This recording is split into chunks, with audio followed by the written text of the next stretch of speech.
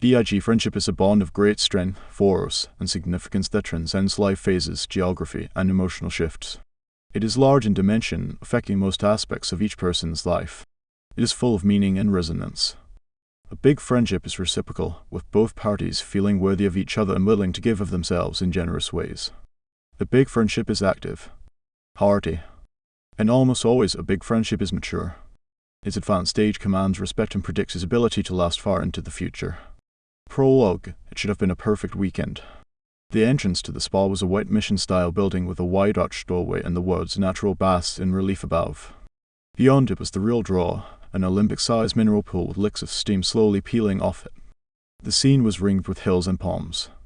And as the Northern California sun dipped behind the pines, there we were, two women sitting on parallel beds in one of the picture-perfect cottages on the property.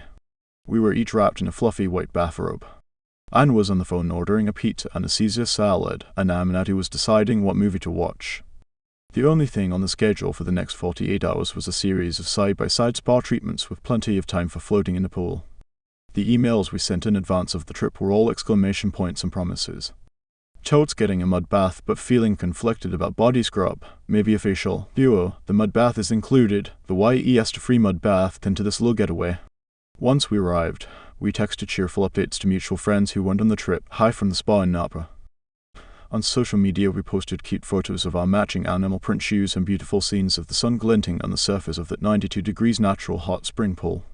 By all outward appearances, we were two healthy, wealthy women on a gorgeous getaway. This was the stuff of stereotypical girls' trips, the sort of extravagant vacation we had dreamed about taking when we first met as broke 20-somethings. Years deep into our friendship, with so many of our professional aspirations starting to come to fruition and big pieces of our lives starting to snap into place, our unhurried hours at the spa should have been every bit as idyllic as the photos made it out to be. But we were miserable. We were miserable in that pretending you aren't miserable way, lonely behind our respective emotional walls. Just a few hours in, the trip was feeling like an awkward family reunion or a sad couples retreat, the sort of trying too hard getaway designed to revive a fading relationship. We were not a romantic couple or estranged family members, but the stakes were just as high for us. We had met 5 years earlier and had quickly become essential in each other's lives. You know that clip of Oprah talking about Gail? She is the mother I never had. She is the sister everybody would want. She is the friend that everybody deserves. I don't know a better person. That was the level of teary-eyed appreciation we had for each other. We knew each other's secrets and snack preferences as if they were our own.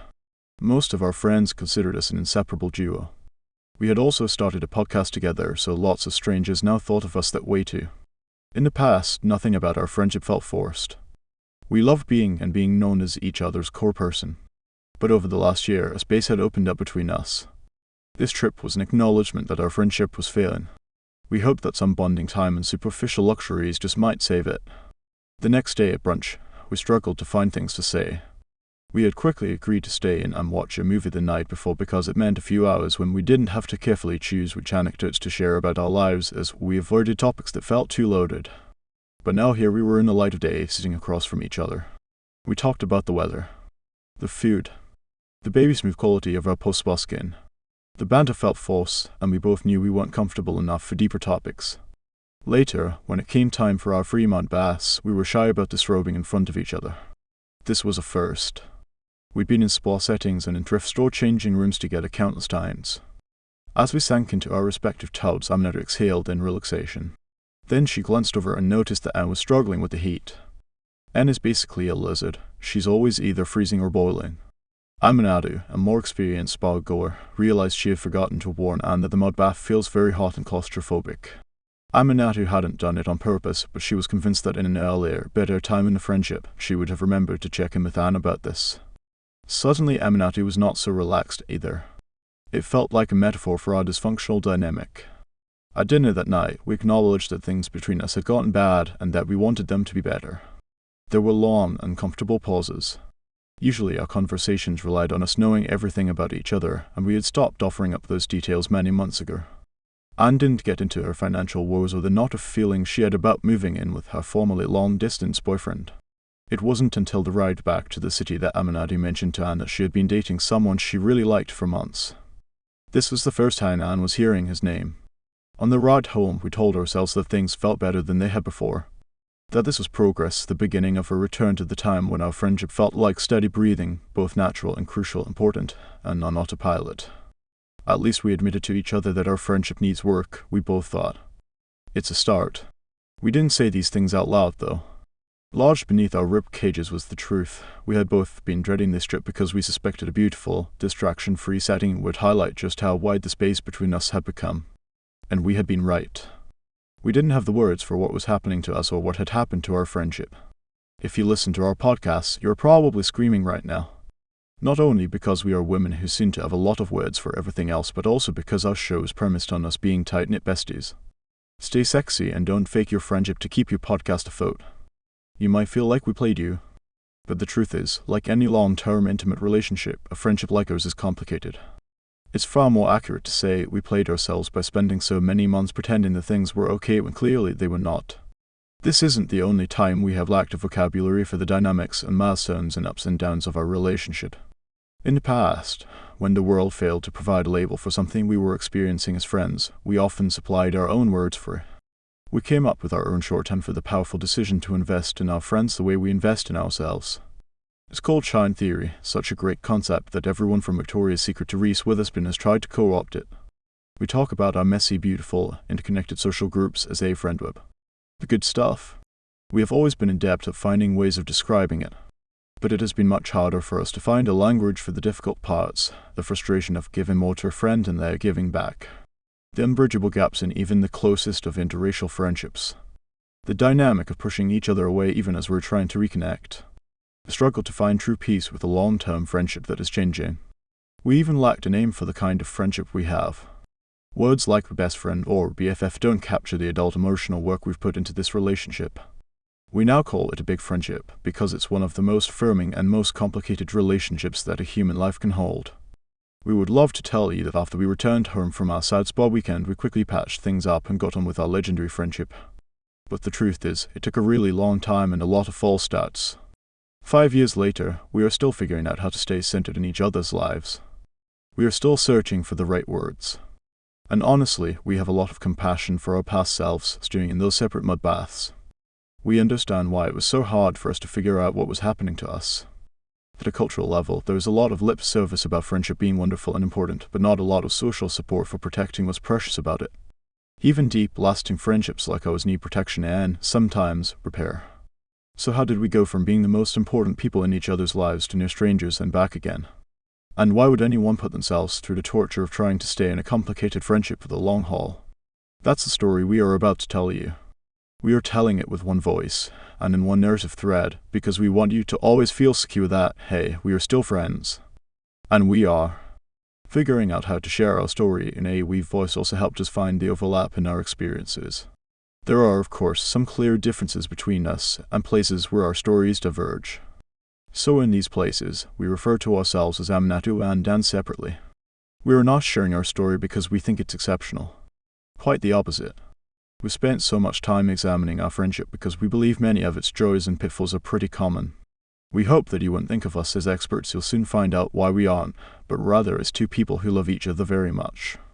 Two friends who, 10 years in, are still finding so much delight and mystery at the heart of their relationship. Who are searching together for the words to describe both the expansive possibilities and the painful challenges of friendship. Who are obsessing over the question of how to stay in each other's lives forever. We have been enlightened and humbled to tell this story to each other. And now we are honored to tell it to you. 1. The Spark. Like any great American love story, ours began at prom. Okay, actually, it was the prom episode of Gossip Girl. In 2009, like all pop culture obsessives, we were dedicated viewers of this trash teen soap opera set in the world of wealthy Manhattan private schools. Our mutual friend Dave decided to host a viewing party, and we were both invited to watch the melodramatic scenes unfold from a semicircle of ratty couches in the old DC row house where she lived with several roommates. Aminatou recognized a few names on the email invitation, but had never met any of the other guests. It felt a little intimidating to meet up with this already established group, but she knew that if she was going to make new friends, she had to get out of the house and be proactive about showing up to things. And she had the perfect thing to wear, a t-shirt that said Chuck plus Blair, the brightest teen couple on the show. Her college bestie Brittany had made it for her.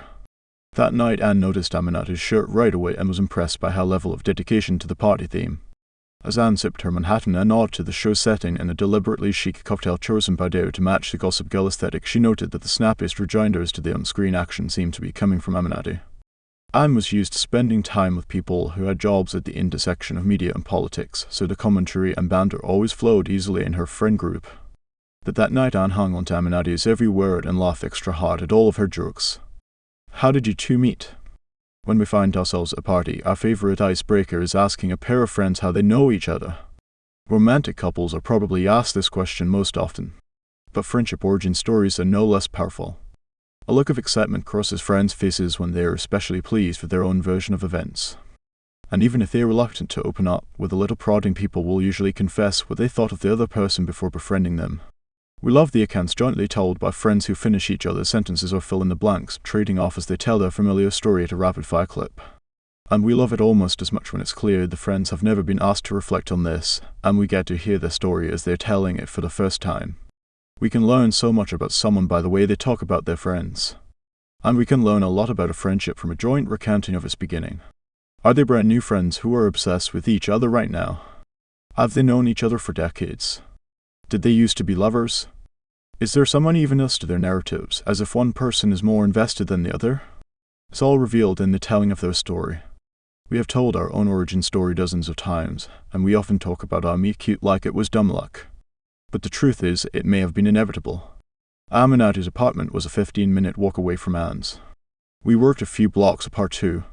Although there is a 3-year age gap between us, we were both in our mid-20s and moved in overlapping social circles. We were at the same party on the same night because we had a lot of people in common, including our friend Deo. Anne had been introduced to Deo the previous year and quickly noticed her declarative opinions, easy laugh, and gorgeous handbag.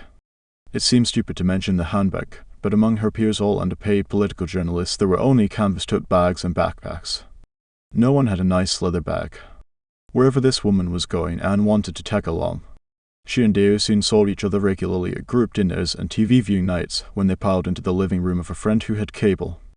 Deo was a small-talk queen with irrepressible energy who somehow managed to turn boring how's-work-going questions into intense philosophical debates. Often, before what would invariably turn out to be a disappointing house party on a Saturday night, Anne would head to Deo's early and arrange herself on top of a pile of rejected outfits, sipping a whiskey while Deo finished getting dressed. "There's no skirt too short if you're wearing tights," Deo once trolled, slipping into a miniskirt in the depths of winter.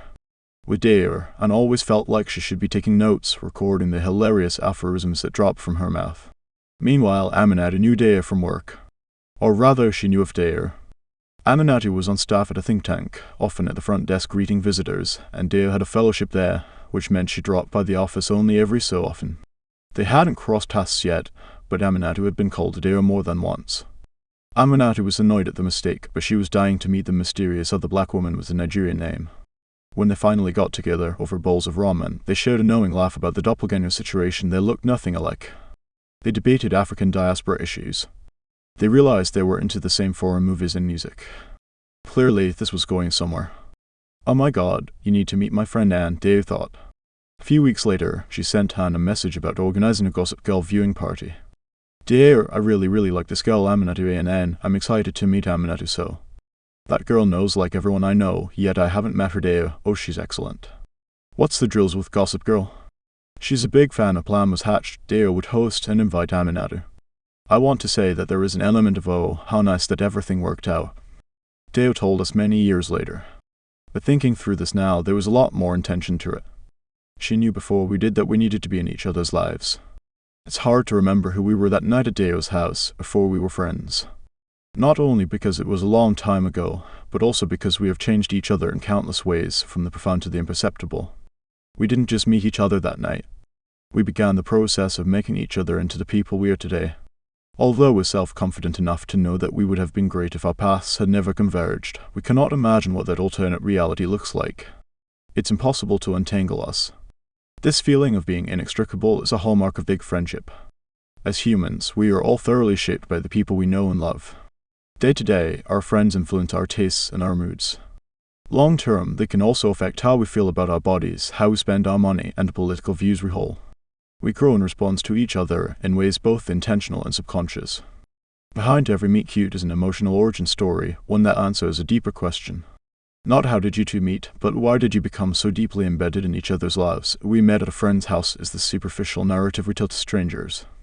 But our real origin story is that we met at a time in our lives when we were both a little bit lost. We were both figuring out how to set a course for where we were hoping to go. And in each other, we found someone who already understood who we wanted to be. 4 years before she met Aminatou, Anne was arriving in San Francisco for her first ever magazine job. It was a short-term fact-checking gig at a lefty publication known for its investigative reporting. Basically, an internship that paid a small stipend, which Anne supplemented with the savings she'd built up the previous year working a non-journalism job. Immediately, she felt sure that she was in the right place. She loved sitting at the edges of the conference room, listening to the editors at the table debate which topics were worthy of the magazine and make the case for stories they wanted to commission. She befriended a few of her fellow fact-checkers, as well as several women who worked in the fundraising and marketing departments, and they'd go out drinking and dancing together. She even fell in love with one of the journalists at work, and they started dating. Anne and her boyfriend spent weekends making pizza from scratch and taking day trips up Highway 1. Often at night she walked the city's roller coaster hills home to the small room she was subletting in a Victorian near Alamo Square Park, drunk on whiskey gingers and the feeling that she was shaping her life into something she loved. But she knew it couldn't last. She was surviving on canned beans and unsure of her next professional step. San Francisco sparkled with a just-out-of-reach charm. As this glorified internship was coming to an end, Anne managed to score a coffee meeting about a full-time position at an online magazine in the Bay Area. This felt like a minor miracle, as California had precious few media jobs. She had heard whispers from a few young women that this potential new boss was a monster, but she was in no position to turn down opportunities. When she showed up to the coffee shop, the boss confirmed the rumors by immediately making a bizarre comment about her body. Really tall women like big sunglasses, huh? The meeting was so casual that Anne didn't even realize it had been a job interview until the offer arrived. But she ignored the neon sign flashing, "This is going to be awful." She quickly accepted because the annual salary was more than she could comprehend, $40,000, and it was a big professional step up. She would be writing headlines and editing short articles. How bad could this boss really be? Pro tip: if you are creeped out at a meeting so informal you don't realize it's a job interview, run. It was worse than Anne imagined to work for a lecherous bully. At her 1-month performance review, the boss demanded to know why she refused to discuss her personal life with him and said, in an unmistakably threatening tone, "You know, most new employees try to please the boss. He got his comeuppance many years later, when an entire episode of the radio show This American Life was dedicated to his misbehavior. Anne couldn't imagine working for him much longer, but didn't know where else she'd even apply. Then Anne's boyfriend moved to Washington, D.C., to start a prestigious but underpaid gig at a political magazine. From a different sublet in a different Victorian, Anne moved 3 times that year. She talked to him with her phone pressed against a window because her bedroom was a cell reception dead zone. He relayed the conversations and inside jokes he had with a new crew of friends who were all young journalists. Anne had to force herself to laugh along. As she searched for a new job in San Francisco, her boyfriend stepped in with a plan. He was about to turn down an entry-level editing job he had been recruited for at a different DC magazine, and he could put forward Anne's name for the position. In some ways, this came as a relief to her. Job hunting in California was a nightmare. She also missed being in the same zip code as her boyfriend. And if she was honest, she was hungry to prove herself professionally. At the same time, Anne worried that she didn't know enough about policy to hack it in the world of political journalism, and that this magazine would be interviewing her only as a courtesy to her boyfriend. Her ego still feels tender just thinking about it. If she got the job, it would mean taking an almost $10,000 pay cut. And then there was her deep sadness at the thought of saying goodbye to California and her friends there who had become dear to her so quickly. But she decided there was no harm in applying. When she got the job, it just made sense to say yes. She aided that this life decision could be headlined how my boyfriend got me a job and I left my friends to be with him. She put in 2 weeks' notice with the bullying boss, who slammed his office door in her face, and she assured her California friends that she was going to DC for only a year tops. This is not how careers work. But this is the only way Anne could convince herself to move. As Anne drove eastward across the country, her dented green Honda was heavy with her every earthly possession and a growing sense of dread. She had repeatedly tried and failed to argue herself out of this move. Professionally, she was sure it was a good choice. She was also certain it was the right thing for her long-distance relationship. It made sense in every way except for the fact that she didn't really want to live in a swamp full of status-obsessed former debate champions. Anne, who had always followed politics and was on her own high school debate team for a few years, considered herself above DC before she even arrived. Moving was her choice, but it was one she made reluctantly. And so she showed up with the putty energy of a preschooler being sent to time out, compliant but with an air of superiority. At Anne's new job, the magazine's founders and top-level editors were older men who were eager to heap praise and opportunities on her male colleagues. She felt like she had to fight to be heard. Several nights a week, the 20-somethings in the office plus, occasionally an older male editor would head to a dive bar across the street for happy hour beers and chicken tenders. It felt to Anne like an extension of the office, not a decompression from it. It was her choice to attend, but these nights left her exhausted and often lonely. Still, it was easier to blame her workplace, the city itself, anything but her own shitty attitude about this life transition. She wrote to one of her college besties, "I'm uneasy, and wondering if this fast-track journalism thing is right for me, and if it isn't, what is? I'm starting to think I need to avoid the East Coast altogether." How was it possible that her career felt like it was moving too fast and too slow at the same time? But she was grateful to have a job at all, given the apocalyptic predictions for her industry. Anne stuck it out, working her way up to editing long articles for the print magazine, which was a minor miracle given that the country was in the midst of a historic recession. She spent her days holding her nose while editing opinion pieces about how this economic collapse was actually a once-in-a-lifetime policy opportunity. Anne found solace in her side hustle, contributing to her feminist blog, where she seethed about the wage gap and wondered whether the Pope might enjoy invasive regulation of his body. She also spent a lot of time clicking through a folder of California photos she kept on her work computer. The job never stopped feeling like an uneasy fit. But Anne had coworkers she really liked and respected. A few years in, she had learned to draw better boundaries, avoiding the after-work events that often turned into beer-fueled political debates. She moved with her boyfriend into a small one-bedroom apartment, which was pretty cozy despite its dingy wall-to-wall carpeting and the sickening Jinko smell that wafted in through the windows every fall. Now that she wasn't brand new to the city, Anne had also made a few excellent friends outside her work world who were eager to join her in the crowd at music shows and on thrift shopping excursions to the Virginia suburbs, which were a goldmine for vintage silks and leather skirts. A few people, like Deo, had crossover from professional acquaintances to true friends. And one of Anne's college besties, Laura, had even moved to town. Laura had a relentlessly curious nature that helped Anne start to readjust her own perspective on DC. Laura never wanted to talk about work, loved to dance, and was a reliable museum-going buddy. And, best of all, she lived close enough that one day, when Anne locked herself out of her apartment with no shoes on, she walked to Laura's place in her socks. So as I messaged Dare about planning a Gossip Girl viewing night, things were better than when she had first landed in town 3 years earlier. But she still missed her friends back in San Francisco, and she had a feeling of impending abandonment. Laura was on the verge of quitting her job and leaving town.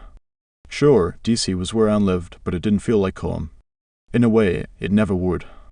Her fond memories are not of walking its wide diagonal avenues or gazing out the window of her office or even sweaty dance nights at the Black Cat. Her attachment to the city is defined by the people she met there. One person in particular. 2 years before she met Anne, Aminatou arrived in DC as an international student freshly graduated from the University of Texas, with big dreams and enough money to cover a month of rent and a few cheap beers. On the day of her commencement ceremony, a friend had remarked, "Something weird is happening with the economy. People usually have jobs lined up before graduation." But Aminatou wasn't too worried that she didn't have a single job prospect. The plan all along had been to move to DC with or without one. Aminatou had always thought she would follow in her father's footsteps and work in international policy. She had studied political science and Middle Eastern studies in college, and she liked that DC felt like an international city. She had always felt drawn to its architecture because it was the one American city that looked like it was built by 19th century Europeans. Aminatou had fallen in love with the idea of living there during a solo high school trip and made herself a promise to come back as an adult. She quickly found a place in a group house in Dupont Circle, a picturesque neighborhood in northwest DC filled with beautiful embassies. She moved into a tiny room in the charming yellow row house. She was adamant about sleeping on a queen-size bed, which took up the entire room, leaving just enough space to prop up a full-length mirror. Priorities. She used every inch of wall space, including above the bed, for bookshelves. Her roommates were already very good friends with each other, and Aminatou was definitely the third roommate. They often went out to bars and the occasional dinner, but Aminatou didn't feel close to them. She knew only a few people in DC, some girls from college and a boy who had been ahead of her in boarding school who now worked for a cartoonishly evil congressman. Aminatou couldn't quite understand why something that had never been difficult for her before fitting in seemed impossible now. But she would worry about her social life later. First, she was preoccupied with finding a job. Her college friend had been right, the economy was definitely weird. Aminatou fired off hundreds, truly hundreds, of job queries. She was offered an internship in Senator John Kerry's office, but she had to turn it down when she found out it was unpaid. How is everyone else supporting themselves while interning full-time? She asked herself over and over again. Her job search was more urgent than most. Aminatou had moved to the United States on a student visa at the start of her college years, and now that she had graduated, she would soon need an employer to sponsor her to stay in the country. International students are eligible for a 12-month work authorization called optional practical training that starts as soon as their paperwork is approved. To stay in the country beyond that, Aminatou would need an H-1B work visa. This meant racing the immigration clock to find an employer that could be convinced to hire her and then petition the government to keep her around. A tall order, especially when most Americans don't understand their own immigration laws. If Aminatou was lucky enough to get an interview, the visa issue became a barrier. It slowly dawned on her that her hustle wasn't the problem. She had moved to a city built on money and connections, and she had neither. She wasn't defeated though. She got a seasonal job at a budget toy store which wouldn't solve the visa issue but would at least pay her rent. This was at the height of a Chinese lead paint toy recall, and American parents were wary of anything with a Made in China sticker. The owner of the toy store imported all the minimalist wooden French toys Aminatou had grown up with and added some extra zeros to the price tag. A wonderful scam. Days at the toy store were boring. She couldn't and still cannot wrap gifts to save her life, and the customers could be so condescending. The job paid the bills, but Aminatou often walked the 1.8 miles to work when she couldn't afford to take the bus. She was worried, but she kept applying for other positions, optimistic that she might just get lucky. Almost halfway through her 12-month work authorization, she got hired for a decidedly non-glitzy admin position at a think tank. The salary was listed at $28,000 per year, and she was proud of herself when she negotiated them up to $32,000, just enough to pay rent and bills and buy a bottle of tequila at the end of the week. She walked to work, past manicured parks and beautiful embassies. She felt rich. Aminatou figured she would work her way from the front desk into a policy position which they had assured her was a possibility and launch her career from there. You will be unsurprised to learn that this global domination plan hatched by a wide-eyed millennial did not pan out. Her responsibilities were mostly sending mail and entering data, and she was frustrated that no matter who she asked, they had nothing substantive for her to do. Working at the front desk also meant that people always tried to dump their errands and menial tasks on her. She refused and reminded them that fetching coffee wasn't her job. The colleagues who were closest to her in age all seemed to have decided that she wasn't one of them, and they made it a point to forget to invite her to happy hours. She didn't mind though. They were all boring, and having boundaries between her work and personal lives seemed like a good idea. Until she met Cecil. Even though Aminatou worked at one of the sexier think tanks in town, it was still an endless parade of men in ill-fitting suits and women in sweater sets. The fashion wasn't the real issue though. DC had plenty of fun and interesting people who dressed very well. Aminatou just hadn't found anyone at work who would laugh at her jokes about how current financial regulations mirror trends in indie music. That is, until she ran into a woman with a pink rattle in a copy room. Aminatou was hooked the instant Cecil described her own look as Sarajevo chic. They became inseparable, called each other boo-boo, and created the first culturally relevant policy nerd blog, Orsigasm.com. Yes, an entire blog dedicated to the hunky Peter Orsig, the 2009-2010 director of the Office of Management and Budget. Tagline, putting the ONG back in the OMB. Cecil was frighteningly smart and equally hilarious. She got it. She never made Aminatou feel bad about being broke or working at the front desk. After knowing each other for less than a year, they moved in together. U-Haul lesbian stereotypes have nothing on Cecil and Aminatou's friendship. When you know, okay. Cecil didn't have an impressive salary either, but they pulled their money to live a lifestyle they found comfortable. Years later, they took pride in saying, "We were very broke, but we always had cable. No, this is terrible personal finance in action. Cut the cable and eat real fruit instead of splitting Five Guys fries for lunch every day." They had a group of friends they hung out with fairly consistently. Aminatou sent out regular emails inviting everyone to shenanigans most Thursdays through Sundays. Monday through Wednesday was for nursing hangovers and resting. They had a lot of fun sneaking in their own alcohol to jazz in the garden at the National Gallery, exploring the monuments at night, and seeing pretty much every band that played the 9:30 Club. Aminatou and Cecil almost always arrived and left together. They were a unit. They had bonded very quickly because neither of them was connecting with DC in a forever kind of way, so Aminatou braced herself for the day Cecil would tell her she was leaving town. Aminatou channeled that anxiety into meeting new people. And so, when she opened the email invitation to watch Gossip Girl at Deo's house, she immediately replied that she would go. She landed on the couch next to Anne. "We got lucky." We had both made our way to the same city within a few years of each other. The scene was set. It's no coincidence that we met in what was still technically prime time for friend-making, our 20s. Up to that point, most of our friendships had been created within the bounds of institutions, families, school, work, which honestly had turned out great for us. Of course, this isn't true for everyone. Some people struggle as children and teenagers, others have strict rules against making friends at work. But we both yearned to meet friends we hadn't always been stuck in the same boat with. Separately, and at a deep level, we were both looking to establish our own village on the shore. There's a popular belief that people age out of this desire to make friends. They get married or have kids or get a demanding job, and see their free time shrink. They make a choice to focus on the people they already know rather than trying to meet new friends. But even on the other side of a big life event, people can find themselves looking around and wishing they had more friendships rooted in deep connection. And in our experience, periods of transition at any age have been opportunities to make friends. We've each tended to form our deepest new bonds after we've made a change in our lives, switching jobs, ending a romantic relationship, moving to a new city. Looking to befriend people who are also searching for something has always panned out better for us than trying to wedge our way into an existing tight-knit group or onto the calendar of someone with long-established social ties in the area. At the time we met, we shared a general restlessness, a fear of losing a close friend who was threatening to move away, and a deep uncertainty about the future. Of course, sometimes we've fallen so hard for a new friend that space and time and circumstances aren't huge factors. We found room in our schedules and in our heart soul that we didn't know was there, usually because we had so much chemistry. We're talking about an initial zing feeling.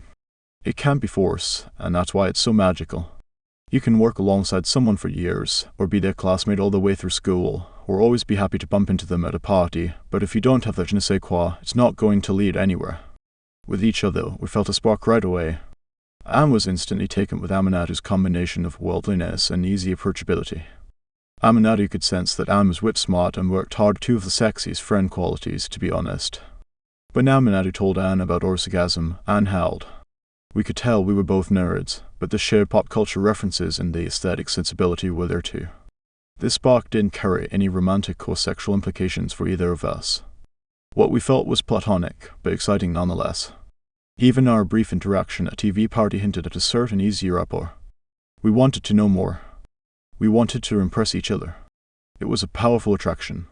All the research on attraction can usually be applied to friendship as well, says Emily Langan, a communications professor at Wheaton College who studies all kinds of close relationships. There's attractiveness in style, there's attractiveness in aesthetics, sort of the vibe they give off, there's attractiveness in personality as well. Much of this, she notes, happens at a subconscious level. It's often hard to articulate exactly why you're attracted to someone. You just are. And sometimes it's even hard to say how you want that attraction to manifest. Do you want to be this person's lover? Their best friend? Their spouse? Their creative collaborator? At the sparking point of many relationships, it's not always clear. And it's common for two people to interpret the spark in different ways, with one reading it as platonic while the other experiences it as romantic or as something else altogether. Many of us jump to quickly define the feeling based on context. If the other person is of a compatible sexuality, we might interpret the spark as sexual. If we meet them in a professional context, we might think of them as a potential collaborator. If we are in a monogamous romantic relationship, we might choose to read all fresh sparks as platonic. The same combination of emotions can be categorized many ways, from platonic to romantic to something else altogether, writes Angela Chen in her book Ace, What Asexuality Reveals About Desire, Society, and the Meaning of Sex.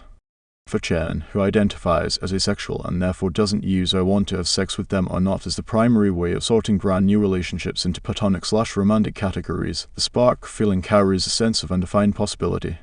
When I first meet someone, I don't know whether we're aligned on what we want, she told us in an interview. And I think that's what makes it both exciting and confusing for me, the uncertainty of not only will they like me, but will they like me in the exact same way that I want, will we align? This is something most of us feel at a moment of spark. We want this other person to like us back in the same way and the same amount that we like them, even if we haven't fully defined those terms to ourselves yet. And we are excited to find out whether that happens. In our case, it was a good match. Of course, this was not something explicitly hashed out in our first conversation. In the days and weeks following the moment of spark, we both settled into the knowledge that we were aligned, and we've been aligned ever since. It's worth noting that what people want from a relationship can evolve over time past the moment of spark. One or both parties can decide they feel more romantic or sexual about it or less. This is how you get friends who used to be lovers, and lovers who used to be friends. This is how you get a person who claims they're being friend-zoned by someone who's always been strictly interested in the platonic. The lines aren't as brightly drawn for everyone as they've been in our particular friendship. Even in an ambiguous friendship like ours, the first whirlwind moments can feel a lot like falling in love. In the heady weeks after we met, we weren't trying to get in each other's pants, but rather in each other's brains. In the eyes of the other, we each had an undefinable emotional appeal that was at once adventurous, mysterious, and idealized. In other words, it was exciting in that pit-of-the-stomach way. This kind of immediate connection is rare, so when it happens it's incredible as in not credible, as in so magical it's difficult to believe. What made our initial bond special is that it felt effortless. We had each been in social settings where small talk felt like hard labor, and none of our jokes seemed to land. This dynamic between us, by contrast, didn't feel like work at all. Sure, we were probably trying to impress each other a little, a lot. But mostly it felt like our meet-cute happened to us. Like we didn't even have a say in the matter.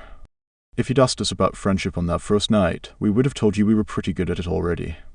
We figured that we knew how to hold onto the great friends we had while also making new ones, and that, with minimal effort, we would keep all of these important people around until our blissful Golden Girls-style group retirement situation.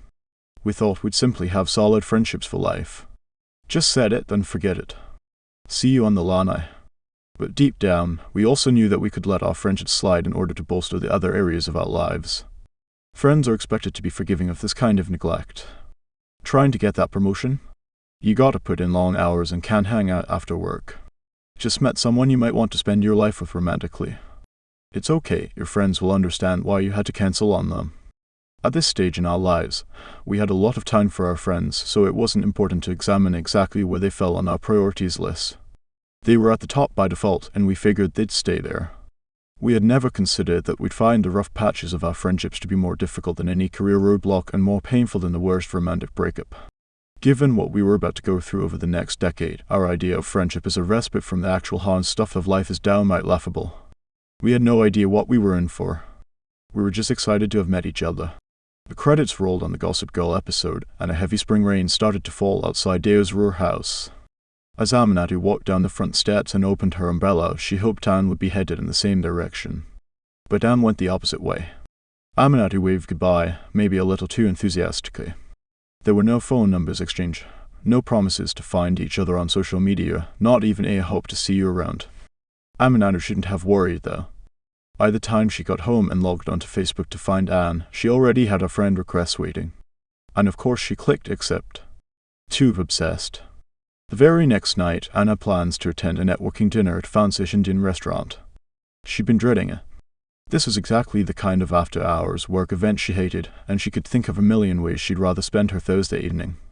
The guest list featured a conservative writer whose views Anne loathed, so she joked to a friend that she planned to show up late and say breezily, "Sorry, I had a 6 from abortion, and I thought I'd be done sooner." But she had RSVP'd yes, and she knew Deo would be there too. So Anne arrived on time. When she walked into the restaurant, she was elated to find Aminatou already sitting at the table. Anne quickly claimed the seat next to her. We fell into a rapid-fire conversation about everything but work. Denim skirts were our first and biggest point of disagreement. Aminatou's position, they're never a good look. Anne's position, it depends. Aminatou has since softened on this issue. Rather than going home after the meal ended, we headed to a nearby movie theater, where we watched a midnight screening of Beyoncé's Star Turn in the Camp Classic Obsessed. Aminatou had already seen it twice, but she wanted to spend more time with Anne, who had been meaning to see it but hadn't gotten around to it yet. We shared the conspiratorial thrill of being out late on a school night, having turned a networking event into a chance to enjoy some trashy pop culture together. After that outing, our digital relationship began in earnest. We added each other on GChat, the first big commitment in any new friendship at the time. Our first recorded email exchanges from less than a week after we met, when Aminatou Human had started calling Aminatou's other close friends did forwarded an article about Spring's must-have denim skirt. A few days later, Anne invited Aminatou to a cookout and trolled her by showing up in a denim skirt. But forget the skirt, Aminatou was more impressed that Anne had brought homemade deviled eggs. Soon after our first unplanned friend dates, Aminatou sent Anne another fashion blog post. It's hard to overstate the role that fashion blogs played in our cultural consumption back in those pre-Instagram days. Ugh, denim skirt, she commented. Anne replied, "I like it. Can we still be friends? But only if we hang out soon." Aminatou responded. The denim skirt had become the first private meme in our friendship, and not quite joke we returned to again and again to signal to each other that we were paying attention. These relatively unimportant conversation topics were one way we began forging a shared sense of humor and taste. The following month, Anne found out there was going to be a reality show about the lives of rich Manhattan teens, modeled on Gossip Girl. Of course, she immediately sent the link to Aminatou, kicking off a volley of messages. Anne, can we please have a date night and watch this shit? To get us through the Gossip Girl off-season. Aminatou, OMG yes. Also, can we hang out this weekend? The Gmail trail doesn't lie, we were keeping up digitally, but always quickly proposing opportunities to spend time together in person. We both instinctively knew that we were still in that fragile, early phase of friendship when out of sight quickly becomes out of mind. We had not gotten close yet, so if we stopped hanging out regularly, we would fade away from each other's lives. It's possible to go months without seeing a long-time friend and still feel close to them, but new friends require steady investment. In our case, it helped that we were both what we like to call social initiators, the ones who host the chaotic clothing swaps friends of all body types welcome, the ones who will immediately send a calendar invite after someone says, "I've always wanted to go to that museum too." Our shared love language is making and keeping plans. We have both had our moments of feeling sad while sitting alone at home, but we also know how to channel the energy into reaching out to a friend. We are nothing if not proactive women. As a consequence, we both get frustrated at social moochers. These are the people who are always complaining that no one wants to hang out with them yet never buy an extra movie ticket and invite someone to join, or send an email to suggest dates for a long-promised time. Moochers passively rely on other people to fill this social calendar for them. But for us, it was easy to feel like our advances were quickly reciprocated in the early days of our friendship. Neither sat back and waited for the other to reach out first. Being an initiator is not for extroverts only. Aminatou, an introvert, is not always energized by being around people. She learned early on that in order to have a social life, she would need a plan. Setting up regularly scheduled one-on-one activities is one of the ways she gets to see her friends while also having a great deal of control over the social settings she finds herself in. Structure helps many people with this phase of making friends, signing up for a class together, joining a league, or always seeing a movie on Friday night. Some researchers will tell you that men are socialized to be more interested in forming friendships around doing activities together, while for many women activities are less important. Nonsense. We know women who love activities and men who love deep conversation too. Whatever you pick can become your thing until the friendship is strong enough to survive without the external motivation to see each other. You'll know that's happened when you find it easy to propose other contexts to hang out in and when your friendship expands to other settings. If we hadn't followed up in a deliberate way, we would have ended up as people who only pop up in each other's social media feed because of a life event, prompting questions like, wait, who is this person flashing their engagement ring? Did we meet at a potluck once? Almost immediately, though, we were making plans and, even more important, we were actually following through. We resisted the cheap thrill of cancelling last minute because we'd rather spend the night alone in our underwear eating snacks. Eventually, we got close enough to spend time in our underwear together eating snacks. Thought put in the FaceTime would become a refrain of Aminatou's in a later phase of our friendship, when we lived far apart from each other. But that maxim applies to the early days too. All significant friendships are founded on some serious time together. You have probably heard about the 10,000-hour rule. According to the journalist Malcolm Gladwell, it's the number of hours required to master a skill. The number is based on research done by K. Anders Ericsson, a psychology professor at Florida State University, who has said it twist. That Gladwell misinterpreted his work. But the 10,000-hour idea became popular anyway because we all want to know how to distill ambitious, difficult things down to their component inputs. In cognitively demanding fields, Gladwell wrote, there are no naturals. In friendship, our cognitively demanding field, there are magic numbers too: 30 hours, 50 hours, 140 hours, and 300 hours. Jeffrey A. Hull, a researcher at the University of Kansas who has avoided being summarized by Gladwell, actually timed the early stages of friendships. Hull found that after 30 hours spent together, people said they considered each other casual friends. After 50 hours, they would start referring to the other person as a friend with no qualifiers. But it wasn't until 140 hours that people considered it a good friendship. And best friend was a label people started using only after 300 hours together. That might seem like a lot of time, but it's actually only 12.5 days, just a little longer than a typical honeymoon trip. That's also basically enough time to watch a full season of a TV show together. In our case, it was approximately a dozen movies of questionable quality, some of which we endured only because of Aminatou's habit of bringing an Nalgene full of wine into the theater with her. It was many episodes of NYC Prep and Entourage and RuPaul's Drag Race. It was more than a few house parties and bar nights. Our overlapping social circles made it easy to spend so much time together. The low-grade anxiety of have I forgotten to invite someone was a dominant feeling of our years in DC. Like a lot of post-college 20-somethings in cities where there are job opportunities aplenty, we had a sprawling, interconnected social world. The group dynamic could be a blast. After Anne organized a holiday dinner for some quality lady time at an over-the-top mansion that doubled as a restaurant, we spent hours taking photos of each other in dramatic poses around the venue. Later we found ourselves in a nearby Japanese spot doing karaoke to tea, and Brianna's Live Your Life. We rolled deep to parties too, and no matter where we went, a good time was guaranteed because there were a lot of us. When you're still finding your place in the world or blowing off steam about the fact that you haven't figured it out yet, there's social safety in numbers. Mostly, though, we could be found sitting in one of our apartments, doing next to nothing for hours. And it was definitely more than 300. In the first year of our friendship, couch time was essential. After a quick exchange of "Hey, what are you up to?" texts, Aminatou showed up at Anne's door. As soon as she stepped inside, she pulled off her bra through the sleeve of her shirt. Obviously, Anne was already free boobing and in a pair of sweats. A DVD of questionable quality was queued up. Anne emerged from her tiny kitchen with snacks. She was into making pizza from scratch and adapting the many cheese-based appetizers of her Midwest upbringing to suit her adult vegetarian tastes. Take it from Aminatou, if you don't have a Midwest diva in your life, you are really missing out on creamy, tangy, and super spreadable dips. We opened a bottle of wine or poured 2 glasses of whiskey, then sank into the luxurious feeling of the no-judgment zone. On other nights, it was Anne who turned up on Aminatou's doorstep, kicking off her shoes and curling up on one end of the couch. Aminatou had her own cheesy dip repertoire. She had honed her queso-making skills in the heart of Texas and knew every store in town where you could get rotel, the key ingredient. Her margaritas were legendary, and even when there were snow drifts outside, they made Anne feel like she was on vacation in a warmer place. There was something so satisfying about caring for each other in these little ways. For 2 women who had been raised by mothers who did all the cooking and took charge of entertaining, it felt transgressive to prepare dishes and select movies with only each other in mind and her husband or children in the equation. This simple ritual, usually just the 2 of us or a few other close friends, became a foundation of our friendship. Our private homes provided space away from the men who dominated our professional worlds. In our offices and at networking happy hours, they were dictating what was important, what was smart, what was funny, what was useful.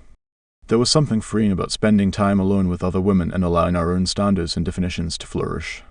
Why would we go out at all when the people we were most excited to talk to were willing to walk to our house in a pair of leggings and stop by a corner store for a bottle of $6.99 syrup and a bag of Tostitos along the way?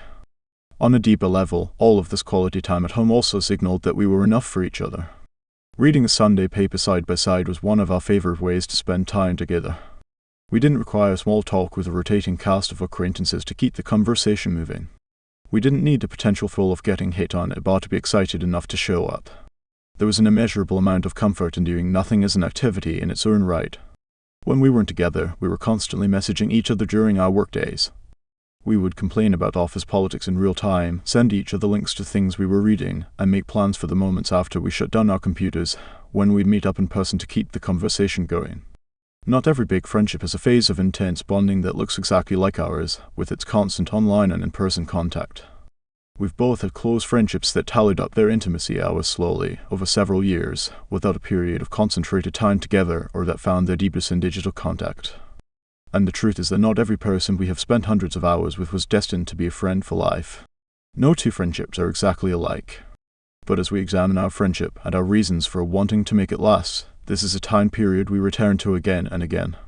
When things got difficult between us later on, we would think back to the way we were able to build trust and intimacy during all those hours on the couch together.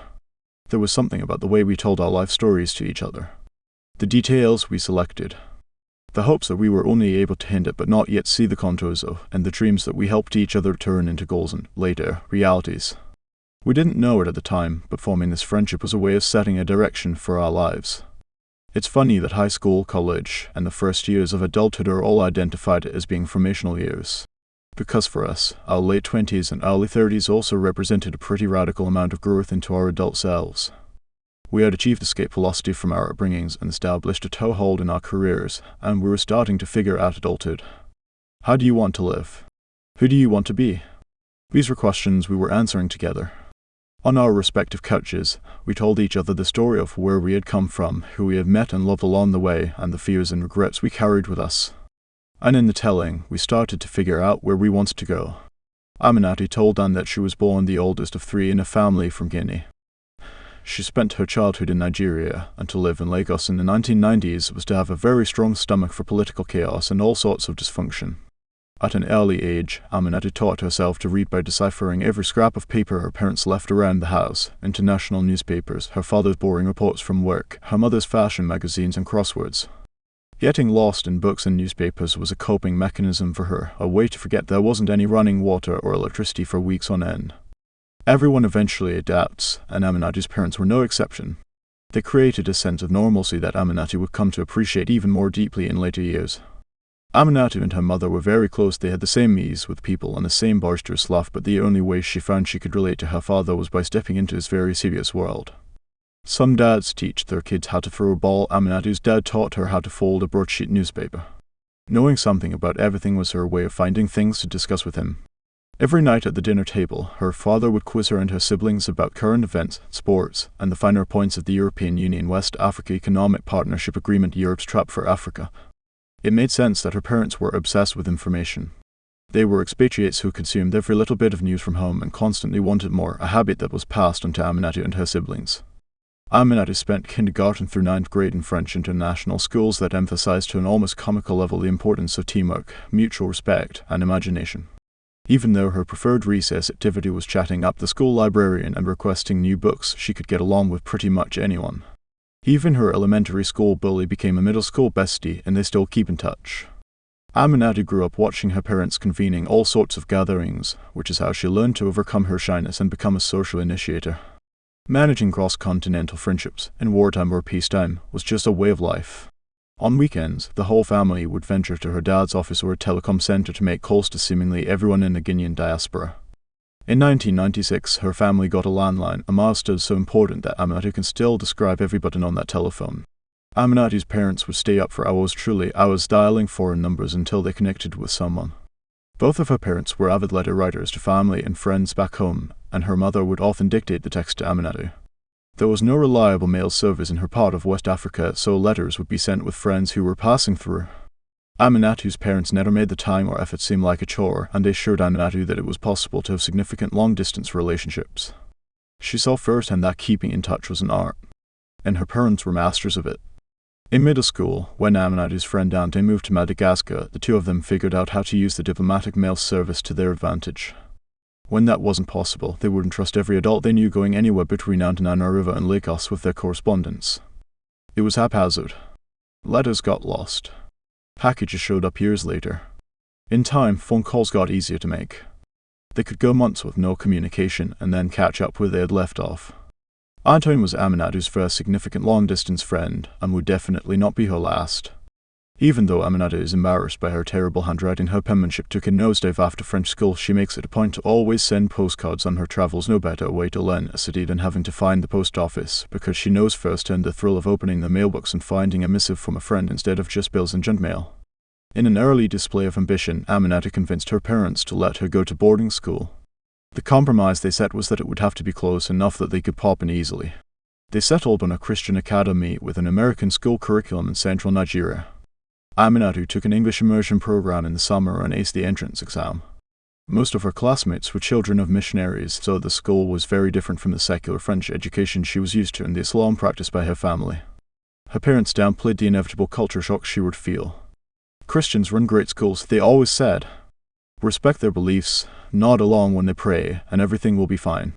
Incredibly polite optimism has always been the Sow family stance. At the American-run boarding school, she had to make a few adjustments, like giving up her beloved fountain pens for pencils and BSE 4-color ballpoint pens. She almost didn't recognize herself without blue ink stains all over her fingers. She traded in her leather cartable for a more age-appropriate leather satchel, but she refused to give into backpack culture. She was an early adopter of athleisure and wore her slides everywhere, along with her beloved chunky knit cardigans and bold print naf-naf sweaters when it was cold. Not everything about the new school was different, though. Aminatou was still surrounded by third culture kids just like her. In this group, there was nothing exceptional about growing up in a culture other than the one their parents were raised in, or living outside of the country named on their passport. The idea of growing up on one street for your whole life or having attended a single school was completely foreign to kids like her. She was an Amnesty International letter writer, volunteered at the fistula clinic in town, and taught the women at the local prison how to read and write, even though the authorities sanctioned only Bible study and crochet lessons. Aminatou helped the women smuggle letters out to their families and lawyers. When her boarding school revived its draconian dress code, Aminatou didn't understand why everyone thought this was acceptable. She demanded to know why it applied only to girls' clothing, and she was outraged when male teachers would ask girls to bend over or kneel to prove that their clothes met their sexist standards. Aminatou still can't crochet, but Anne's letters, the fistula clinic, and going up against school administrators formed the foundation of her feminist beliefs. Nobody came to the Iraq War protest she organized, but it didn't faze her. She was amused when a classmate she hadn't seen in more than a decade recently asked her how she'd managed to be so secure in her political beliefs at such a young age. She didn't miss a beat. My world was bigger than high school. College loomed large as a utopia where she would be surrounded by kindred spirits and could make the kind of adult friendship she'd always idealized, and Aminatou was counting down the days. Going to a prestigious European university was the expectation for accomplished kids in her family, but she wanted to plant a flag somewhere farther away from what she knew. She wanted to go to America. An acceptance letter arrived from every college she applied to, including the Ivies that her guidance counselor and parents urged her to consider. Aminatou settled on the University of Texas at Austin because the brochure said it had 50,000 undergraduates. Her high school graduating class had 29 people in it, and everyone knew everyone's families. She wanted to be anonymous, a number on a student ID. Aminatou arrived at the University of Texas alone, and she was amused that everyone else who was new on campus had their entire family in tow for moving day. She and her parents had said an emotional goodbye at the airport when she boarded the flight to Austin, but it had never occurred to her that they would actually come on the trip. Her parents had taken her this far, and it was now her turn to start a new life in a new country. It was her first inkling that her life was very different from the average Texas college student's, and the first experience of many in America where she was made to feel that there might be something unusual about her background. She started college in the spring semester, and it seemed everyone had already picked their roommate for the next year and had a very solid group of friends. But she was determined to find her people. A few weeks later, Aminatou walked past a recruitment table for a campus organization and found herself intrigued by its motto: spirit, love, service, and friendship. Sure, why not? She did her research. In Texas, Spirits was basically a sorority for nerdy girls who aspired to shadow glass ceilings wherever they went. They raised money for charity, wore burnt orange scarves to UT football and basketball games, and giggled their way through frat parties and sleepovers. The selection process was intimidating, but of course she got in. To this day, Aminatou loves an exclusive group and has always felt she could easily infiltrate any members club to meet interesting people. It's a self-assurance that comes with being a worldly person. The Spirits soon dominated her social calendar. Austin was the perfect backdrop for the sweet swim dates, dance parties, and margarita-fueled nights Aminatou couldn't even have imagined would make her so happy. It was the Spirits who first taught her the magic of hanging out with a big group of women, something she had never really experienced. Even though membership rules dictated they tap out of the organization in their sophomore year, the bond was cemented and would carry them through graduation and beyond. These were the friends Aminatou had pictured when she was in high school daydreaming about college life. They were with her as she took her first stumbles into adulthood. When another freshman invited her to a spiritual retreat put on by her church, Aminatou didn't quite know what to expect but went anyway. When she walked into the den of the South Austin house, she saw a bodacious blonde belting out the lyrics to Mr. Jones and playing along on the piano, staring at this yellow-haired girl. Aminatou immediately wanted to know her.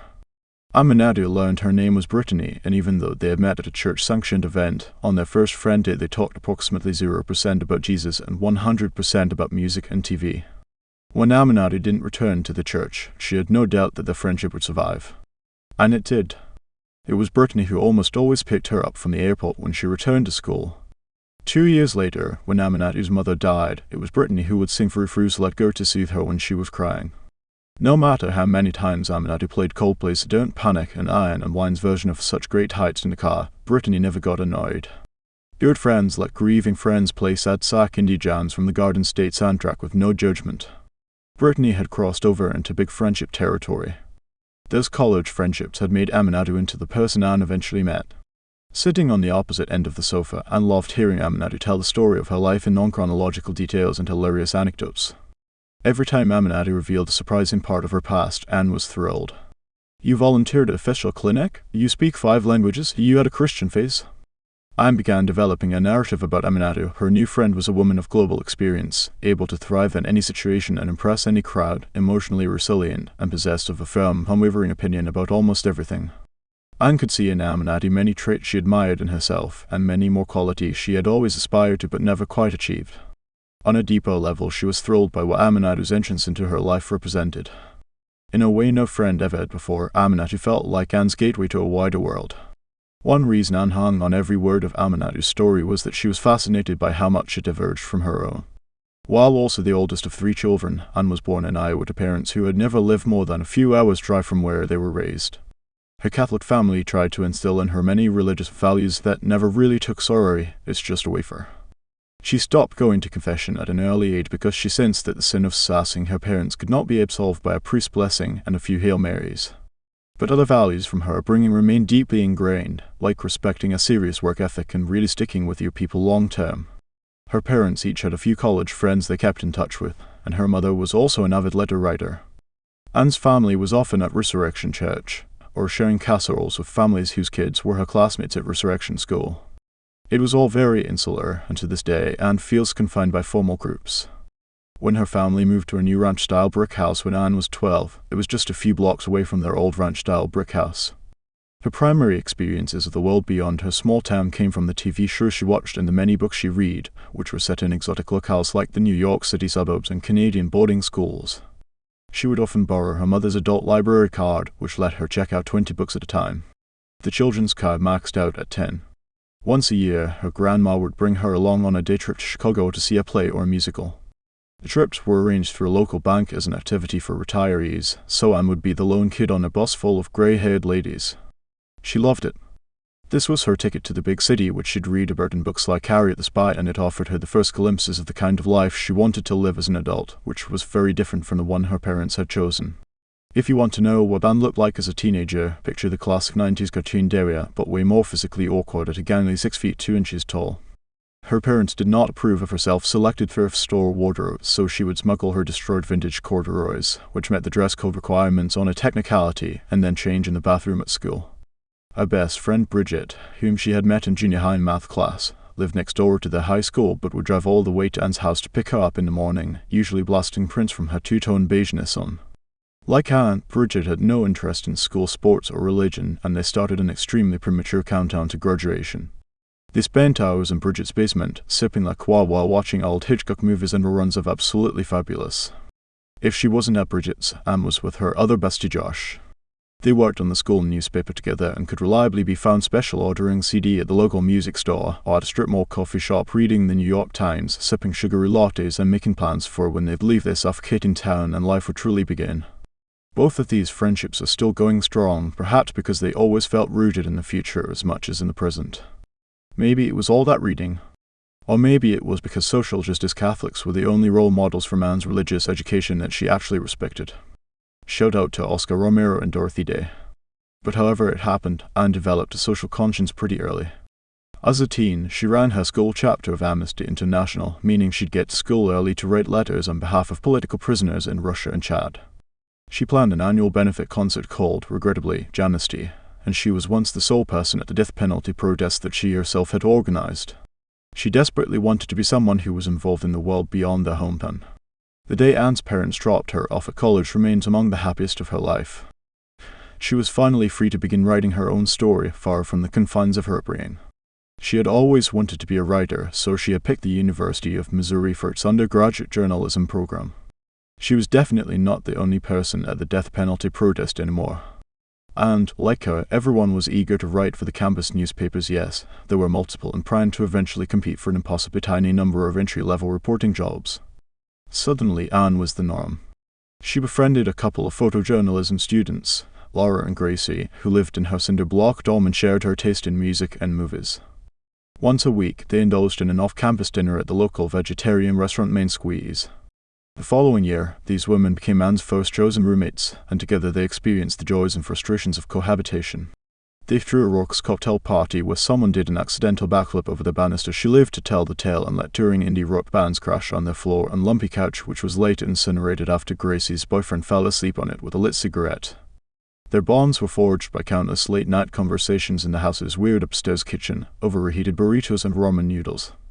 Anne reveled in the feeling that they had selected each other out of thousands of people on campus. In her senior year, Anne was recruited to join a fundraiser to send several busloads of Missouri feminists to a protest march against the Bush administration in D.C. It was these women who showed Anne by example what it looks like to call yourself a feminist. Thanks to them, she finally read the iconic writer bell hooks. These friendships felt deep from the start because they were underpinned by shared values. And even if Anne was extremely stressed out about how she would make a career as an objective journalist who was also an impassioned feminist, she was also grateful to these new friends for introducing the complication.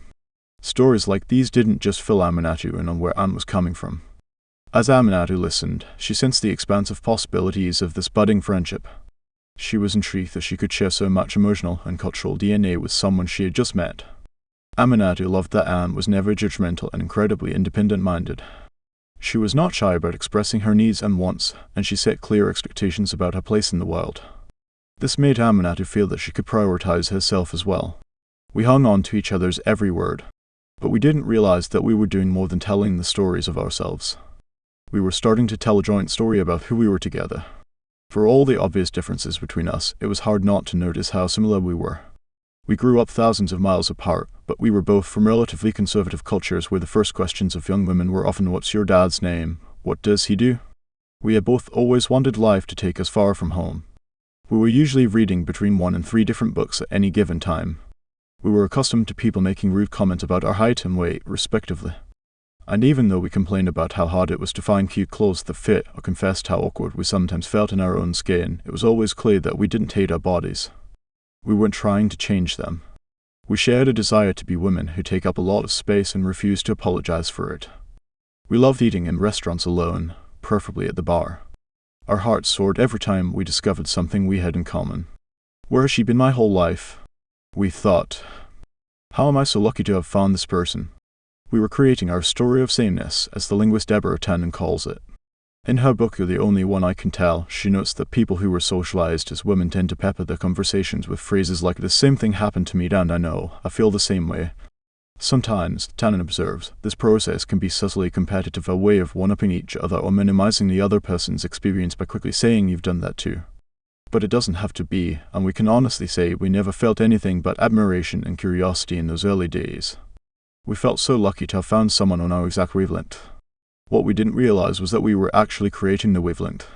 Our ideas about showing emotion, relating to other friends, expressing vulnerabilities, and handling conflict were forming in relation to each other.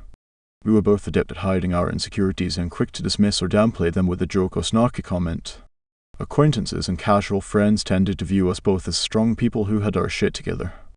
It was possible for us to crack our hard shells open and expose some soft underbelly to each other because we could share a knowing laugh about how weird it was for both of us. And we were self-described low-drama mom as the term our friend group used for women who avoided gossiping about and picking fights with other women. It was a way of distancing ourselves from the stereotype that women are all dramatic and eager to make a big deal out of nothing. Our joint story was that together we were fierce about our ideals but also easygoing. We strived to be your favorite ladies. We weren't just spending a lot of time together and recognizing our points of sameness. We were amplifying and doubling down on them. But with the self-knowledge that only hindsight and therapy can bring, we have come to recognize that we are actually very different people, especially on an emotional level. We didn't notice right away because we were so focused on our story of sameness. And later, when other parts of our relationship got difficult, those deep differences blindsided us. We didn't realize that we were able to open up to each other in those early days despite our differences. Aminatou shares intimate details of her life only with people she believes will be close to her in the future. Anne tends to think that everyone else's problems are bigger than hers, and that can make her reluctant to go into detail about her own. But we got close anyway. We didn't consider it a risk at the time, nor did it feel like we were overcoming something difficult when we shared with each other. This feeling of safety was at the very heart of what made our friendship work. 3 chosen family. It took only a few months for us to grow extremely attached to each other. We have no idea if that was moving fast or an average timeline, because friendship is so rarely studied as an intimate bond. The research on close relationships is mostly based on parents and children or romantic couples. In her dissertation on best friendships, communications professor Emily Langan studied whether attachment theory, a way of describing how children bond with their parents, might also apply to platonic intimate relationships. She received massive pushback from her colleagues, who argued that this kind of attachment exists only in families. Langan, however, says that close friendships have some characteristics that aren't so different from stable families. First, friends who are attached have a desire to see a lot of each other and know what's going on in each other's lives. Second, the friends provide a secure base for each other, meaning the friendship allows them to go out and explore other friendships, romantic relationships, new jobs, anything that might feel scary but ultimately positive, because they can look over their shoulder and know their friend is there for them. And third, they offer each other a safe harbor. When things go wrong for one friend, the other loyally and dependably steps up to offer support. We didn't know a thing about attachment theory back when we met, but Langan's dissertation could have been written about us. We were obviously seeing a lot of each other and were up to date on each other's lives. But it's the secure base aspect of Langan's theory that rings especially true. Even though we hadn't signed a piece of paper committing to love and support each other, we felt a sureness about our bond and its future. We slid easily into the gaps in each other's lives that were left by exes, absentee long-distance friends, and disconnected biological family members. We were determined to do better by each other. At the time we met, Anne was living with the boyfriend she had met back in San Francisco and moved to DC for. She was not the type to air every little annoyance about her romantic relationship, but she had told Aminatou about the travails of cohabitation, her boyfriend's tendency to polish off the contents of the fridge without shopping for replacements, the mismatch of his night owl tendencies to her solid diet or sleep schedule, the standoff about who was going to mop the grimy bathroom floor and scrub the soap scum off the tub. Somehow, when she talked to Aminatou about this, it seemed less like routine complaining and more like an important discussion about living her feminist values. The friendship was secure enough that she could share her grievances without worrying that Aminatou would get weird around her boyfriend or judge her for staying with him. But it was more than that. Aminatou had created a new secure base in Anne's life. All those hours Anne had spent sharing her hopes and fears with Aminatou had given her a new perspective on what emotional intimacy really felt like, and Anne recognized it was missing with her boyfriend. Her friendships gave her a feeling of security that allowed her to contemplate leaving this long-term romantic relationship. And so, when Anne finally decided it was time to end things, a few of her older, long-distance friends were shocked. But Aminatou, who knew every dirty detail of the bathroom standoff, wasn't surprised at all. She also understood the deeper reasons Anne was unhappy. The truth was Anne had spent most of her 20s in romantic relationships that had shaped her in ways she wasn't always thrilled about. She longed to live alone. More than anything, she wanted to see who she was, and how she'd change if she was single and not defined in relation to a boyfriend. Aminatou was already a secure base, but she soon became a safe harbor. When Anne finally asked her boyfriend to move out, which kicked off a messy, drawn-out process involving several tearful relationship discussions in public places, Aminatou was her rock. She spent hours listening to Anne recount every emotional twist and turn and helped Anne through her guilt about being the instigator of the split. Aminatou wasn't just a friend who was lending a sympathetic ear. Anne was certain that Aminatou was right there with her in every moment, empathizing with her heartache. She could leave her boyfriend without worrying that she'd be lonely or unsupported. But Aminatou also never told a lie. When Anne pulled the classic white girl move of cutting her bangs too short in the wake of a breakup, Aminatou did not sugarcoat things. Within moments of witnessing Anne's unfortunate new rockabilly look, she simply said, "Well, I guess we're not wearing polka dots until this grows out." It was a deft way of affirming that she was in Anne's corner that were we, and also not lying to her about the impulsive haircut. A few weeks later, when Anne made plans to do the unthinkable and get a drink with her ex to discuss the state of the breakup, Aminatou was there for her again. Aminatou, Middle East Peace Process Anne, SOS lie. Also, I feel weird about what to wear tonight. Obvs, I want to look fab. But is that, not okay? Am I supposed to just look average for drinks W/X? So many fashion questions. Aminatou, haha no. You gotta look like $1 million. Aminatou was not only on call for support the night I can call/text something bogus that can be your out, but she also holed up with a few other close friends and a nearby boss so Anne could meet up with them immediately afterward. Drinks with the ex did not go well, and when Anne showed up in tears, the group was waiting. The next day, she emailed them in gratitude. After I parted ways with him and I met up with you lovelies, the contrast was so stark that I really think that's why I was crying so hard. But I know I said it in just a few words yesterday, but I wanted to say it in more words today. Thank you for being such forces of hope and light and love and joy in my life. Aminatou even managed to turn a sad post-breakup IKEA trip into a happy memory, putting her safety at risk while Anne worked out her feelings behind the wheel of a U-Haul. My blind spot. Your problem, Anne said as she tore across the freeways of Northern Virginia at a speed that can only be described as newly single. Aminatou survived one of Anne's characteristic low blood sugar meltdowns by pushing her to eat some Swedish fish at just the right moment in the checkout lane. And together we carried a huge chest of drawers which Aminatou had managed to snag for Anne from a mutual friend who was getting rid of a top 3 flights of stairs through sheer determination. Pretty good for 2 women who are not into CrossFit. Years later, it would take 3 of our male friends struggling mightily to bring that chest of drawers down the stairs again. It was clear we were superwomen and could do anything together. In less than a year of friendship, Aminatou had opened up to Anne about romantic dramas, money, and health. This was faster than usual for her, but she still found it difficult to talk about her relationship with her father.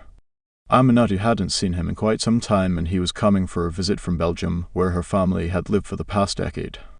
In her family, as in a lot of immigrant families, parents and children often talk to each other in terms of accomplishments. Aminatou wasn't in graduate school, and she had no career to speak of. She didn't feel like she had anything going on or anything to show for her life. In the years since her mom died, it felt like her personal relationship with her father had withered. The prospect of this lunch was stressful on so many levels.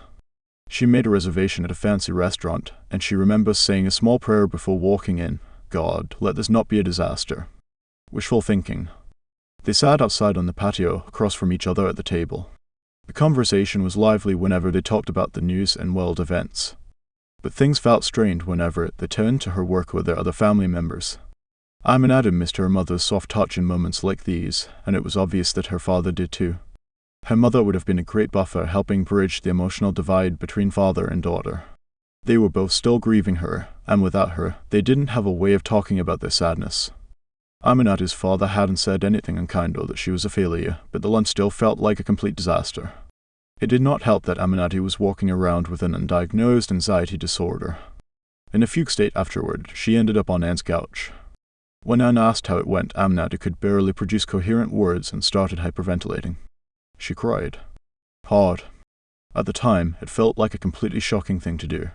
She rarely cried, even in front of people she'd known for decades, and she'd known Anne for only a few months. Out of the corner of her eye, she searched Anne's face for signs of annoyance or judgment. Nothing. Well, not nothing, but Anne didn't seem the least bit fazed that a hysterical woman was wailing on her couch. Honestly, it was probably a regular amount of dignified crying, but all feelings are dramatic to Aminatou. Anne was calm and steady. She didn't need to know every single detail of why the lunch felt so disastrous. All she needed was to see that her friend was upset. Anne stood up, walked into the bedroom, and called to Aminatou, "Do you want a Xanax?" Yes. Aminatou very much needed a Xanax.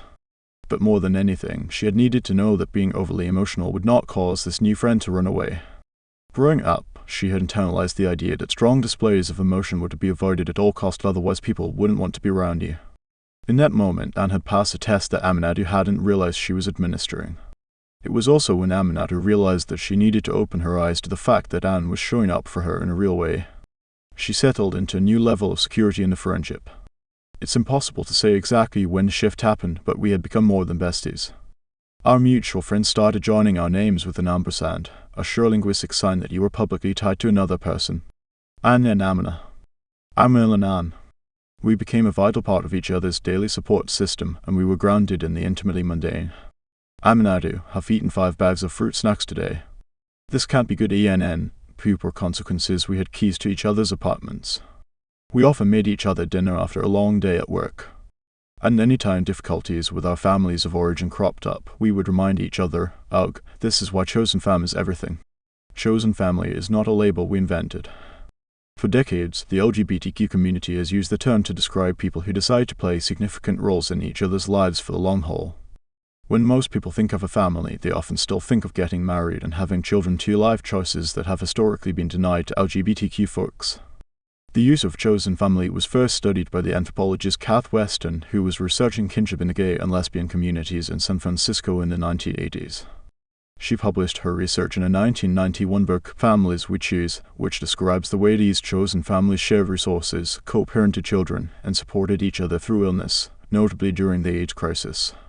At the time, some critics pointed out that because many of the people who pioneered the use of the term chosen family were rejected by their families of origin, they did not have much choice in the matter at all. The psychology professor Karen Blair notes that, for queer people in the late 20th century, the choice to create alternative bonds outside of one's biological family was often born out of necessity. But for us and for many other people who use that term to describe their kinship bonds today, chosen family describes intimate relationships that are freely selected. We listed each other as the emergency contact on our HR forms at work. We hosted parties together. We planned Friendsgiving menus. We were in our mid and late 20s, peak wedding years among our large and far-flung friend groups. Without romantic partners to split expenses with, we were feeling the financial strain. And so, as our friend circles overlapped more and more, we increasingly attended weddings together. We shared hotel rooms. We coordinated our looks for the ceremony. Animal prints for Kate and Brant's, pink florals for Phoebe and Eric's, cheek black for Gabe and Michael's. We gave wedding gifts jointly, sign, Love the Sow Friedmans. Of course, you can be super close to your friend even if you aren't attending weddings as a pair or listing each other as an emergency contact. No two big friendships are alike. But this was our way of being a chosen family. We didn't need a lavish ceremony to tell the world that we were a duo. Our choice to show up at weddings as a family unit wasn't just a cute stunt. It was an extension of our political beliefs that friendship is a relationship that's equal in importance to romantic and family bonds. The historian Stephanie Kuntz, who studies marriage and family structures in America and Western Europe, notes that, in the same way that societies have changed their definitions and expectations of family and romantic relationships over time, the expectations for friendship have evolved over centuries. Until we called her, Kuntz, who makes her living studying intimate relationships, had never been asked about how marriage and family structures affect friendships. She gave us a brief history of how powerful people in Western society have set the standards for friendship, and how people of other class and racial groups often develop their own variations on those standards. In the 16th and 17th centuries, marriages tended to be arranged to make political or economic alliances or to create community solidarities. Love was nice if it came afterwards, but it was not considered a good reason for marriage, Kuntz says. And so friendships were very different and perhaps more emotionally central to people. In the late 18th and 19th centuries, when it became common to marry for love, middle-class people began worrying that a couple would have no reason to stay married if their affections dissipated. With more men working outside the home, women were newly responsible for domestic life, and the idea of separate spheres developed. This was an early version of the notion that men are from Mars and women are from Venus, with different sets of inherent skills and social roles. All men were now supposed to be ambitious, hard-nosed, and interested in public matters. And women were supposed to be sexually pure, emotional, and nurturing. If men and women are two sides of a coin, the theory went they must get married and stay married in order to access the supposedly innate traits of the other. You complete me. So this led to this intense romanticization of the other, Kuntz says, but also it opened the way for a real flowering of male-slash-male and female-slash-female friendships, because those were the people that you had everything in common with, supposedly. In letters to each other during the 19th century, some women referred to men as the grosser sex. Friendship, not romantic relationships, were a place where women felt free to be themselves and express their emotions. And intense female friendships, even those that might seem erotic to modern eyes, were accepted because women were supposedly so pure that they wouldn't have sex with each other even if they slept in the same bed all night. If a woman professed to have a crush on another woman, it wasn't seen as commentary on her sexuality. Men also had very intense friendships, Kuntz says. She points to letters in which men who identified as heterosexual talk about falling to sleep with their head lying peacefully on the breast of their good friend. But this idea of men and women as opposites had a chilling effect on friendships between men and women.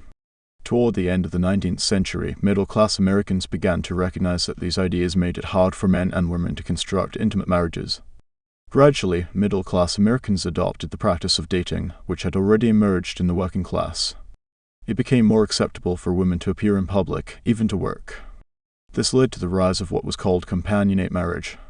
It was not yet the era of "I married my best friend," but it became accepted that women and men should share activities, though emphasis was still placed on women adapting to men's interests and pursue a mutually fulfilling sex life. Ironically, this new emphasis on sexuality meant that same-sex behaviors that previously had been perceived as merely affectionate, like holding hands or falling asleep on the breast of your good friend, were now sexualized. This dealt a huge blow to close same-sex friendships, which suddenly became less acceptable as they came to be viewed as a threat to male-female romantic partnership. In the early 20th century, there was a huge campaign by the so-called experts to wipe out the idea of these girlish crushes that used to be considered perfectly acceptable and kind of fun, Kuntz says. And men found themselves under suspicion if they walked down the street the way they used to, with an arm around each other's shoulders. Women in close relationships with other women could be labeled lesbians, and some of them undoubtedly really were lesbians. This was before the gay rights movement made it safer to come out. It can be really hard to tell which historical bestie pairs were indeed platonic pals, which were in fact romantic partners, and which fell somewhere in between. Some of the old ideas about gender difference persisted, giving a conflicting set of messages to women seeking friendship. Get close to other women you're built for friendship, but not too close you don't want to be seen as lesbians. Use those friendships to provide support until the day you find a man to marry, then abandon those relationships on your wedding day, when you will be expected to fully devote yourself to hearth and home. Kuntz interviewed many women who came of age in the 1950s and 60s, who told her that their youthful friendships with other women revolved around trying to meet a husband. These women expressed sadness that, once everyone was married off, they had little to talk about with their old friends anymore. So this was the real low point in the history of female friendships, Kuntz says, and of course by that time, male friendships were really off the table. Men were increasingly expected to get any emotional support they needed from their wife, not from other men. By the 1970s and 80s, as middle-class women returned to the workforce and sought political and economic equality, they began to reject the idea that they should abandon their friendships upon getting married. And people of all genders started figuring out how passionate romantic love could coexist with passionate friendship bonds. It's pretty clear to us that, as a society, we are still working on this. We are trying to let go of a lot of outdated ideas about what it means to be a man or a woman, a friend or a spouse. On a personal level, the two of us have always wanted to be independent women who don't center our conversations on men. We want people of every gender to be free to feel the expansive joy of intimate friendships. We want to have a supportive network of friends, fulfilling romantic relationships, and strong family bonds while still charting our own course in the world. Quickly and easily, we had simply become enmeshed in every part of each other's lives. We didn't feel like we had a single secret from each other. This feeling was recognizable only by absences, the absence of misunderstandings, the absence of shame or fear in sharing things, the absence of insecurity. It wasn't that we made a conscious pledge to be friends forever. It's that we accepted a truth deep within ourselves that our lives, from that point forward, would always include each other. Anything else was unimaginable. Much like there is a superficial story of our origin, there is also a superficial story of chosen family. When we thought about our own chosen family and its future, we considered only the good parts. We never paused to think about what chosen family might mean for, more realistically, when things got difficult. We have yet to hear about family, chosen or not, without a single fight or long simmering resentment. Families are sources of love and support, but they also have moments marked by disappointment and awkwardness. Most families don't just have beautiful rituals, they also have destructive patterns. It didn't even occur to us. During our first years together, we didn't have a single fight, not even once over something trivial. If pressed, we couldn't name a single fault about each other. We hadn't been tested yet. We were not assessing why our friendship worked so well. We were not thinking about the long-term implications of claiming each other as family. We were just enjoying it. And for the moment, that was okay. For I don't shine if you don't shine. Aminatou remembers the day one of her managers told her that he wouldn't mentor her. She was in his office at the think tank, a cramped space cluttered with boxes and dry cleaning hanging on the door. Aminatou had been looking forward to this meeting with him because she thought he was finally going to take an interest in her work and encourage some goal setting. But instead he said, essentially, that she had gone to the wrong schools, that women didn't distinguish themselves in policy, and that his time was better spent working with the men in her cohort. He said all of this in such a casual, matter-of-fact way that it took Aminatou a long time to understand just how sexist he was being. Mostly she was worried. When she was hired, they had told her they would sponsor her visa. She now found herself questioning their commitment. Why would they go through the effort for an employee who wasn't even worth mentoring? She was also crushed about what this would mean for her career.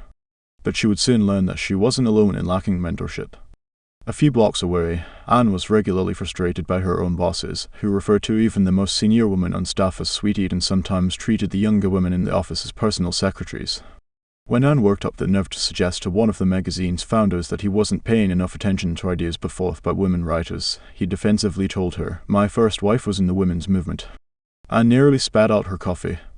Even though we worked in different industries, the early days of our professional lives felt remarkably similar. Our parents had taught us that you go to school, you work hard, and you rise through the ranks, but that wasn't proving true for us or our friend as we tried to start our careers in a recession economy. We were both ambitious but had few role models to guide us. In a study that won't surprise anyone who's looked around an office in corporate America, 63% of women say they've never had a mentor. And it's not just a problem for women, it's a generational one. According to a Harvard Business School study, everyone we spoke with over age 40 could name a mentor in his or her professional life, but younger people often could not. We were getting tired of waiting for someone older and wiser to help us find our path forward, and so we started to look to our peers to exchange information about jobs, salaries, and obstacles. Over watered-down happy hour cocktails and bar snacks that passed as dinner, we started to understand that everyone was just doing their best and faking it along the way. We knew that, as women, the early years of our careers were particularly important. This was when we were supposed to be building earning power, because after age 35 or so, and certainly if you start having kids, the wage gap really starts yawning open. We felt a sense of urgency about building our salary base. Over and over again we assured each other that it was okay to want more, to ask for more, and to follow through even if we felt weird or unsure about it. While we don't select friends because they might help us advance our careers, here's the dirty capitalist truth: friendship has been the source of some of our biggest professional leaps. We are women for whom work is a huge part of our identity in a way that wasn't true for either of our mothers. Friends are how we figured out the salary we deserve and how to negotiate for it. They've been a source of solace when our bosses shortchanged us, and they've been the inspiration to keep going when, having moved up, we become the bosses and feel like imposters. Aminatou often jokes that we have steamrolled each other to success, but really, it's simple. We love and admire our friends so much, we want the world to respect and reward them for their efforts. We want our friends to demand more for themselves. And get it. A couple of months after that awful meeting about mentorship, Aminatou was told that the think tank couldn't afford to keep her on staff anymore. This was alarming for many reasons, but especially because she no longer had a sponsor for her visa, which meant she was about to lose her legal status in the country. There was only 1 month left in her work authorization, and she had just signed a year lease. America was home now. If she were to be deported, it would be to Guinea, a country she had never lived in and knew she wouldn't be safe in. She was devastated. Thankfully, over the past year in DC, she had built a solid network of new friends. She fired off an email to them explaining her situation. "This could not come at a worse time," she wrote. "The best way for me to be able to stay in the country will be through employment. If you have any leads, please let me know. If you have referrals to an immigration service/attorney, I will gladly take those as well because I need to discuss my options in detail. Worst case scenario, I'll leave sometime in November back to Belgium and eventually Guinea until I get into grad school, which will probably be in Europe because apparently the American dream costs way too much. $. Everyone stepped up to help. Of course they did. Within days, Aminatou had a few promising job leads. As the immigration clock counted down, she was worried about where exactly she would go when America shut her out. Another friend connected her to a lawyer who told her she had a credible claim for asylum, and he agreed to take on her case pro bono. He explained it would be a very long process, but it was possible that she could be granted asylum and stay in the country. If Los Angeles is a town where people's first question is, "How are you?" then in New York it's, "Who are you?" The first question in DC is definitely, "What do you do?" Aminatou was unemployed, and she was often surrounded by people looking over her shoulder to see if there was someone more important in the room. Dealing with strangers' judgment of her new reality was hard, but she thought it would sting more than it actually did. Mostly, it reinforced her sense that she needed to surround herself with people who valued her for more than her resume. Even in those uncertain days, Aminatou didn't feel jealous of her friends who had stable jobs, because she felt so supported by them. Sure, she wasn't making any money or doing anything fulfilling, but at least she had a winning team around her. She knew that the gulf between what she was capable of and the opportunity she was offered would close one day. It was just taking way longer than she had expected. It wasn't like her friends had their dream jobs either. Anne didn't care that Aminatou didn't have a high-powered DC job or any job at all. She thought Aminatou was brilliant and impressive. We said fun employee to keep the mood light, but Aminatou still had to fight a feeling of foreboding. Anne was a sounding board for all of Aminatou's ideas about which professional paths she would consider once this visa stuff was all cleared up, but there was only so much a friend could do. The immigration situation loomed like an oppressive cloud, and despite her lawyer's tireless work and optimism, Aminatou was convinced she would have to leave the country. As her asylum claim made its way through the court system, Aminatou was granted a new work authorization baby steps, and with the help of a friend who worked in a marketing firm, she was hired as an online analyst. Aminatou had always wanted a job where she could affect change on a large scale and reach a lot of people. She thought she'd be weighing in on bank bailouts and saving the country from economic collapse, but now instead she would be recapping online trends for Domino's Pizza, lurking on beauty message boards, and running a competition to help pick the next job or baby, all while praying she didn't get assigned to work with the shady Republican client running for Congress. This was not her dream job, and she had to give herself a real attitude check about it. She tried to shake off the feeling that this was a step down for her and lean into the fact that she would be learning about a new field.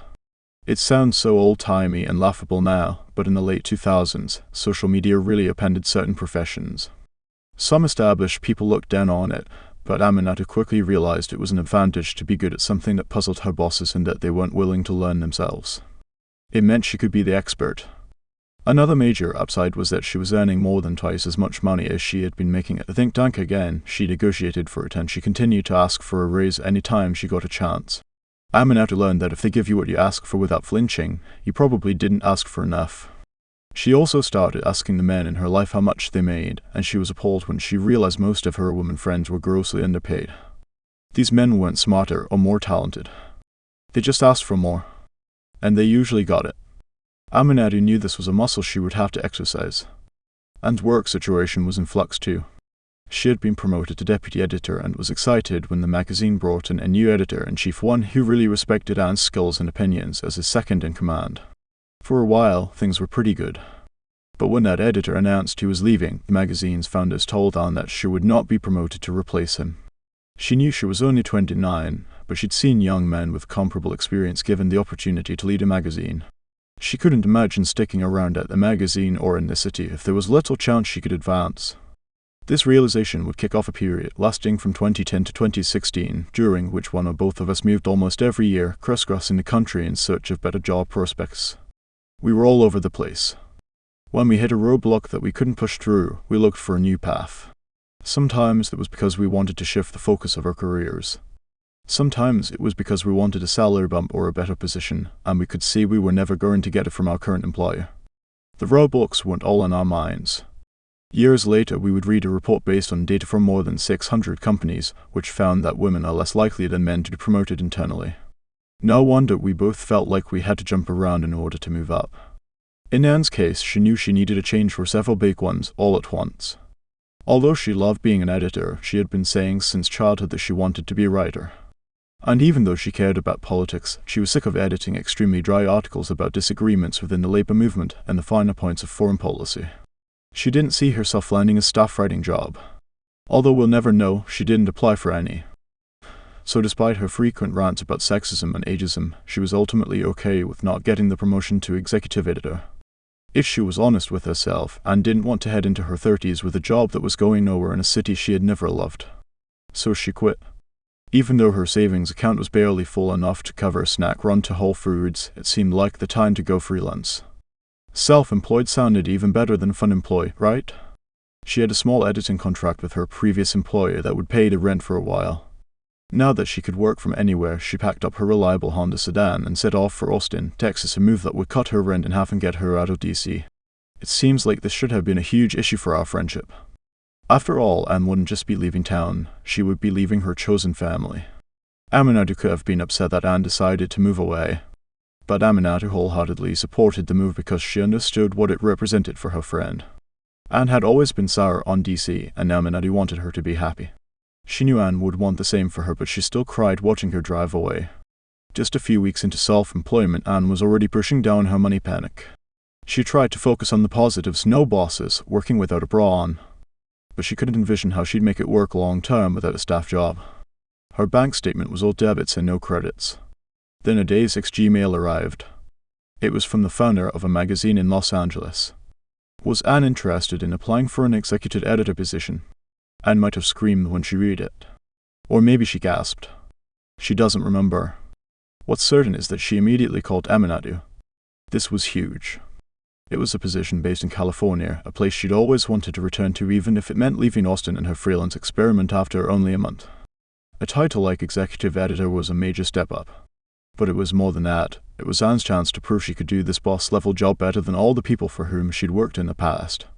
She was exhilarated and intimidated all at once. Like Aminatou, Anne was familiar with the frustration of underemployment, and she knew she was capable of so much more. She didn't want to blow this opportunity. Anne had always relied on Aminatou not just as a close friend, but as someone to turn to for professional advice and support. This job opportunity presented a whole new set of challenges, and from the moment the email arrived, Anne was leaning on Aminatou harder than ever. After a quick call with her potential new employer, Anne learned that the job involved overseeing $1 million budget, developing a new editorial strategy, hiring a whole team of editors and writers, and, ultimately, being responsible for drawing thousands of new readers to the magazine. Her friends assured her that, she could absolutely handle all of this. In fact, she was the perfect person for the job. In retrospect, Anne was right to be concerned. This was 6 jobs folded into one. A week later, Anne flew to Los Angeles for the interview, a day-long series of meetings with every single person at the small company, without even a bathroom break. At one point, the founder asked her to draw out an editorial org chart on a whiteboard in the meeting room right there on the spot. By the end of the day, with sweat stains ringing the pits of her boss lady salt blouse, Anne called Aminatou from her rental car in tears because she was sure she'd messed up and would never get a job offer. Even later that night, after her friend on staff told her that everyone had liked her, Anne didn't believe him. A few days later, though, the offer arrived. Anne took a second to celebrate, then steeled herself. It was time to negotiate. With the confidence of someone who's always reading business books and watching Shark Tank, Aminatou assured Anne that this new job was a 6-figure level of responsibility.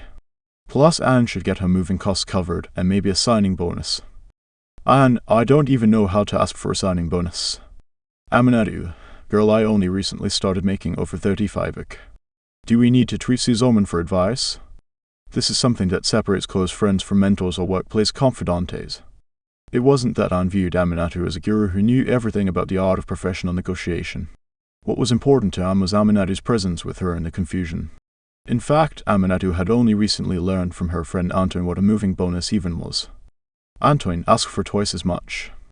They'll say no if they can't afford it. Oh, also ask for a moving bonus.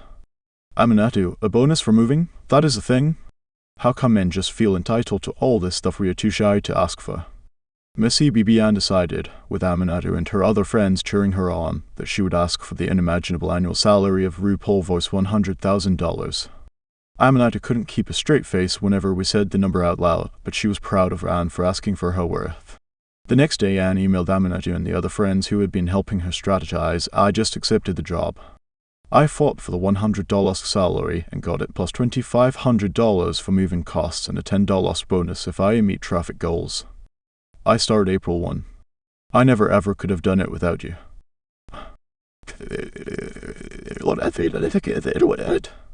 Then a whole new type of panic set in, not whether she would get the job, not how much she would be paid for it, but whether she was actually able to do it well. What if I fail? The question was always lurking in the back of her mind. But Anne got to work making budgets and hiring plans, falling asleep every night with her laptop in bed. As Anne learned how to cosplay confident, capable top-level boss, Aminatou's advice was invaluable. When we were out of our depth, Aminatou would recite our mantra, fake it till you make it. Anne had years to perfect the arts of budgeting and hiring. What was important now was to keep pushing forward and just do her best. Anne knew that on paper she was qualified for the new job.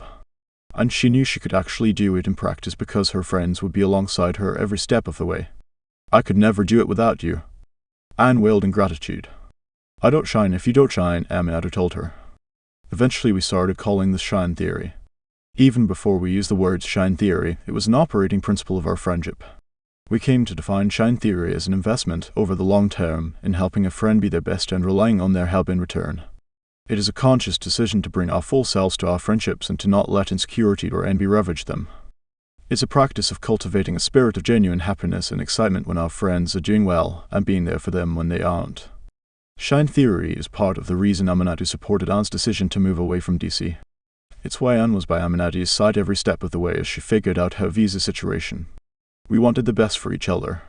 Every time a friend has encouraged us to follow through with a life change we've been talking about forever, or gently pushed us to get a therapist, or supported us in leaving a dead-end job, they were practicing shine theory. They wanted us to shine our brightest. And often, wanting the best for our friends has prompted us to seek better things for ourselves too. Shine theory can be applied to any arena of life where our ambitions lie, from the domestic to the professional. It's when we care deeply about achieving a goal, getting a promotion, having a family, mastering a skill that we often default to feeling competitive. We start to view the world as a series of power rankings.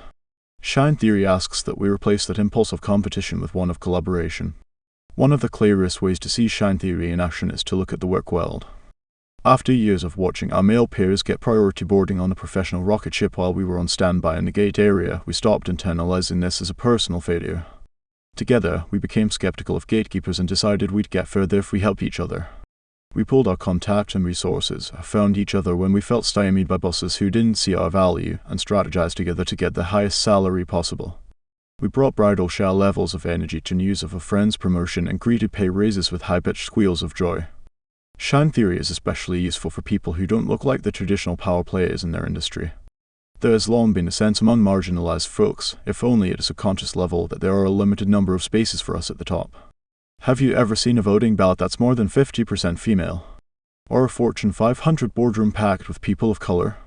This lack of representation has created a pervasive scarcity mentality, the idea that there are only a few great jobs and you have to compete with people who look like you to get one of them. Within our own friendship, it's not an exaggeration to say that we've never felt an ounce of professional jealousy. Granted, we have always had different career goals and never applied for the same job, which certainly made it easier. But we like to think that our support for each other would have remained steadfast even if we had. We know we'll rise faster, go further, and have more fun if we do it together. This isn't really a radical idea. In fact, it's at the foundation of many long-standing systems. The organizing principle of expensive private schools, for example, is that powerful people get more powerful by building close bonds with each other over several decades. That's what the proverbial old boys club is all about too. It's not who you are, it's who you know. We take that idea and apply it to sharing power, not hoarding it. No matter the arena we're practicing it in, shine theory starts with refusing to give into comparison and competition and trying instead to forge a bond and a connection. When we notice a person seems to have something we want, instead of turning them into an external barometer for how we're feeling about ourselves, we work to see them as a potential ally. We have come to realize that if someone is tearing us down or targeting us as competition, it's often because they are lacking in confidence to support themselves. We try to be the one to take the first step and declare that we are willing to work hard to collaborate. We try to consider how far we could get together. Notice we say try. This can be hard sometimes, especially when you're early in your career and feel like you need to hold tight to the few opportunities and connections you have.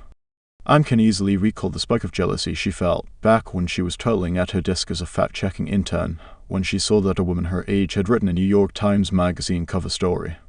What does she have that I don't? Anne fumed to herself. How had this woman gotten such a plum assignment while Anne was still paying her dues and checking other writers' facts? An older and wiser Anne would counsel her younger self to find an email address for the cover story writer, congratulate her, and just ask her how she did it. That would have been one way to turn a minor fit of pique into a positive professional alliance. Even if she didn't end up befriending the other young woman, at least Anne might have had more information about how her industry worked, which would have been really valuable at a time in her career when she had few contacts and no inside knowledge. Who knows? She and that woman may have even become friends. The world is not a game with one winner and the rest losers.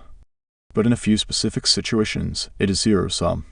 Sometimes we have been in direct competition with someone we'd rather consider a collaborator. Aminatou was once passed over for promotion that went to a young woman she didn't always agree with. Their positions at the company often put them at odds with each other on how best to use resources, and they had very different working styles. In the sexist version of this movie, they would have been muttering, "What a bitch," after every meeting. In reality, they found a way to work with each other, and when this woman was later promoted again, she advocated for Aminatou to fill her previous position. You can want to be picked for a position or promoted over someone else and still be an adherent of shine theory as long as you keep things in perspective. It's not a failure of shine theory to feel a twinge of jealousy or envy sometimes, but it's how you act on those feelings that matters. Even if you don't forge a lifelong supportive bond with every person you meet or hear about, then you probably won't. Shine theory can help you move on so you're not just stewing in your own resentment. Some people will have you believe that by sharing the knowledge you've gained, you are losing your advantage. It's simply not true. Shine theory has only moved us closer to our goals. We have gained so much by sharing information that helps our friends get new jobs, make more money, or navigate tricky work problems. The researcher Adam Grant has found that the people who are unafraid to share their knowledge and resources with others in their community are the most likely to succeed over the long term. And make no mistake, shine theory is a long game. At the start of our careers, it was mainly about commiserating and strategizing our way through our problems when we didn't have much power or many resources. Now that we're older and more established, we still don't have all the answers. But we have gained more connections, experience, and financial security, which means we're able to help each other in more meaningful ways. We're in a position to support each other even more. Shine theory hasn't neutered our ambition, quite the opposite. We are two women who run only if something's on fire, but we hope to follow the example of the distance runner Charlene Flanagan. After she won the 2017 New York City Marathon, it was reported that she had been training 11 other women runners. This is because Flanagan saw a need. There was no community of women distance runners who tended to burst on the scene after college and then burn out quickly. As one of the few women in her sport with staying power, Flanagan could have enjoyed her solo elite status. Instead, she got to work helping her potential competitors, offering everything from training tips to pep talks. Every single one of them has since made it to the Olympics. The New York Times called it the Charlene effect. Flanagan created a cohort and became a better runner herself because of it. She proves that you can be hyper-competitive and at the top of your game, and still be an incredible supporter and collaborator. The payoff is huge. When we achieve great things on our own, it doesn't feel nearly as special, she told The Times. Flanagan is also a great example of why Shine Theory goes deeper than mere networking. She could have patted those other runners on the back and told them good luck and gone on to join a running group with men, the equivalent of exchanging email addresses at an awkward professional conference and never following up. Instead, she made a real investment of her time and knowledge. Shine Theory is not about collecting contact info or trying to help every single person we meet along the way, because if we're doing it right, it's simply not possible to invest deeply in that many people. That's why we always specify that Shine Theory is mutual, meaningful investment over the long term. One of the most fulfilling things about our relationship is the fact that it has pushed us to grow and be better humans. We're not alone in enjoying this facet of friendship. A Northwestern University study showed that people prefer to make friends with other people who can help them achieve their goals. At the same time, they are not even aware that that's something they are selecting for. Seeing something in your friend that you want to achieve yourself can help you get closer to who you want to be. We're pretty sure this is part of the spark we felt on the very first night we met. A successful woman whom Aminatou deeply admires once gave her a piece of advice she has taken to heart at the moments when you're leveling up. Say you're accepting a promotion, or you're on an extravagant vacation you can finally afford, or you're at the Grammys. Take a look at who is surrounding you. You cannot be surrounded by people you've known for only 2 years. It was an exhortation to bring your people along for the ride. The people who know where you come from. The people who know what values you hold. The people who give you the gut checks you need. These are the people who will help you make the best decisions with the power and resources you have. They are also the people with whom you will want to enjoy your newfound success. This is why we have always loved the show Entourage, despite the shitty bro behavior. We love watching people glow up together. We call it a theory, but really it's a practice. It's not just something we say. It's something we do. Shine Theory often takes the form of sharing resources, contacts, and opportunities. One of the most helpful things we can do for someone is connect them to someone else. Aminatou found a job that allowed her to stay in the United States thanks to some crucial inside info from a friend. And Anne got her dream job in Los Angeles only because a friend put forth her name. If we turn down an opportunity, we make a point of recommending someone else in our network. And if we have the bandwidth, we try to be intentional about getting our peers together to talk about what's happening in their careers. Anne and another young editor used to host a happy hour for women journalists in DC. Aminatou and a friend started an email list for women in technology to guide one another through job searches and technical problems. We both practice Ask and Offer, a tactic introduced to us by Pipeline Angels founder Natalia Alberti-Noguera that pushes us to be concrete about what we need and to articulate what we can provide in return. It helps remove the stigma of asking for help, and it forces us to reflect on all the knowledge we have to share. Shine Theory also goes hand in hand with transparency, because it's impossible to level up if you don't have a sense of where you rank. There was a whole Supreme Court case fought about this. It was brought by Lily Ledbetter, who worked the night shift at Goodyear Tire and Rubber Company for almost 20 years. One day, an anonymous coworker slipped a note into her mailbox, alerting her to the fact that 3 of her male coworkers were doing the same job. She was being paid $1,000 more each month. Ledbetter was outraged. Can you imagine being in your 60s and finding out you've been systematically underpaid for decades? You would be burning with rage too. When she filed a complaint, her bosses retaliated by assigning her to a more physically demanding job. That didn't stop her, and she took her case all the way to the Supreme Court, which ruled in 2007 that Ledbetter had filed her discrimination complaint too late and could not receive damages from her employer. She didn't let that stop her either. Despite the Supreme Court decision, she kept telling her story to politicians and eventually testified in front of Congress.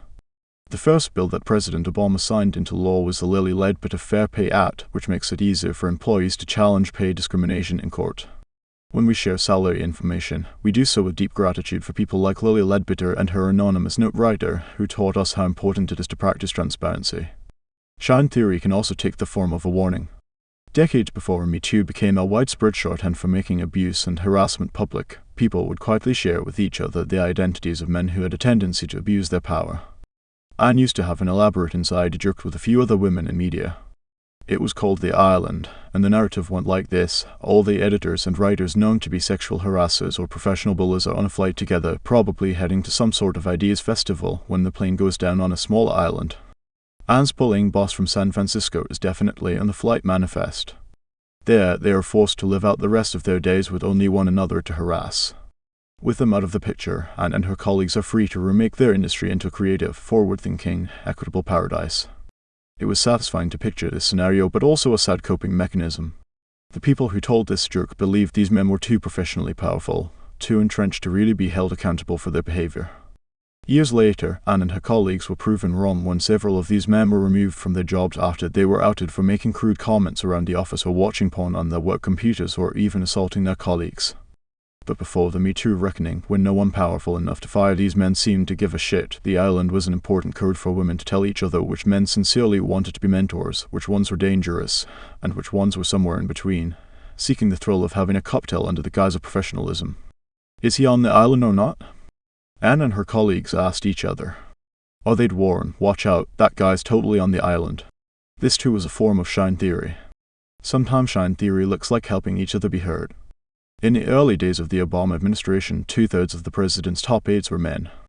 Alyssa Mastromonaco, a former advisor to President Obama, told us that it is prestigious and advantageous to be in a meeting with the president. If you are able to say, I was in the Oval today and Barack Obama asked me my opinion, she said, that shit pays dividends for 100 years. She and other women soon noticed that in meetings with the president, a lot of men had no qualms about sitting front and center at the table. Meanwhile, the more reticent women on staff tended to hang back in the wings, even though some of them were way more essential to the meeting. The women began encouraging one another to sit front and center and to speak up. The more confident you feel, the more you feel like you pay it forward to other people, Mastromonaco says. The women on staff also devised a strategy they called amplification. If one woman spoke up, another would repeat her point and make sure to say her name to give credit where credit was due. President Obama noticed and began making more of a point to call on women at the table. The women got themselves heard because they formed the strategic, united front. Once you know what it looks like, you'll see shine theory everywhere. After we began using shine theory as a private shorthand, Anne wrote a column that introduced the concept to the world. At the time, we didn't really think of it as a formal debut. Neither of us knew it would take on a life of its own. But this column was a viral hit. Aminatou had an uneasy feeling about the fact that something she had shared with Anne privately was up for consumption by the whole world. She was now a professional marketer, and she knew that after things start circulating online, they can quickly lose their context and, sometimes, their meaning. She also knew that retaining ownership of your ideas can be a real mess if you don't have a plan. We had no such plan. Shine theory was getting a lot of traction as a hashtag. People were using it to describe relationships in their own lives and applying it to prominent examples they saw in the news. This was our first clue that it was resonating with so many more people than us. When we went to buy the domain name, we were astonished to find out that someone else was already using shinetheory.com. And it gets worse. It was a gross fitness website aimed at women, with a word trademark prominently displayed across it. Everything about it made us recoil. This person was not only stealing our idea, they had also filed paperwork to claim it as their own. We won't bore you with the details, but after thousands of dollars in legal and filing fees, we definitely couldn't afford the trademark, URL, and social media handles for Shine Theory all belonged to us. We were right to be so protective. As the public conversation about Shine Theory unfolded over the next few years, it was clear some people really understood our description of mutual investment. But others were eager to use it as an easy shorthand for women's empowerment, feminism's terrible stepsister that helped sell everything from period underwear to leadership conferences without actually challenging the way businesses and governments operate. More than one tech company tried to brand their Women's History Month effort as Shine Theory. Someone gave a text talk devoted to it. An Instagram platform for creators used Shine Theory as a theme for their sponsored content, selling ads against it. We are not above a networking event, but we hated seeing Shine Theory distorted to the point where the commitment and personal risk were stripped out. But we've also gotten dozens of emails from teachers and Girl Scout leaders who use the concept in their lesson plans. We never tire of seeing social media posts in which a friend celebrates her friend's success. Anywhere you can find a group of people who are working together to advance their individual and collective goals, you won't be surprised to hear a Shine Theory reference. Especially when the people in question have been historically shut out of the halls of power.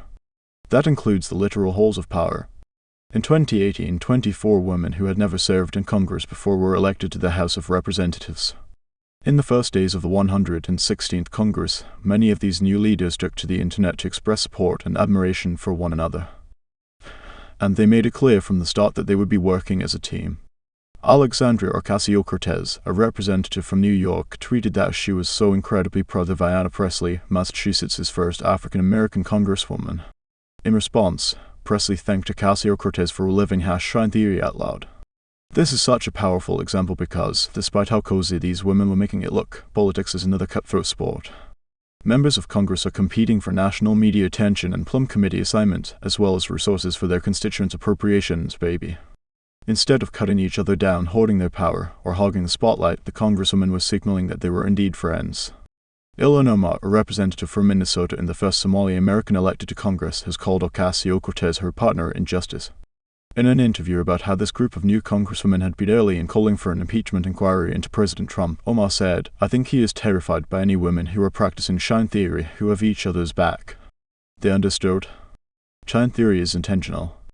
It is accountable. It is personal. And you have to actually put in the work. 5. The stretch. It started with a mysterious missing tampon. Aminatou had started a new job at a PR firm in DC and needed to be up earlier than usual to monitor the news and assist with her clients' live TV appearances.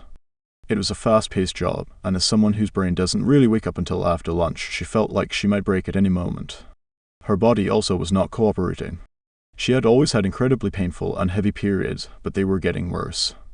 She chalked it up to work stress. On this day, the bleeding was even more intense than usual. When she went to the bathroom to change her tampon, she couldn't find it. The one that was supposed to be in her vagina, that is. At first she was puzzled and then panic set in. What if it's lost?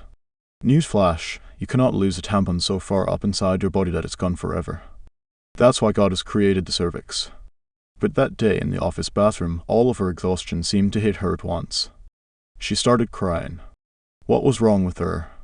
Aminatou pulled down her American Apparel miniskirt RIP, went back to her desk, and made an appointment with the first gynecologist who could fit her in. She wished Anne was nearby to help quell her panic, but text messages would have to do.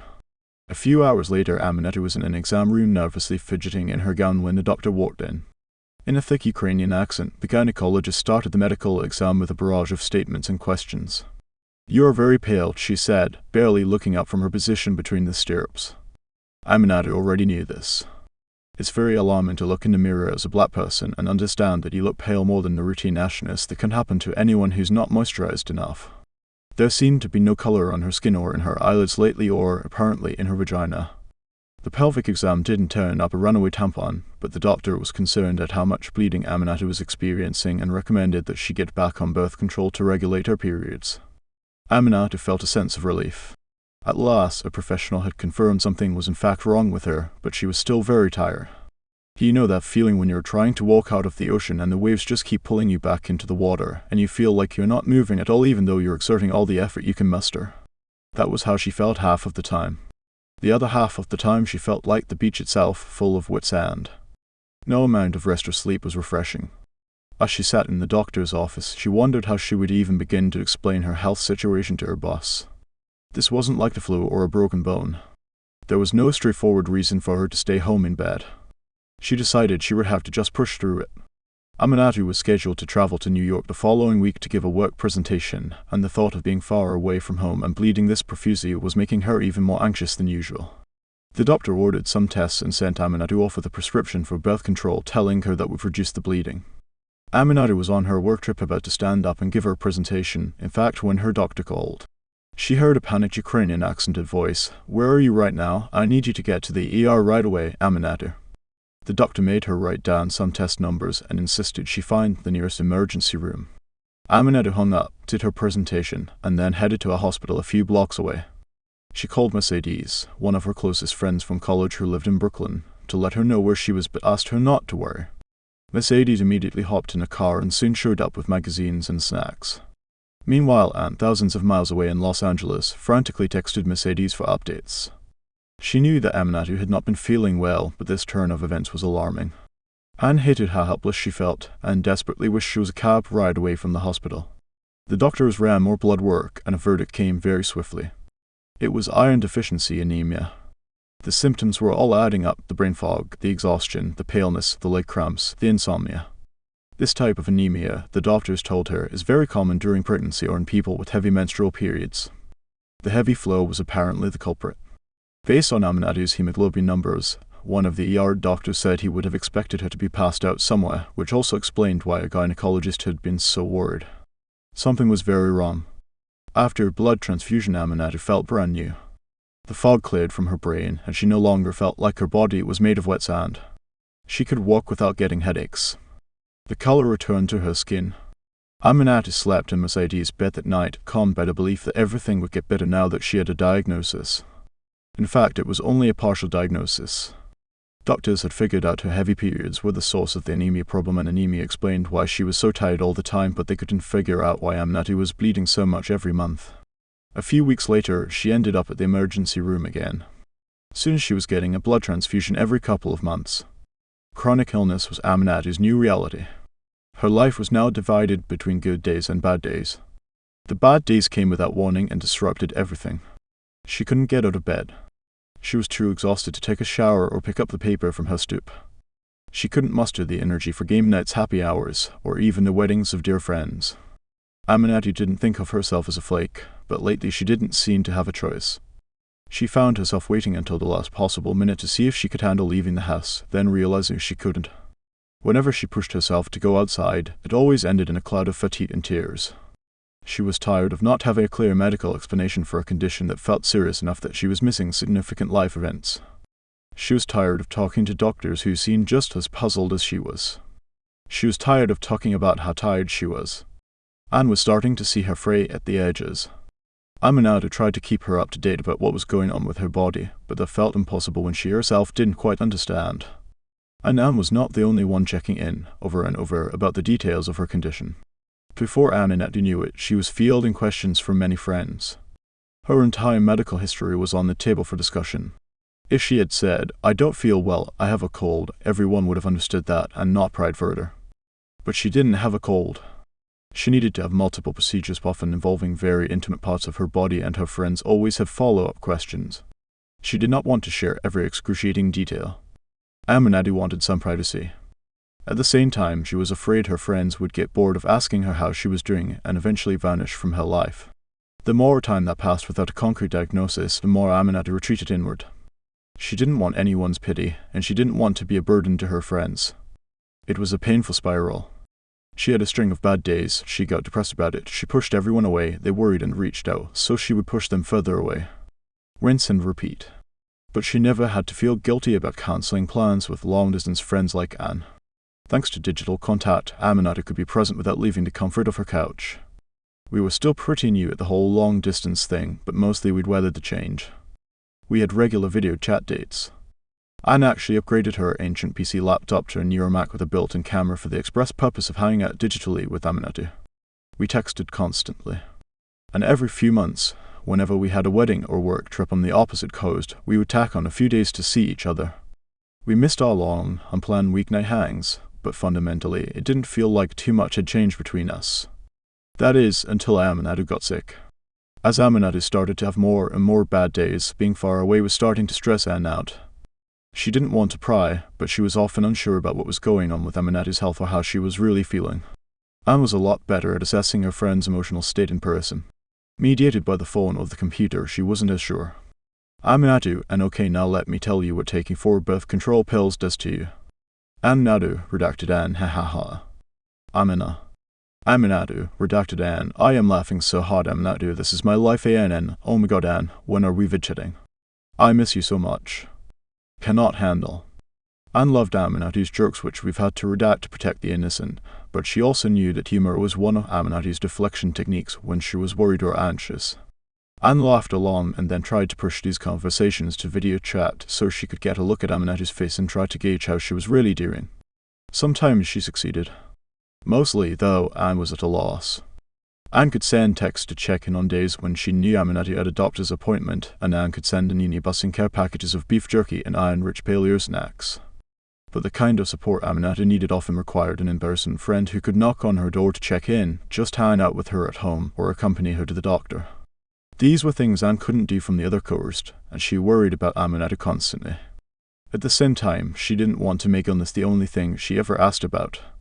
So Anne would often check in with mutual friends to get a sense of how things were going. She had never been more grateful to have so many friends in common, and at the same time felt guilty because checking up on Aminatou was also talking about her behind her back. Anne knew how important Aminatou's privacy was to her. We thought the physical distance between us was no big deal, but chronic illness was proving us wrong. We were starting to feel stretched. Hang in here with us while we struggle to recall a few things we learned in PE. Or rather, a few things Aminatou learned in PE and learned only shame and bitterness in gym class. When it comes to exercise, you probably already understand the importance of stretching. Even those of us who would rather sit at home and watch HGTV than lace up our sneakers understand that it's not enough to bulk up or become an aerobics master. You have to be flexible too. And in order to become flexible, you have to stretch. All the time, in fact. Stretching keeps your muscles strong and healthy, and you need the flexibility to maintain a range of motion. Without it, the muscles shorten and become tight. Then, when you call on the muscles for activity, God forbid you decide to actually go jogging, they are weak and unable to extend all the way. That means pain and damage. Stretching immediately before any physical activity won't magically give you perfect flexibility. You'll need to do it over time and remain committed to the process. This is expensive advice we are recycling from physical therapy. You're welcome. The same principle applies to friendship. Stretching is the best metaphor we've come up with to describe all the ways our friends expand our world, challenge us, and inspire us to change. This give and take is necessary from the very beginning because no two people are exactly alike. Life inevitably brings changes, and those changes often shift the foundation on which the friendship was built. That's just how it is. You are not the person you were 10 years ago, and you won't be the exact same person in the next decade. For a big friendship to survive, it has to adapt. There are little stretches that crop up early, like getting over the fact that it always takes your friend a full day to text you back or admitting that you don't like the same music. And there are slightly bigger stretches, which often present themselves later.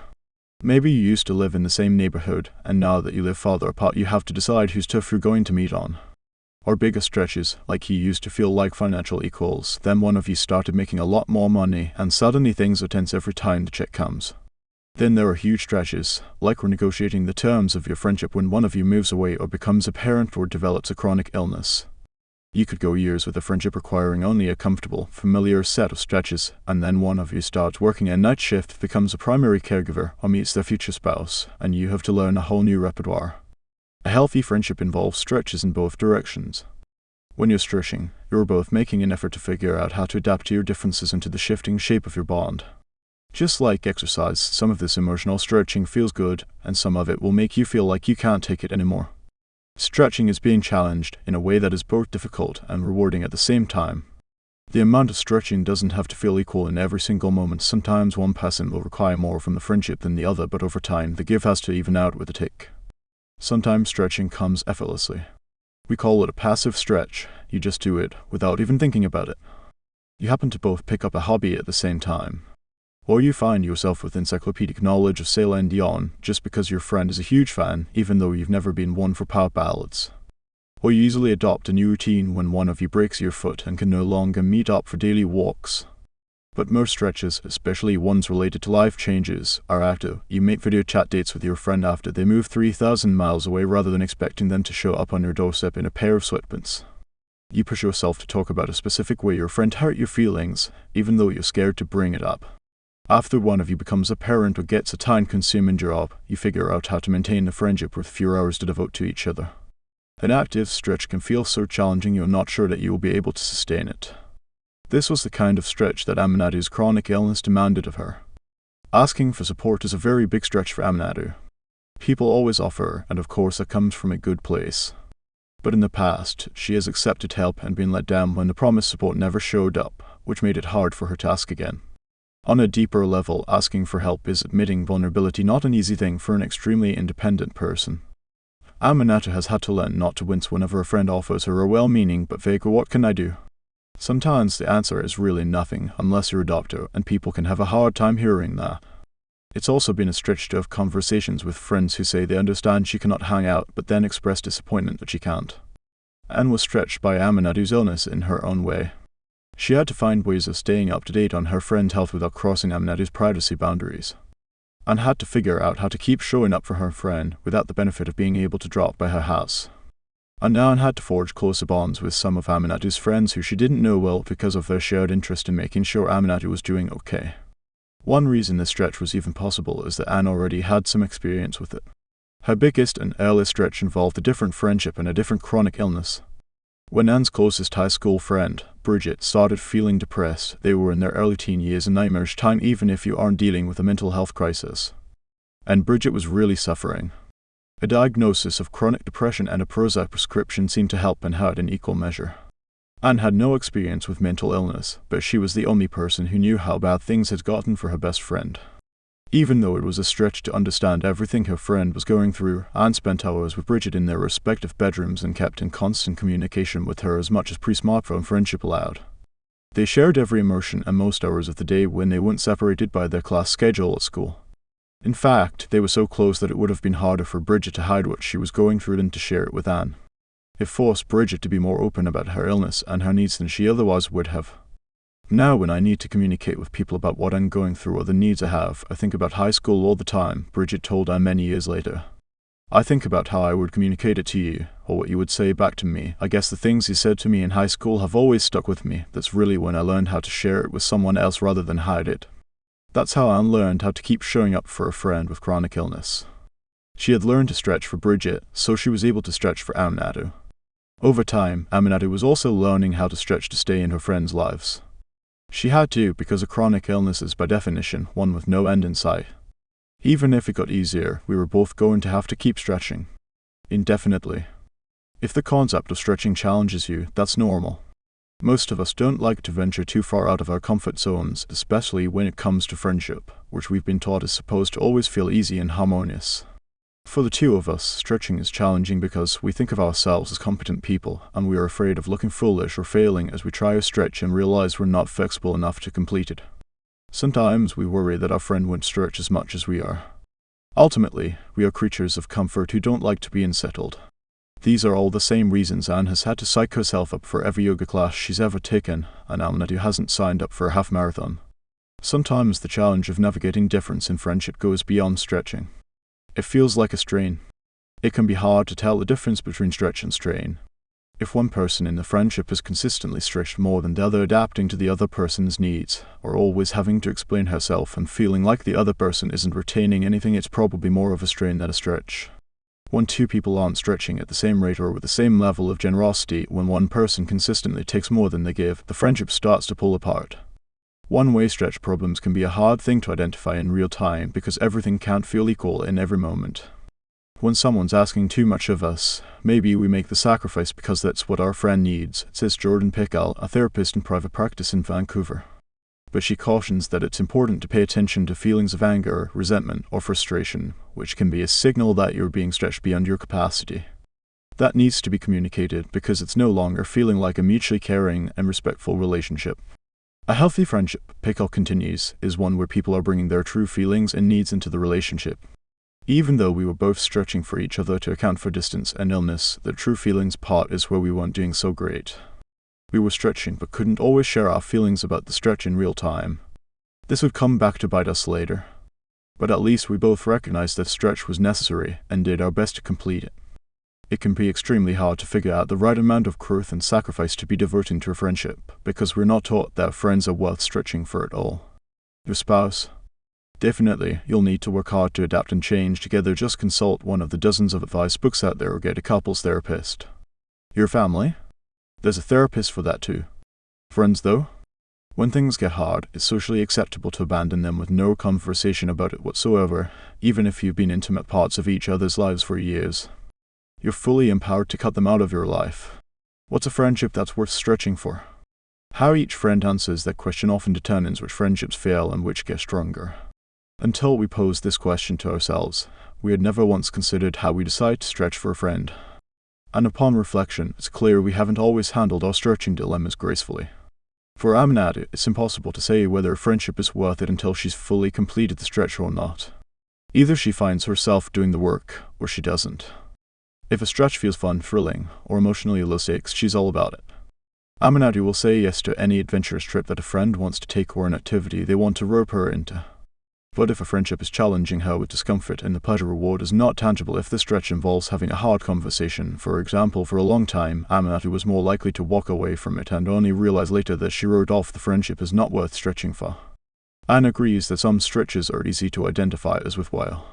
She loves being pushed to rethink certain books or movies because her friends disagree with her about them. When deeper stretches are required, though, because things are getting uncomfortable, Anne will sometimes decide not to make the effort.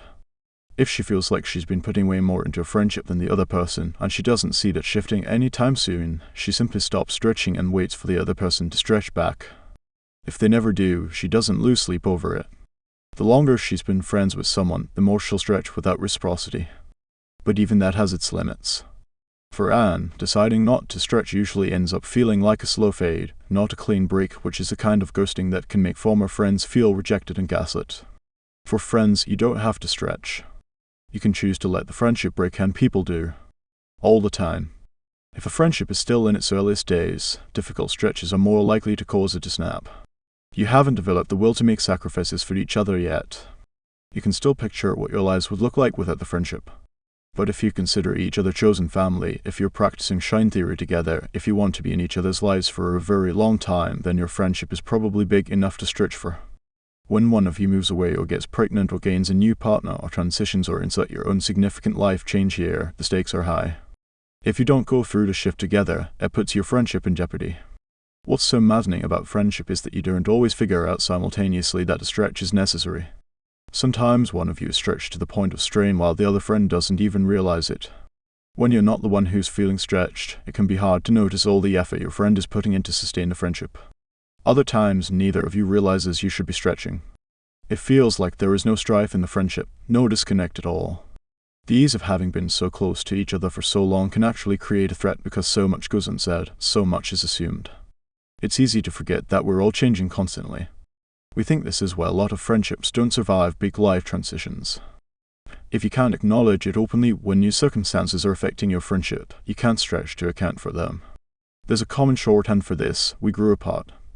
Humans inevitably do change, and it's only natural that every friendship will not weather every shift.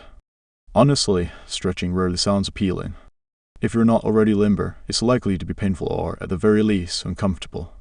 But in a big friendship, both people make a conscious decision, often over and over again, that they're going to stretch toward each other. They might feel challenged but decide not to walk away. In fact, they will likely come to see their stretching as a necessary part of being in the friendship, a way of adapting to the inevitable changes that life contains. It's only through deciding to stretch that we become stronger and grow. There's really no way around that. When we have stretched ourselves, it's not always fun in real time. But when we look back, we can see that it was our challenges, not our comforts, that have made us stronger, wiser, and more resilient. 6. The Friend Whoop. The first time we visited Austin together about a year into our friendship, Aminatou arranged a group karaoke night. The email invitation said, "There is so little time and so many memories to make." She knew. In the dank basement dive bar Love You, Egos, I met Aminatou's warm, hilarious group of college friends in person. Brittany was like every glue gun-owning Midwest diva she loved, but with a Texas twist. Leslie had the quickest wit in the state. Anna had her doubled over laughing. Ryan taught her to two-step. And Aminatou's friends met Anne's bestie Laura, who was also in town. It was one of those magical nights out. Duets were sung. Tequila was shot. Way too many photos were taken. As Leslie put it in a later email, an Amina endorsement is the highest honor in the land. The gods want this for us. One reason the conversation flowed so easily is that this wasn't a meeting of strangers. Our friend groups were loosely knit together already thanks to the internet. We first got to know each other's long-distance friends in the comments on shared Google Reader posts, a mode of social media that is long dead, though we miss it every day. Basically, Google Reader was a private social media feed. You could share posts or articles from blogs and sites you subscribed to, and your friends could comment on them. We know this sounds a lot like Facebook or Instagram or whatever, but trust us, it was way better because it wasn't popular or public enough to draw trolls or self-promoters. In the comments, we bantered about politics, shared recipes, and critiqued fashion bloggers' looks. Suddenly we weren't just hearing stories about each other's far-flung friends. We had elaborate inside jokes with them. 5 years after our karaoke night, the world would get a new vocabulary word for the kind of friend network that made it possible. Our squad goals, an aspirational concept for how you'd like your crew of friends to be perceived, came into popular use courtesy of Taylor Swift, who famously began curating her set of model, actor, and musician friends in a stream of artfully arranged group photos on Instagram. She would later bring her squad members, all of whom happened to be hot, on stage during her sold-out world tour. Swift wasn't the first or the only person to increase her power by highlighting her friend group. Rappers were shouting out their squads on hit songs long before it first appeared as a hashtag goal in a white girl's Instagram caption. And centuries before that, squads were a military thing, a small, organized group or tactical unit going into battle together. As house squad goals became whitewashed and feminized, though, it entered the popular conversation as a shorthand for a group of female friends so uncomplicated and cute it was aspirational. It also helped make marketable the idea that it is important to surround yourself with other women. Capitalism at work.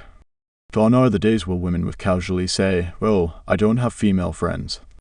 And gone, too, is the idea that every group of women is a toxic clique. Banding together is now seen as an essential survival tactic. All good things. But it's also a convenient and very low-lift public relations exercise for any celebrity now, an easy way to seem likable and approachable. Squads were an extension of a trope that has become familiar on TV shows about friendship. A fixed group that can fit on a single sofa in a coffee shop or around a full-top table at brunch makes for easy plotlines. Uncoincidentally, the number of people who can fit into a hash squad goals image is about the same number who can be introduced in a pilot episode. The constraints of pop culture plotlines support the idea that friend groups are fixed and exclusive, with specific traits assigned to different friends. I'm a Miranda. Another reason many people responded so well to the squad concept is because of how easy it is to perform friendship not just for a celebrity like Swift, but for each of us, in front of our own social media audience. Instagram feeds have become a way of showcasing how deep you roll. So it's easy to see how, as the squad concept got popular, it quickly soured. Even though squads were framed as feminist empowerment, they soon seemed like just another way for mean girls-style queen bees to show off their friendships in an exclusive way. See? Look at our perfect group that you'll never be able to join and can only hope to replicate. It was Shine theory gone wrong. Within a few years, even Swift was critical of squads. In an essay for Elle, she wrote that never being popular as a kid was always an insecurity for me. In my 20s, I found myself surrounded by girls who wanted to be my friend, so I shouted it from the rooftops, posted pictures, and celebrated my newfound acceptance into a sisterhood, without realizing that other people might still feel the way I did when I felt so alone. We don't have a squad. We have an ever-changing, interconnected web of friends. It's not something that's easily captured in a photo, but the friend web is a helpful visual representation of the complex ways that the people we love connect and relate to each other. It encompasses our friends from childhood, college, places we've worked, various cities we've lived in, and social groups we've moved through. When you marry someone, you married a family is a piece of pre-wedding advice that people have been doling out for generations. But it's also true that when you become close friends with someone, their friends become closer to you and vice versa. There's only one way to be in a squad, and there are spots for only a few people, but there are a lot of different ways to be connected in a web. Even the biggest friendships need other outlets. A lone friend cannot be your everything. The friend web is an acknowledgement that we are all connected and that it takes a village to be a healthy, happy, successful person in the world. Like a spider web, a friend web can be quite delicate or exceptionally strong. Some black widow's webs are so elastic that you can pluck the threads like guitar strings without breaking them, even as they stretch across vast distances. They're sort of like the far-flung, but stable group of friends you've known forever and can reconnect with easily after time apart. Some spider silk performs Kevlar by 300% in its ability to absorb energy before breaking. Amazing, right? Our nearest and dearest core friendships, the ones that can withstand the biggest life challenges, are woven as if by this mega resilient silk. Other spider webs are spun hastily and are thin enough to be blown away by a light breeze, like the friendships of circumstance you make at summer camp or brand new ones that have yet to be tested. So it is with a friend web, depending on who's weaving and under what circumstances, it can be unbreakably strong or whisper thin. Every single one is different. This is actually how academics who study friendship talk about interconnected humans too, as a web that is defined by the people in it. Each individual is considered a node in a larger network, writes journalist Lydia Denworth in her book Friendship. And just because two people are connected does not mean they viewed a connection the same way. Denworth explains that what appears to be the very first map of social networks was drawn in 1938 when researchers recorded the friendships in a small town in Vermont. At its center was a woman dubbed Lady Bountiful, who had been identified as the best friend of 17 people despite her own claim that she had only 2 best friends. That's only a hint of how complex friend webs can get. No two look alike. Lady Bountiful thought her web had just 3 best friends in it. The other people in town would have drawn their webs quite differently. Because the two of us have been close friends for so long, our webs intersect in a lot of important places. We're bound to each other not just directly, but by a strong set of mutual friends. We've heard some people say that introducing their friends makes them anxious or that it's generally a bad idea, but we're of the persuasion that life is infinitely richer when friend circles converge. Fewer things make us happier than connecting our friends to each other. We both get a thrill from setting 2 people up on a friend date and then watching them create their own bond. It just feels right to have the different players in our lives know and cherish each other as well. When we're at our best in the friend web, we celebrate one another's successes and try to model healthy, accountable relationships. We try to treat each other as close as friends like in-laws, getting to know them, never bad-mouthing them, and staying in the loop about the big things that are going on in their lives. There is something very freeing about looking at the other people in our lives as models of accountability, happiness, and success rather than people we should be tracking in a competitive way. Friend webs allow shine theory to flourish. It's impossible to capture an entire friend web with a camera. But when a lot of your friendships play out in digital spaces, technology can help you see your many connections. In 2013, the Massachusetts Institute of Technology's Media Lab created a tool that takes a person's Gmail data and uses it to generate a visual map of their social web. The tool, called Immersion, illustrates how you know everyone you've ever emailed with, which is to say, pretty much everyone in your life. It can tell you, with remarkable accuracy, exactly who introduced you to each new friend based on when they first popped up in your inbox. It can tell you which of your friends know each other too. The resulting web diagram provides the kind of satisfaction that conspiracy theorists must feel when they connect the dots. Anyone you've emailed with more than 3 times shows up as a collaborator. On the visual map, each collaborator appears as a circle with lines connecting them to others. The more you've emailed with someone, the bigger their circle is. You can slide a timeline at the bottom to see different people's circles grow and shrink. X's disappear. Clusters of new coworkers pop up. You can actually watch friendships grow in importance, eclipsing other relationships. When we used the tool, we both showed up as the biggest sun in the center of each other's inbox universe. Because we'd introduced each other to our friends from work and college and other places we lived, a lot of the same names popped up on our respective diagrams. Here were our friend webs, laid out for us to see. You may have heard of Dunbar's number, which says the average person's social network maxes out at 150 emotional connections. It comes from a theory by Robin Dunbar, a British anthropologist and evolutionary psychologist, who says that because humans evolved in small groups, we have a limited capacity for maintaining meaningful connections. Dunbar has found that most people have 5 people who are extremely close to them, aka big friendships and other intimate relationships, about 15 who are in regular contact with them and emotionally crucial, about 50 who are strongly and emotionally connected to them, and 80 who are slightly less connected but still a strong and important presence in their lives. These numbers are often represented in a diagram as a series of concentric circles, with an individual at the center and 150 people total across all the rings, the supposed maximum number of strong relationships that any one human can maintain. For us, however, describing our friend network, even at a single moment in time, isn't as easy as drawing concentric circles. Some people are important by connection, even if we're not directly friends with them. Others are extremely important within a specific friend group or context, a corner of our web, but aren't the first person we call when we get some bad news. Others are historically and deeply important to us, but not the people we're texting every day. The friend web is more complicated and more elaborately strung than the squad or Dunbar's concentric circles, and it's what makes it feel true to us. William K. Rollins, the pioneering scholar of friendship studies, told us that there is little to no research concerning dynamics within friend groups. Most of the academic work around friendship is focused on one-on-one relationships, as if they exist in a social vacuum. Culturally, there are no default rules for dealing with extensive and overlapping friend groups. Few people actually talk through their expectations and insecurities before the inevitable problems present themselves. What do you do when 2 people you've introduced to each other have a disagreement? What level of responsibility do you bear for a friend's behavior? When is it important to share information about what's happening with your other friendships, and when is it destructive gossip? We learned the hard way that we have very different approaches to the mechanics of introducing, integrating, and maintaining the friends in our respective webs. Aminatou often connects her friends to each other for professional and personal reasons. If she's hosting a party, she always makes sure to introduce people who have things in common, and she smooths the landing for anyone coming into a group where they know only a few people. It's how she was raised. Anne almost never encountered strangers when she was growing up, as her family mingled with the same crew of Catholic friends again and again to such a degree that she once referred to them as the church cult. As an adult, she quickly embraced being a connector, but with a laissez-faire attitude about friend intros. Anne doesn't feel the need to assume responsibility for everything that might happen between 2 people who meet through her. She figures that they are both adults, and they can take things from there. In Aminatou's estimation, if you become the connector between 2 close friends, sometimes you do have to get involved if one party acts shitty toward the other.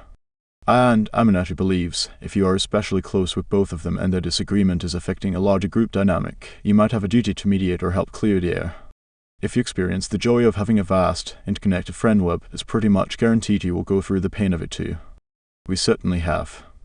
A few months before Anne's 30th birthday, she tried to think of the ideal way to ring in a fresh decade. She had recently moved to Los Angeles for that dream editing job. She had made a few friends there, but her job was so intense that she was spending most of her time with her coworkers and she was dying for a break from the office. She also owed every single friend a catch-up phone call and was craving time with long-distance members of her friend group. It was a time in both of our lives when we were traveling a lot for friends' bachelorette parties and weddings, and we were, quite frankly, over it. What if there was a trip designed only around comfort and relaxation, not impending nuptials, where we could do nothing for several days?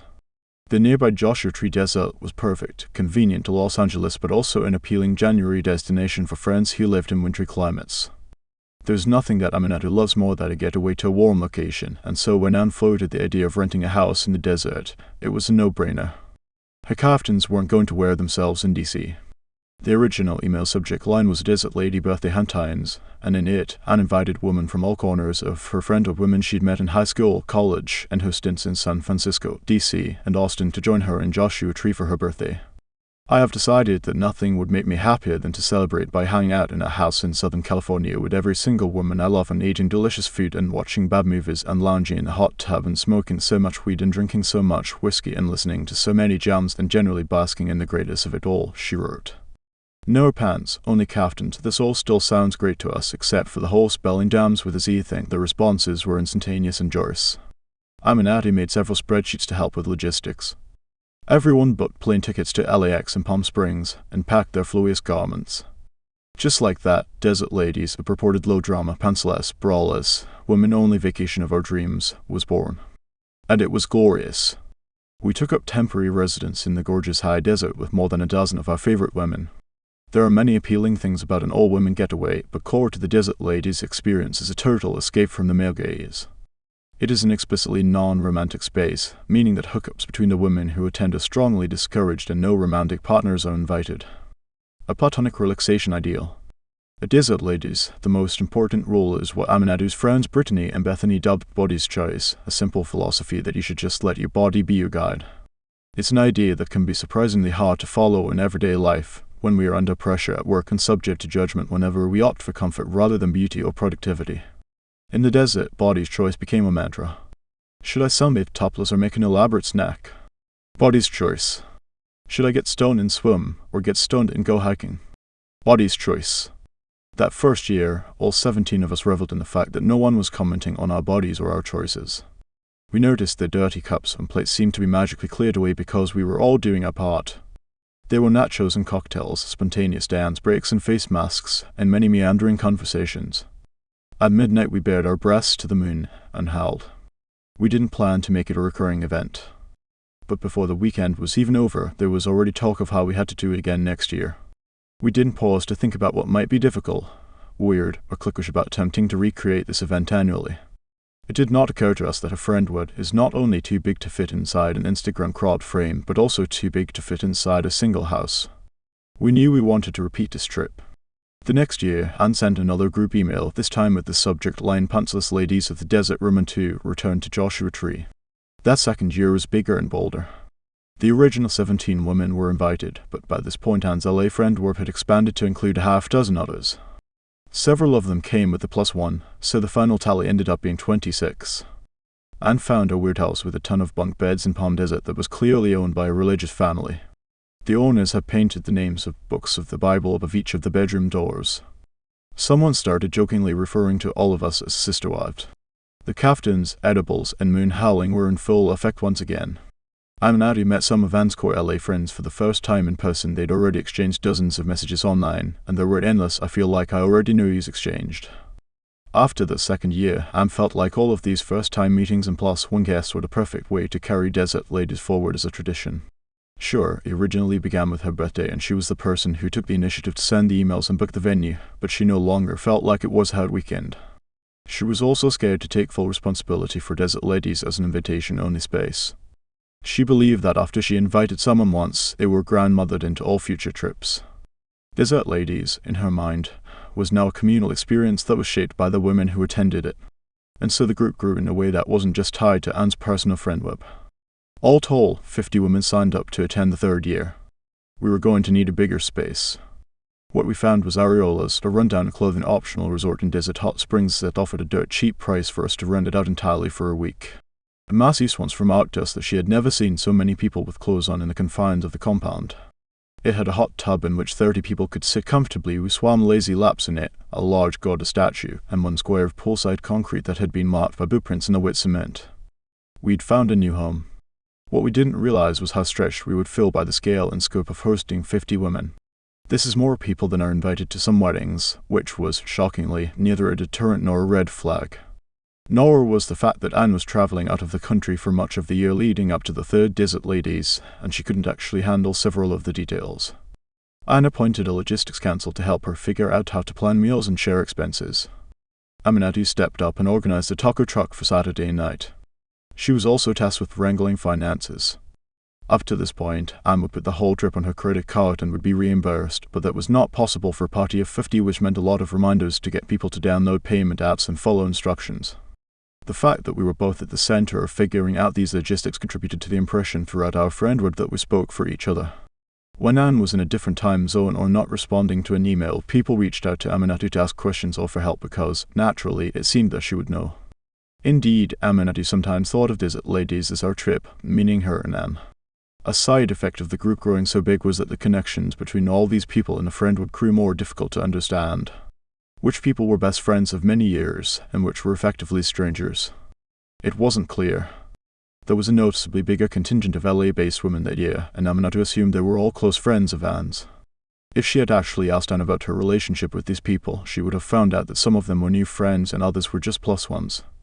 This should have been one of the first indications that the sprawling web was about to get tangled. A good rule of thumb is that you should be able to keep track of how everyone in the web is connected and their level of intimacy. As the group expanded, the ties between different people at Desert Ladies became less apparent. And to complicate matters, the group had grown big enough that a few of the women who were invited had developed some degree of tension between them. This illustrated an important lesson we were just beginning to learn about our friendship. As it becomes larger and more interconnected, everything from innocent miscommunications to whispered rumors can potentially rupture it. Unspoken, unaddressed problems can tear the most strongly woven friendship apart. We know now that it's better to acknowledge that problems are inevitable in a group and straightforwardly discuss them, ideally in a spirit of generosity so that they don't fester. As the third Desert Ladies trip approached, Aminatou called Anne to discuss something that was upsetting her. Aminatou isn't interested in rehashing the details of what happened, but the gist of it was she was betrayed by a woman who was now part of the Desert Ladies crew. It seemed like the woman might be attending the upcoming trip, and Aminatou wanted to talk it through. She wanted to figure out her own next steps and decide if she felt comfortable being there. She wanted to vent. Anne listened to Aminatou's story about the incident and agreed that the woman had behaved badly. But Anne interpreted Aminatou's venting as a tacit request for intervention, even though it hadn't occurred to Aminatou that the woman could be disinvited, and she wasn't asking that of Anne. Aminatou was not the first Desert Lady to approach Anne that year to make a pointed inquiry about whether another woman would be in attendance. Anne was trying to navigate the fact that 2 other people on the invite list had fallen out over a work issue. There were other preoccupations. As the trip grew closer, women were dropping out, asking if their friends could join or wondering if they could just stop by for a day. The attendance list and transportation details seemed to shift daily. Anne couldn't admit it, but she was feeling overwhelmed by this role she had created for herself. She had considered only the upsides of connecting every corner of her friendship at an annual event. Prior to this conflict, it hadn't occurred to Anne that inviting her entire social circle into a single space might force her to make difficult decisions if disagreements arose. Even though she was so much closer to Aminatou than to the woman who had hurt her, and of course she would rather have Aminatou in attendance, Anne did not want to be some sort of kaftan-clad Judge Judy, not only deciding who was wrong and who was right, but also expected to mete out punishment in the form of a revoked invitation to this desert trip. Anne could tell that these unresolved feelings about her responsibilities for this trip were a problem, but she pushed them aside in order to keep planning. Aminatou, who had no idea that Anne was dealing with other disagreements within the friendship, was taken aback by what she perceived as Anne's complete lack of concern. The incident made her start to doubt that Anne was loyal to her in the same way she was loyal to Anne. If you're thinking this sounds like a lot of drama for 2 drama mamas, we agree. People hurt and misunderstand each other all the time. It's inevitable, even between 2 people who know each other very well. We can see now that low drama was a cover for our tendency to avoid conflict, a way we both tried to minimize problems that actually needed to be addressed. And ignoring what was happening didn't make those problems disappear. It made them worse. In a series of side conversations, Anne told the women who were invited to Aminatou included that they should handle their problems with each other directly and that they could each decide whether or not they wanted to attend. The decision would forever affect how Aminatou felt about Desert Ladies. All Aminatou heard in that instance was that she was a burden to Anne. She also felt underappreciated and dismissed, and that the labor she had done over the past 2 years to make the trip possible seemed to have been largely invisible. It would be years before we could talk directly about what happened at the Third Desert Ladies. Anne has continued to convene the trip, albeit in a scaled-down way. Aminatou has made the occasional appearance, but hasn't really been back in years.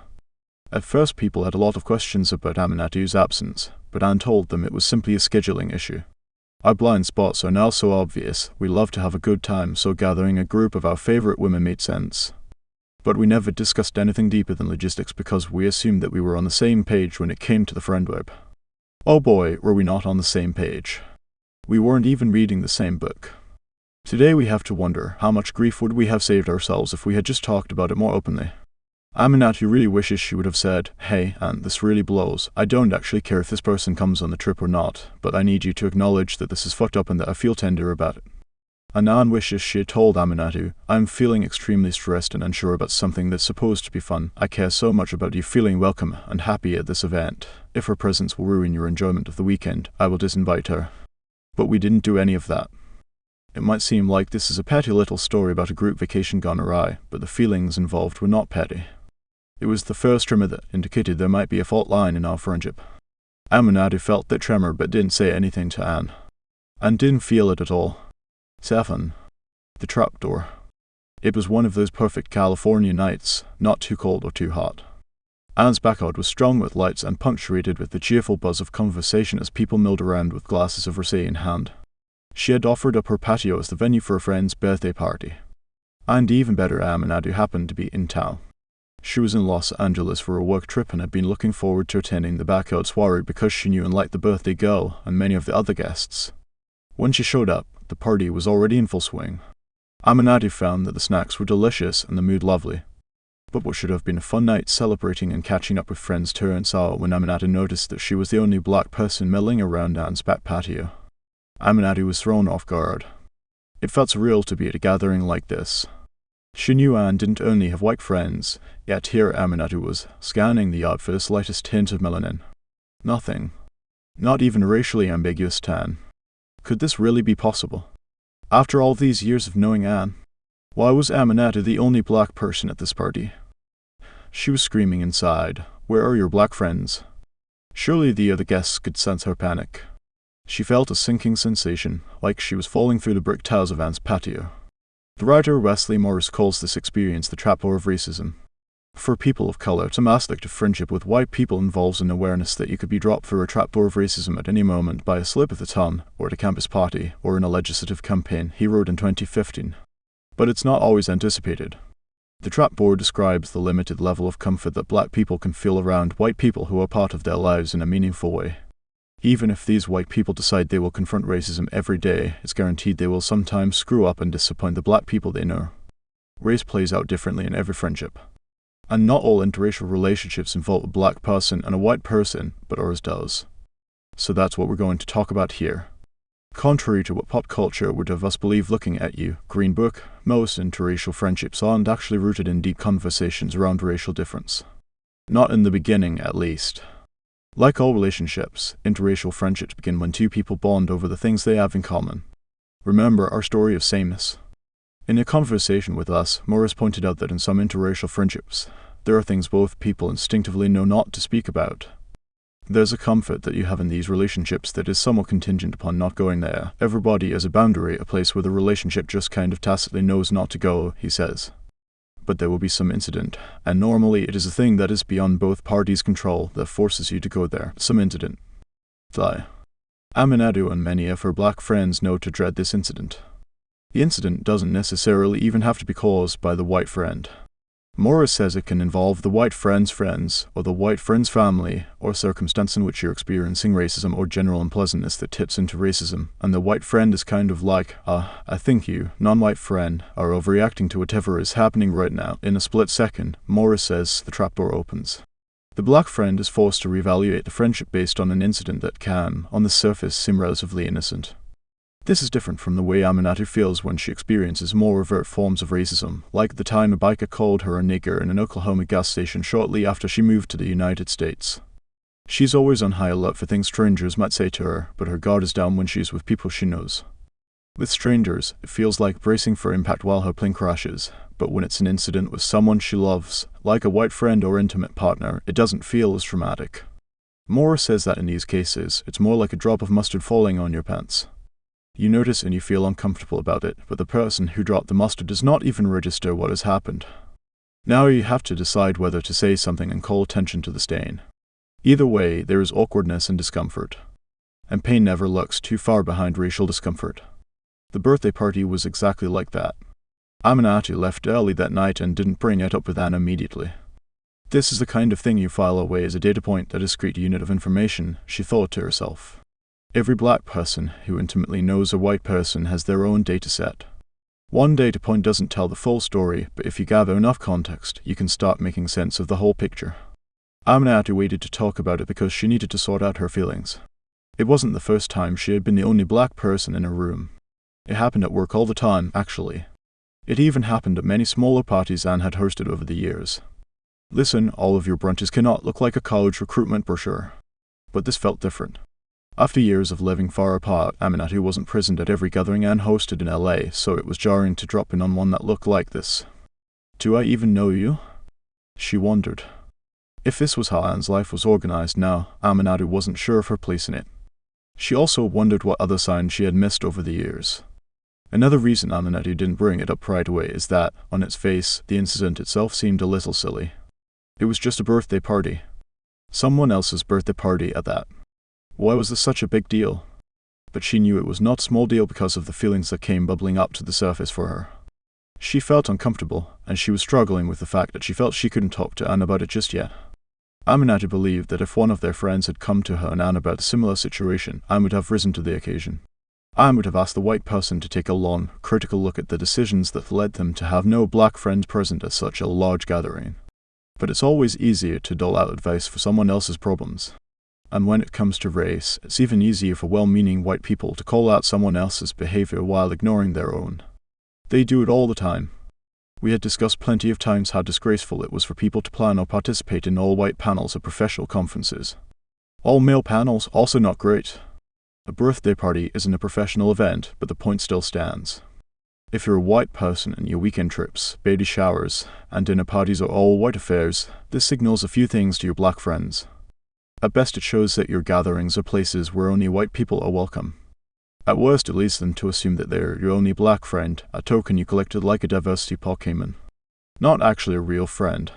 For white people, being in all white spaces is a choice they make, not something that accidentally happens when they don't double-check the guest list. Aminatou was disappointed when Anne didn't bring up the party incident first. Anne's silence had made Aminatou doubt herself about whether or not the incident was a big deal. Aminatou felt that without making excuses, Anne should have acknowledged how messed up it was. Aminatou knew it wasn't Anne's party and she hadn't made the guest list, but Aminatou shouldn't be the only one paying attention to race. Liberal white people like Anne often say they aren't afraid to talk about racial difference, but Morris points out that if you're a black person in America, odds are if you're going to have an intimate relationship with a white person, the subject of race is going to come up because you're introducing it. This is about so much more than a single unfortunate birthday party. It highlighted an unbridgeable gap between the two of us. This isn't exactly the plot of Get Out, even though the sunken place is very real, but Anne is a white person living within a culture that has some extremely deeply ingrained and fucked up ideas about race. Which is to say that racism is structural.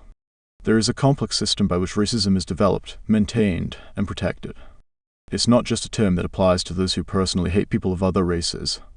It's baked into our political system, our art and culture, our financial structures, our ideas about value and communication. Which means that it affects everyone, no matter what their personal views on race happen to be. No matter what their closest friends look like. It's in everyday experiences and fleeting moments. It's everywhere.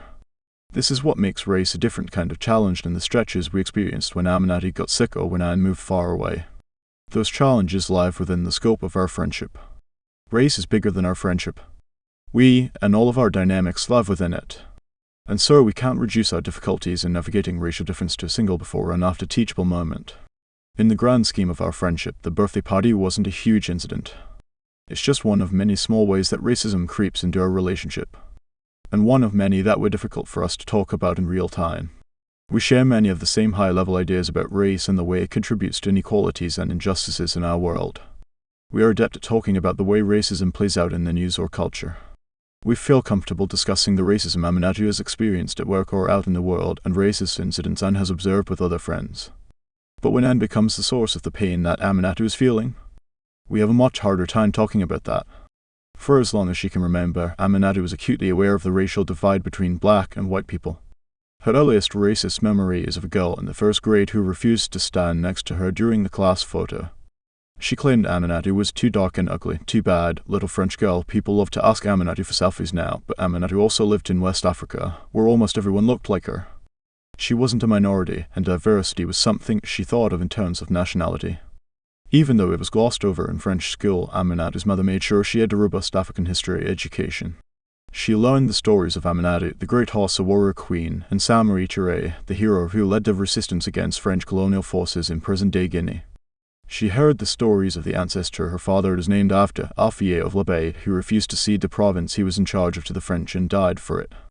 Aminatou knew about the kingdoms, the art, the science, and the innovations of the people who looked like her. The little French girl had hurt her feelings, but Aminatou never believed for a second that there was any truth to her ignorant words.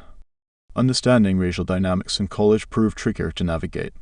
In her earliest days in the United States, Aminatou would characterize every uncomfortable experience as a broad cultural misunderstanding with Americans in general.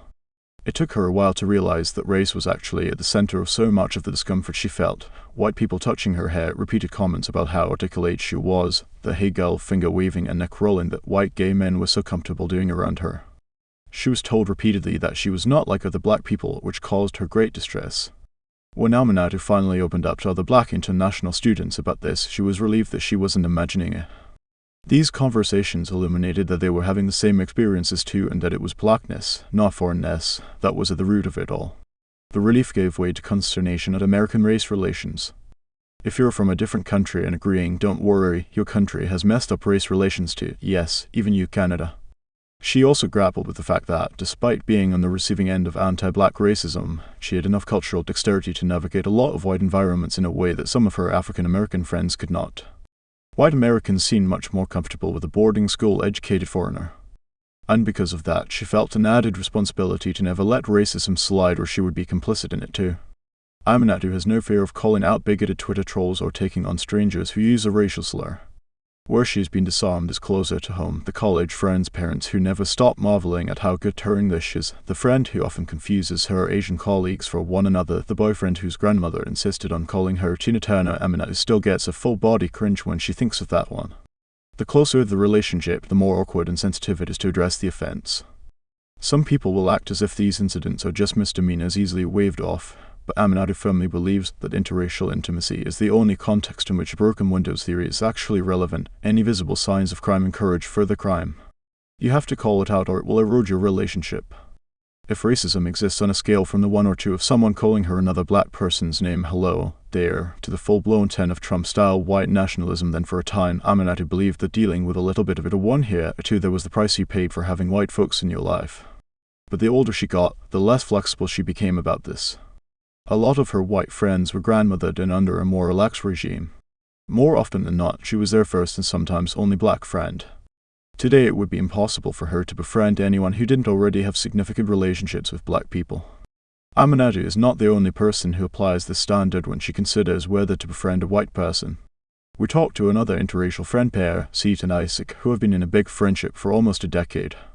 Seed was initially wary of becoming friends with Isaac, who pursued him at a writing conference. There are just so many friendly-looking, smiling, flannel-wearing white guys in publishing, you know what I mean.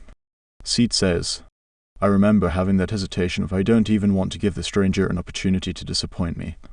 Once he finally let Isaac in, he just kept proving himself in unexpected ways, you know. Isaac had been homeless for part of his childhood, and by talking about not just race but also class, they were able to forge a path forward. Seed explains, for whatever reason, I think we were perfectly calibrated. It was also noteworthy to see that Isaac grew up in a predominantly black neighborhood and has black family members. Seed wasn't Isaac's only significant relationship with a black person. Aminatou had some similar assurances about it. We were introduced to each other by a black woman, after all. Deo and Aminatou did the thing where, without saying too many words, black people says they're white homies. Deo indicated that Anne was a white woman who wouldn't go out of her way to embarrass herself or either of them.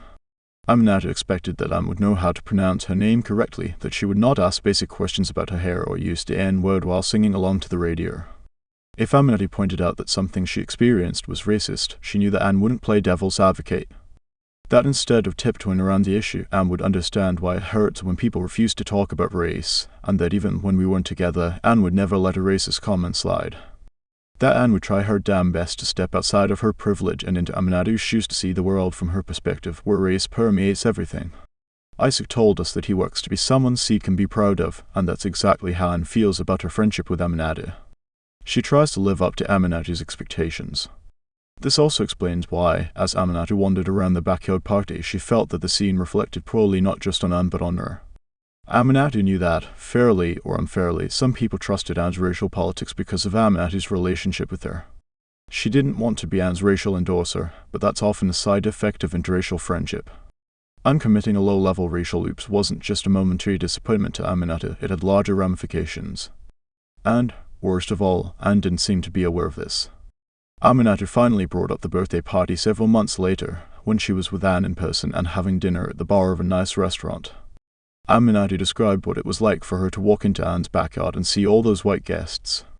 "I just didn't think that would ever happen at your house or an event you planned," she said. "It was disorienting and makes me feel like I am no longer welcome in your home. I also resent that I have to be the one to bring it up, because my hope was that you also noticed." Anne felt defensive. "I hear you, but it wasn't my party," she said. "I didn't make the guest list." Anne had noticed that Aminatou left early that night. "But," Anne said, "I thought you were just tired from traveling." She took a breath and a sip of her cocktail and continued, "I did notice how white the party was, but I didn't take responsibility for that fact." She took a few more breaths. "I really regret that. I'm really sorry that I didn't bring it up first, and I'm even more sorry that this made you feel unwelcome in my house. You're always welcome in my house." Anne felt horrible that a situation in her own home had made one of her closest friends feel so alienated. She had let Aminatou down. We kept talking and trying to express what this was bringing up for each of us, but there was no neat resolution. It was finally all on the table, or, at least, we weren't actively holding anything back, but that wasn't a relief at all. We sat side by side, searching each other's faces for signs of understanding. Near the end of our conversation, the bartender sent us 2 free shots. "I don't know what you two are talking about," she said, "but you look like you need this." It's telling that Anne's first feeling in the conversation was defensiveness. It flared up so quickly, faster, even, than feelings of sorrow or even regret. Like a lot of white people, Anne was raised on a steady diet of race doesn't matter and treat everyone with equal respect. Which sounds great and is preferable to overtly racist messaging, but is not a particularly meaningful thing to hear if you're raised in an extremely segregated environment. Her hometown was about 98% white, and growing up, everyone Anne knew was Catholic, with German and Irish ancestors and a pair of hetero parents. Anne absorbed a lot of high-level messages about how difference is cool, but most of the characters in the books she read were white. Somewhere in her parents' basement there is a VHS tape of local TV news footage featuring Anne representing Jamaica at his school's multicultural fair.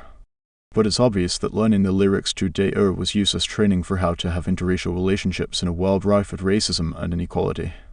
Anne made her first non-white friends when she went away to college. During her freshman year, the Campus Amnesty International group was doing an anti-death penalty action that focused on the racial disparities on death row.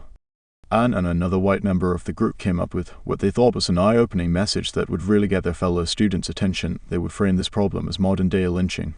Rhetorically, they thought it made sense. After all, 42% of death sentences are handed to Black Americans, who are just 13% of the overall population. But Anne and her friend, who was a white guy, had this idea: God, she can't believe she's even going to admit this, to hang nooses from trees around campus above placards with statistics about the death penalty. If you are screaming at how horrible and misguided this idea is, know that Anne is screaming with you. The night before they were going to do this, their friend Donish piped up to suggest, or so gently, that maybe this action would be interpreted as incredibly threatening to black students on campus. That maybe it would have the opposite of the intended effect. Anne would like to take this opportunity to say, "Thank you, Donish, for saving us from ourselves." They still put up the placards with the statistics, but discarded the news idea. It was Anne's first experience with a friend of a different race doing emotional labor to save her from herself, though she wouldn't have described it that way at the time. She didn't have that vocabulary yet, and she was still burning with the shame of having made such a terrible suggestion in the first place. She was mortified that she hadn't even considered how this idea would have traumatized black students. Here's a harsh reality of friendship that crosses big divides in privilege and identity. Stretching to account for these differences usually doesn't go both ways in equal measure. When it comes to interracial friendships that involve a white person, it's likely that the non-white friend is going to feel more negatively stretched, while the white friend gets to have a learning experience. Sometimes this happens through the daily stuff of friendship, sharing frustrations and joys. Other times, though, it happens more explicitly, like when Anne's friend Donish had to be like, you think you're an ally, but actually you're going to traumatize people. Again, thank you, Donish. For white people like Anne, who have close friends of other races, it can be a delicate line between constructively learning about injustice through your friends' experiences and turning your friends into a personal racial education service. As we've said, this is one stretch that cannot go both ways equally. There are things that Aminatou came to our friendship already understanding about Anne's existence because Aminatou is steeped in white culture, and things Anne will never fully understand about Aminatou's experience of the world. Aminatou has often been a foil for Anne to learn about difference. Take, for example, what happened with Desert Ladies. At the time, we didn't talk about the conflict in terms of race. But later, Aminatou was able to articulate to Anne that a major pain point in that moment was that she had felt reduced to an angry black woman. This hateful stereotype dates back to 19th century minstrel shows, in which white men in blackface and fat suits appeared in skits mocking African American women. The point was to make them look less than human and feminine. Ugly, Blair Kelly, associate professor of history at North Carolina State University, told the BBC. Their main way of interacting with the men around them was to scream and fight and come off angry, irrationally so, in response to the circumstances around them. This insidious trope is unfortunately still very liberally deployed. Just read coverage of Serena Williams and you'll get the picture. Expressing anger comes at a cost for women like Aminatou. Being labelled as angry ensures that black women are not allowed to experience a full range of emotions: vulnerability, fear, hurt, or fragility. Brittany Cooper, historian and author of Eloquent Rage, a black feminist, discovers her superpower, told NPR, whenever someone weaponizes anger against black women, it is designed to silence them. It is designed to discredit them and to say that they are overreacting, that they are being hypersensitive, that their reaction is outsized. Anne was aware that Aminatou often felt she had to tread lightly to avoid being seen this way. But Anne also failed to see how Aminatou might also be treading lightly with her. It didn't occur to her that's what was happening during their discussion about who was and wasn't attending Desert Ladies. She didn't even consider that Aminatou might be holding back some emotion, that years of tiptoeing around the stereotype might limit how comfortable Aminatou felt in expressing to Anne that she was upset. Years later, when we finally had a frank conversation about how all of this played into the way Aminatou was feeling about Desert Ladies, things finally clicked into place for Anne. A white aha moment. Aminatou let Anne know that throughout their friendship she has had to modulate her emotions as to never appear too annoyed or to be honest about something upsetting her. In her Desert Ladies conflict version, Anne got to appear as cool as a cucumber, a magnanimous white woman, while Aminatou had to suppress her hurt feelings so as not to rock the boat. It is a dynamic that has replicated itself at various points in our relationship. Aminatou felt a huge burden lifted off her when she shared this particular data point with Anne. It is not Anne's fault that Aminatou is often reduced to racist stereotypes, but Aminatou wants Anne to acknowledge the work that comes with being friends with a white person, and to do more work herself to not just recognize that racist stereotypes exist but account for them without Aminatou having to point out that they are present in our interactions. Hat Parker's poem for the white person who wants to know how to be my friend begins with two pieces of advice. The first thing you do is to forget that I'm black. Second, you must never forget that I'm black. After building a story of sameness and years of feeling in sync about almost everything, Anne had grasped the first rule but neglected the second. When we asked Dea whether she ever felt burdened by being a friend's de facto racial education service, she pointed out the tension between wanting your experience to be intrinsically, fully understood and having to educate your friends of different races. When it comes to intimate relationships, I feel like you can't hold people fully accountable for things that you haven't communicated to them, she says. So I spend a lot of time communicating my race politics when there isn't a live conflict, which I think hopefully de-risks having the conversation when there is. While I hate the tax of being an integrator, I think education can be extremely casual. She says that the more time she spends around someone, the less necessary it becomes to translate her feelings into an explicit conversation. My closest confidantes can tell you what is going to make me feel vulnerable or irritated, or when I'm going to be like, ugh, oh my god, white people, it's noble, she says, laughing. It's also, she acknowledges, a pain in the ass to have to think about this at all. Sometimes you just want to watch YouTube. Here are some of the being a white friend feelings Anne has had trying to summon up the courage to overcome her fear of saying the wrong thing. The shame of having to Google basic things she feels she should know, like how much it costs for black women to get braids or how to pronounce her South Asian friends' names. The sadness of realizing that her friends are actively choosing whether to make an issue of something that Anne hasn't even noticed. But Anne does not often voice these feelings out loud to her friends. It's not the feelings themselves that are a problem. It's what she does with the feelings that matters. When Anne wrote the article explaining shine theory that fully credited Aminatou as the co-author of the idea, you can guess what happened next. People solely attributed shine theory to Anne. This wasn't Anne's fault. People have been failing to credit black women for their genius ideas since the dawn of time, but it could have easily caused strife between us. The reason it hasn't is that, without being asked, Anne began sending firm and extremely annoyed emails and tweets asking people to credit Aminatou in the site shine theory. She still does this regularly. Aminatou appreciates that Anne doesn't just recognize the mistake, she acts to correct the record. And then there are other times when Anne just doesn't get it. She fails to step up, like when she wasn't the first to bring up the overwhelming whiteness of the birthday party. This is when the trapdoor opens. You don't get to pick your family of origin or the place you grow up. But you do get to choose your friends, and those choices say something about the kind of world you want for yourself. This is one of the many ways friendship is political. We're not just talking about whether you have people in your life who voted for the opposite party or whether you'll carpool into the protest march with your friends. We're talking about small p politics, or the total complex of relations between people living in society, as the dictionary puts it. White people can't be surprised that white supremacists are marching in the streets if their own lives are racially segregated. The choices that each of us makes every day about who we include in our lives end up shaping the larger world we live in. There's no definitive way to determine how common interracial friendships are. Simply asking people if they have a friend of a different race is ineffective, given that people who are surveyed are likely to include mere acquaintances as friends in an effort to appear well-rounded and open-minded. Both white and black Americans prove to be more optimistic than accurate in their descriptions of their personal race relations, writes the sociologist Kathleen Odokorjian in her book Crossing the Racial Divide: Close Friendships Between Black and White Americans. She cites a survey from 1999 which found that 42% of white people said they had close friends of another race. Seems like a decently high number, right? But when those white people were asked to write down the names of their closest friends and then identify their races, only 6% of whites listed a black friend. When the same questions were posed to black people, 62% said they had a white friend, and 15% wrote down the name of a white person as one of their 6 closest. A few researchers have found more creative ways to get around the self-reporting problem. In 2006, the demographer Brent Berry set out to discover how common interracial friendships really are by examining more than 1,000 photographs of wedding parties. Berry reasoned that people typically include their closest friends in their bridal parties, leaving little doubt that bridesmaids and groomsmen were truly close to the couple getting married. To say that Berry's results were eye-opening would be an understatement. He found that just 3.7% of whites were close enough to black people to include them in their wedding parties. Meanwhile, 22.2% of black people had white groomsmen or bridesmaids. It's worth pointing out that people of different races may have different motivations for self-segregating. Researchers have found that black children segregate as a self-protective measure. What we find is that in spaces where there is racial inequity, that is a protective response, Cynthia Peika-Smith, associate professor at Assumption College, told NPR. White children, however, self-segregate because of prejudice against kids of different races. And white people are responsible for the institutional reasons the racial divide is so gaping in the first place. Black people aren't the ones who redlined neighborhoods and perpetuated hiring discrimination and decided they were super into school segregation. It's white people who have been disproportionately in power for centuries, or, more accurately, running a system designed to reward whiteness that has ensured that race plays a role in where people live and work and go to school.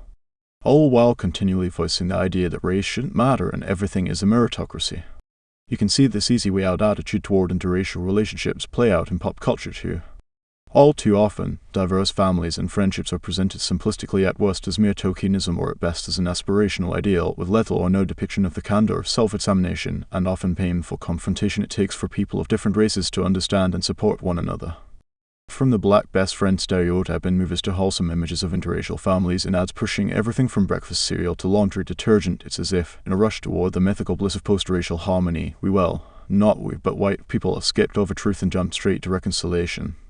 Saying over and over that race shouldn't matter distracts from the fact that it still does, especially to people in intimate interracial relationships. In a 1975 lecture on race and politics, the writer Toni Morrison summed up the true function of racism. It keeps you from doing your work. It keeps you explaining, over and over again, a reason for being. Somebody says you have no language, and so you spend 20 years proving that you do. Somebody says your head isn't shaped properly, so you have scientists working on the fact that it is. Somebody says that you have no art, so you dredge that up. Somebody says that you have no kingdoms, and so you dredge that up. None of that is necessary. Racism is also exhausting and paranoia-inducing within a friendship. Aminatou knows it all too well. You wish and pray that your friend doesn't do or say anything racist, but you know full well that they're capable of it anyway.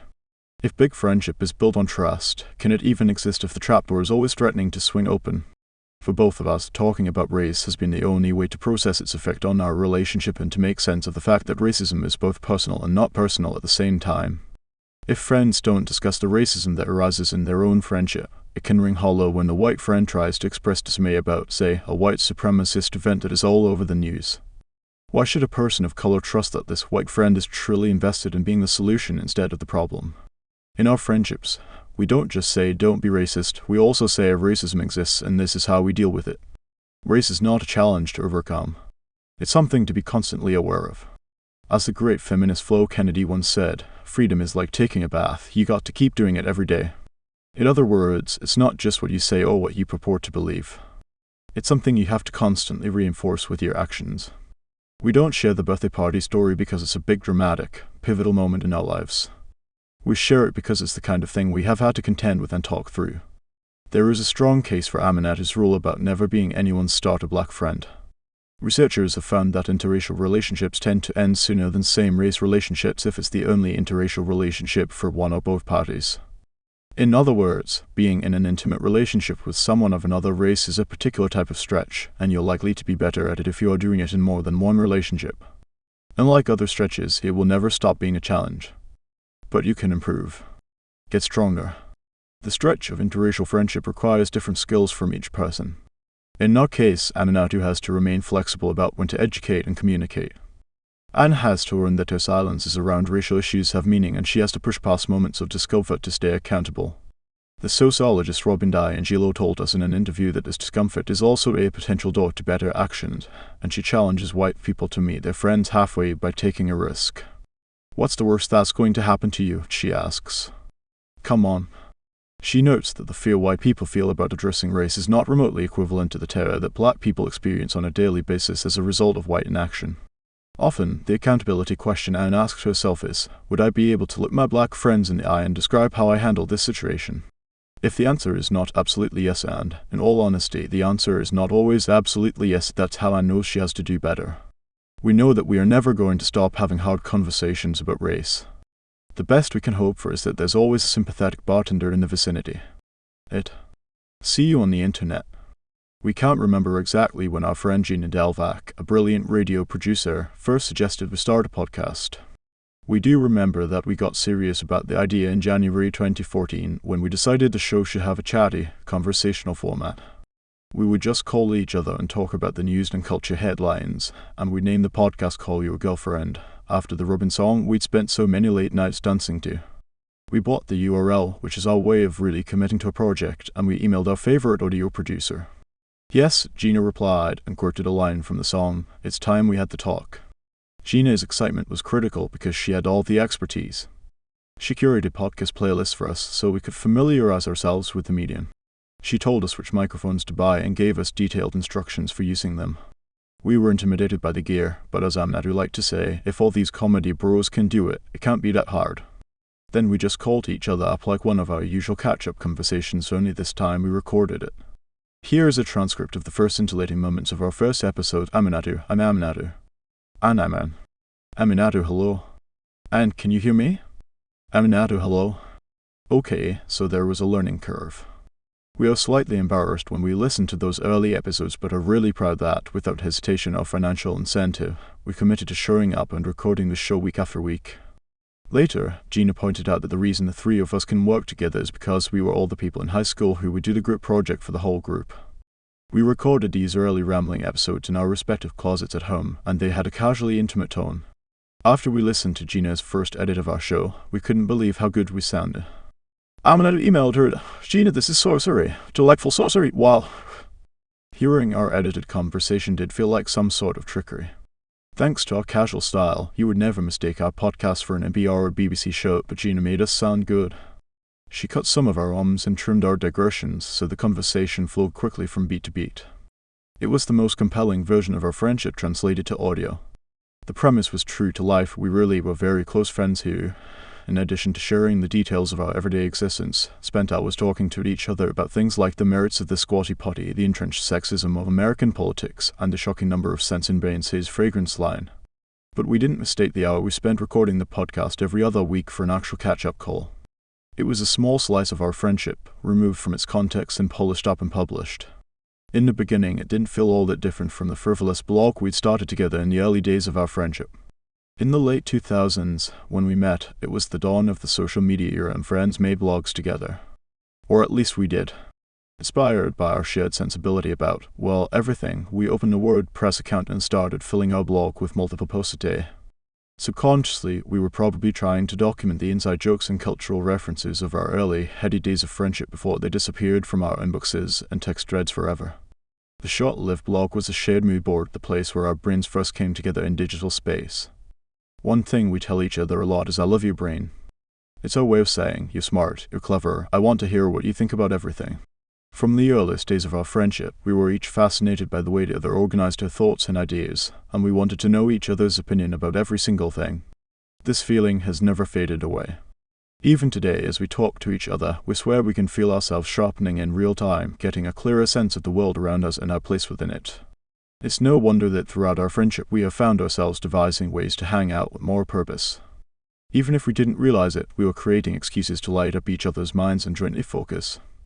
We relate to the writer Daniel M. Lavery, who, in his email newsletter, described his friendship with the writer Nicole Cliff this way: we have often used work, or the appearance of work, to justify navel-gazing and mutual admiration. We have also often arrived at serious, meaningful realizations about what we mean to one another, what we can give to one another that no one else can, during conversations at least ostensibly ordered around business.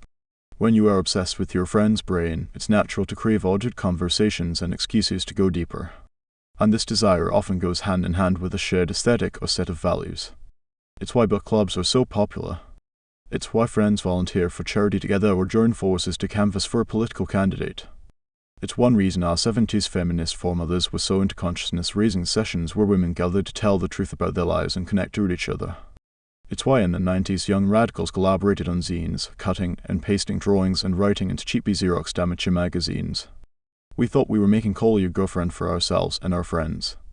This was back when podcasts were not something that many people made professionally. So it didn't occur to us that, in putting out our DIY podcast, we were going into business together. Or that we were opening up our friendship to anyone who wanted to listen to and interpret it. Then our show took off. Within a few episodes, we had a listener base that included way more strangers than friends. Our timing was unintentionally perfect. We launched 6 months before Serial became the first audio mega hit and turned millions of people into podcast listeners. Podcasts were a thing now, but still so new that there weren't that many of them, and definitely not too many made by women. We were featured on iTunes and recommended on magazines' lists of the top new podcasts. Tens of thousands of people found their way to our show, and they became extremely invested in our friendship. Because they listened to our podcast on their headphones at the gym or during their commute, they felt like we were a part of their daily lives. Sure, we had been seen as a close-knit pair by our mutual friends for years, but this was different from attending a wedding together. Lots of strangers who listened to the podcast started following us on social media and occasionally recognizing us on the street. Our listeners took what they heard us say on the podcast and made a lot of assumptions about who we were after we switched off the microphones. Ours became a friendship to aspire to. Suddenly, we had two friendships. We still had our private friendship, the real and sometimes messy relationship that we had been in for years. And now we had a much more public friendship too, an idealized version of our relationship constructed in the imaginations of our listeners, most of whom had never met us. This was like a more intense version of being known as a duo by everyone in our extended friend web. But you don't have to start a podcast with your friend in order to experience a disconnect between how easy a friendship looks on the outside and how complicated it actually is. All you need is a social media account. If you're relieved that we're finally going to talk about how the internet ruined friendship, you are about to be sorely disappointed. Digital communication allows for so many points of connection with a friend, especially one who is physically far away. We honestly cannot imagine being as close as we are today after years of living on opposite sides of a continent without the internet. Digital spaces are how we have all sorts of meaningful one-on-one conversations and private, small group communication. Remember, we are still mourning the demise of Google Reader. In the months after Anne moved away from DC, video chatting replaced our hours of in-person time on the couch and helped us transition to living far apart. We love a story about a long dormant friendship rekindled with a direct message, and you can pry our group chats from our cold, dead thumbs. But when people talk about technology as a threat to friendship, they aren't usually talking about private communication. They're talking about social media. There's a reason adding each other on your social platform of choice has become an important step at the beginning of a friendship. After you've met and felt that spark, but before you've put in the hours and gotten truly vulnerable, adding or following someone can carry the weight of intention. You want them in your feed, you want them in your life. Where you might do most of your messaging on a certain app, so you naturally want to be connected to your potential new friend there. It's no coincidence that when we tell our origin story, part of it includes Anne rushing home to add Aminatou on Facebook and Aminatou being delighted to find a request waiting from Anne. We already had each other's email addresses, and Anne could have chosen to send Aminatou a private note. Instead, she extended a social media invitation which, when Aminatou accepted, was a tiny but concrete way of signaling to the world that we were now friends. How does digital connection affect friendship? The shortest answer is that it depends. We all use the internet differently. The things that many teens are doing with their phones, like texting or sharing selfies, serve the same purpose and encompass the same core qualities as face-to-face relationships, according to research from the University of California, Irvine. They are digital actions that build real intimacy. But older people, who have not had a digital component to their friendships for their entire lives, don't report the same benefits. The study's authors speculate that this is because different generations are using different apps in different ways. Or it could be that older people are using their phones in the same way as teens, leaving comments, sending texts, calling each other with FaceTime, but deriving different meaning from those actions and feeling less fulfilled by them. It's impossible to generalize, because the expectations of how friendship should translate to digital space are specific to each friendship. We both have certain friends who love it when we post photos of them online, hey, Daria and Nikki, because it makes them feel secure in their place in our world. Other friends would consider that same post to be an invasion of privacy. We have some friends who love to seek and give advice via text, offering the details of a problem in a series of paragraph-long messages. We have other friends from whom we never get a text, but who always pick up their phone on the first ring. Aminatou has had her phone set on Do Not Disturb since 2012, so Anne is never worried when it goes straight to voicemail. Aminatou always calls back. Like many friendship rules that go unspoken, it can feel reflexively easy to know how someone prefers to be digitally communicated with. People often set the expectations with their behavior. But if they notice that they are out of sync with a friend, feeling overexposed or neglected or left out, it's important to have an open conversation about it. This is especially true if the friendship is going through a stretch. In 2015, the researchers Murray Burke and Robert Kerr set out to answer the following question: does social technology draw us closer to our friends or isolate us? In their review of two studies conducted 15 years apart, they found that the internet's effect depends on how people use it. The studies measured social support, depression, and other aspects of psychological well-being while also taking into account participants' internet use. The more people talked one-on-one, such as writing wall posts or comments, especially with close friends, the more their well-being improved, Burke and Kraut reported. But the more people looked at strangers' feeds, without that interaction with friends, the worse they felt.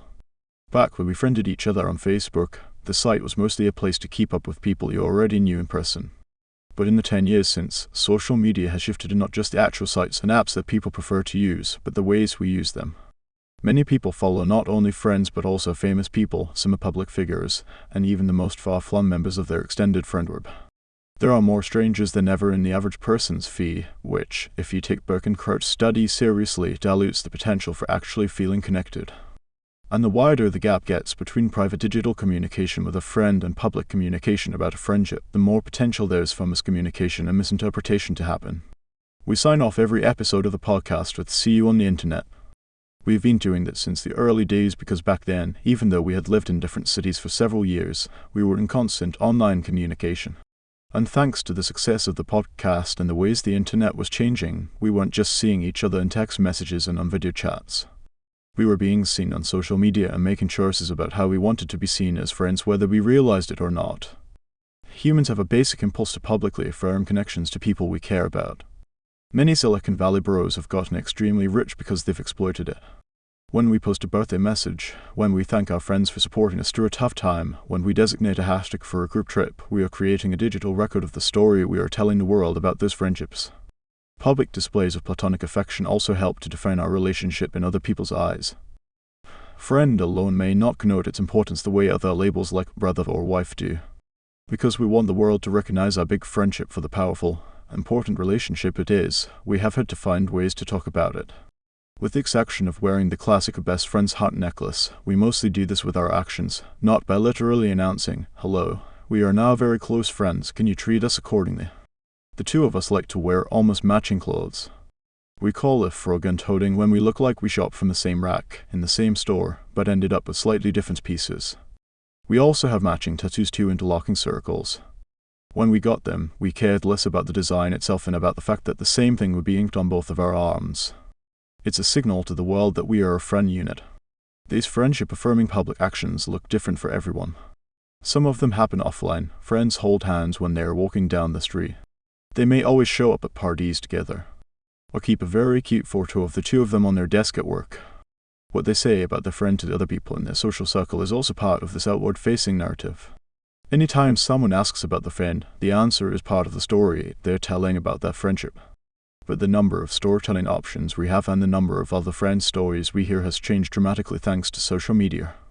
Sometimes we're not just telling the story of our friendship online, we're writing the headline. In the late 2000s, as Facebook came into widespread use, there was a trend of people changing their status to in a relationship with their platonic bestie. For some it was a way of indicating that, despite being single, they had a person they were devoted to. They had chosen each other for this special designation.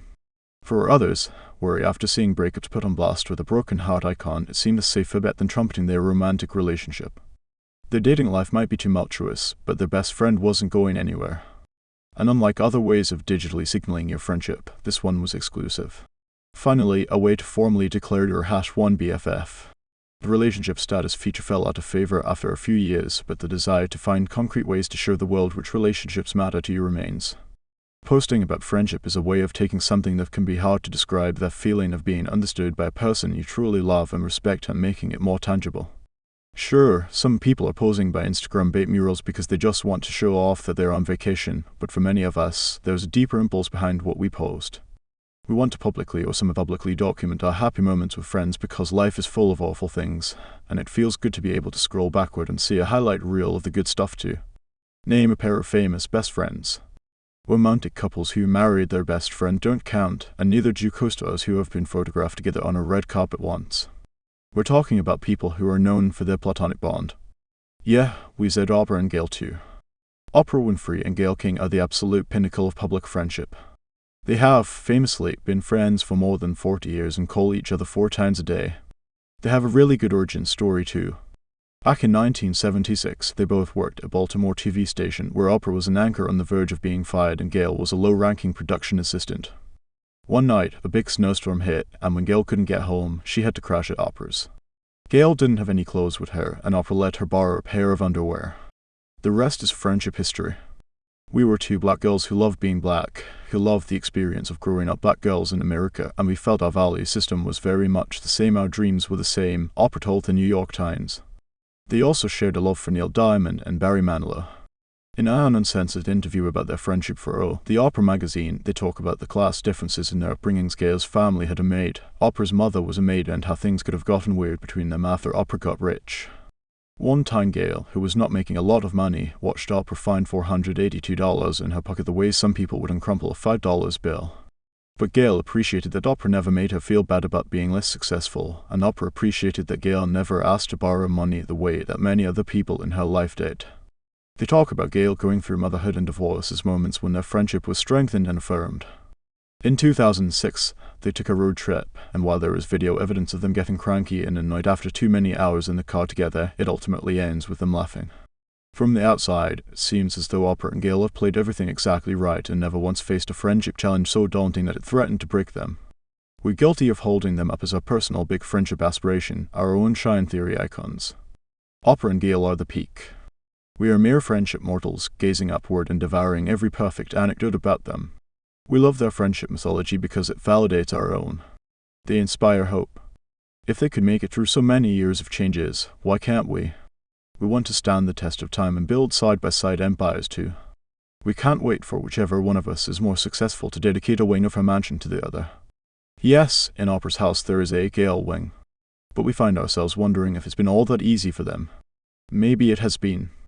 Or maybe, as their friendship has adjusted to 40 years worth of stretches and changes, they made a decision to share a few of those details publicly and keep the painful parts to themselves. The point is, we'll probably never know the places where their friendship feels difficult or tender. We idealize a friendship we know almost nothing about. Opera and Gale are an extreme example of a friendship lived in public.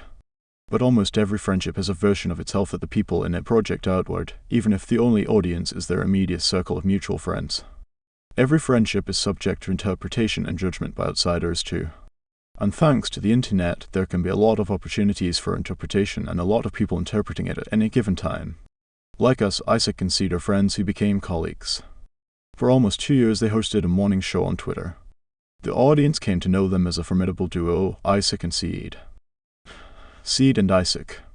Their easy rapport and obvious affection for each other makes their relationship easy to idealize. I love this friendship so much, Isaac told us, so I love living it out loud.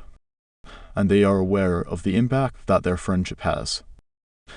Seed explained, what we're trying to do as friends as public friends is to free people. But, he asked, how do you have a public relationship and also make space for the dents and the rages? Once, Seed and Isaac took a road trip for the show they hosted, spending weeks crisscrossing the country in a van together with a video team documenting them. Their audience saw a really fun trip, but their friendship was strained. We were really struggling because there are limits on how candid you can be in that context, you know. Seed recalled. Doing a Damn Wendy's segment or something. We know the struggle too. At various points, we've had to sublimate what is going on with us, our mental or physical health or the state of our relationship because we want to remain the sort of professionals who don't drop the ball at work. Although the podcast began as a side project, it quickly became something both of us considered work. We might make passing reference to having a cold or traveling a lot lately, but our show does not track the intimate details of our personal lives. So our listeners hear a polished-up version of our friendship. The easy parts. In the same way that we can recite the Opera Gale origin story and fill in the rest with our own imagination, serious fans of our podcast knew we met at a Gossip Girl viewing party. They knew our years of living long distance hadn't broken us. They knew that we had seen each other through illnesses and professional ups and downs. They knew a great story about that one Thanksgiving dinner we ate in the parking lot of an Albertsons in Rancho Cucamonga. But there was so much we weren't telling them. Or each other. First years of the podcast were hard ones for both of us personally in different ways. Professionally, things were going well for Aminatou. She was traveling the country speaking at conferences she used to daydream about attending. Her work was getting big deal marketing awards and she was on obnoxious tech one-of-a-kind lists. A big tech company came knocking with a job offer that was so good she had to consider it. The role was interesting and challenging. The company was one our father would be proud of and brag about immigrant child realness. And the pay was more than she ever thought she'd be making, $170,000. This was the kind of place where you could make yourself a breakfast bowl with quinoa and coconut blossom nectar or eat gourmet monkfish for lunch. All for free. The stock options were generous enough she could start thinking about buying a house. This was a real shot at financial stability and the kind of leveling up she hadn't imagined achieving before turning 30. This new job also meant moving across the country to San Francisco, and that represented a chance to start over. Aminatou told herself and her East Coast pals that the opportunity was too exciting to turn down, but the truth was that she was nursing a broken heart. For almost a year, Aminatou had been in an undefined romance with a man she had a lot of friends in common with. It was confusing because in private they had a seamy, passionate relationship with intense bouts of fighting and making up, but publicly they never let on that they were seeing each other. In the beginning, the mystery and sneaking around were fun, but they soon gave way to a lot of frustration. Aminatou uncharacteristically found herself having screaming matches on the sidewalk or leaving restaurants in a huff because of an argument. They were that couple. As Anne listened to Aminatou talk about her growing frustration with the situation, Anne was outraged at how this guy was treating her. Who does he think he is to treat the best woman in the world this way? This sounds supportive, but it's actually part of a negative friendship pattern for Anne. When one of her friends is dating someone she thinks is unworthy of their affection, she does this angry mama bear thing. She makes very clear that she does not like this romantic partner. But even though Anne's reaction is rooted in a protective impulse, her friend does not end up feeling supported. This is what happened when Aminatou tried to tell Anne about her nebulous romance. She felt like Anne was judging her for not extricating herself, and slowly she stopped giving Anne all the details. And so, while Anne knew the contours of what was going on, she didn't know how ugly it had gotten for Aminatou. When Aminatou finally decided to walk away from this person, She felt so lonely. She was breaking up with someone she hadn't even been dating. Moving to California offered Aminatou a temporary relief, but the reality of her new surroundings quickly set in. That dream job she had moved for? She found out in the middle of orientation that her new team had been reorged. That's corporate tech speak for nobody cared about the thing that team did, so now it's doing something else. Surprise. The job she was hired to do didn't exist anymore. Would have been nice to know before signing the offer letter and putting all her belongings on a truck across the country. Still, she threw herself into the new role she'd been assigned. Work was also a good distraction from her deteriorating health. She wasn't sleeping well, and even when she got a full night's sleep, she would wake up in pain and it would take forever to get out of bed. Aminatou was having many bad days. The doctors still didn't have concrete answers for her, so naturally she blamed herself for being lazy and tried to push herself even harder. She had spent so much time wishing for the life she finally had, and now that it was here, everything still felt hard. But she never wanted to seem like she was complaining. Finding her place in San Francisco was proving to be difficult too. On an intellectual level, Aminatou knew that the older you got, the harder it was to make friends, but man, does it hit you differently on an emotional level. On most days, she was really proud of how much effort she was putting in to meet new people. Then a cursory Instagram scroll would surface pictures of friends back home all hanging out together, and Aminatou would remember that she didn't have anyone to go to dinner with. Reminders of Anne hung everywhere in Aminatou's office and new apartment, pictures on the desk and fridge, mementos and cards displayed prominently. Whenever her colleagues or new pals asked about them, she would explain who Anne was, my best friend, supposedly the most important person in her life. What she wasn't telling any of them was that she was barely speaking to Anne lately. Meanwhile, Anne's big-shot executive editor job had gone down in flames, and she was trying to make sense of what she should do next. The magazine's owners had decided to fire the whole editorial staff, including people Anne had convinced to leave stable jobs and move across the country to work with her. She felt responsible for their unemployment and worried about them landing new jobs. And, for the second time in her career, Anne was working to establish herself as a freelance writer.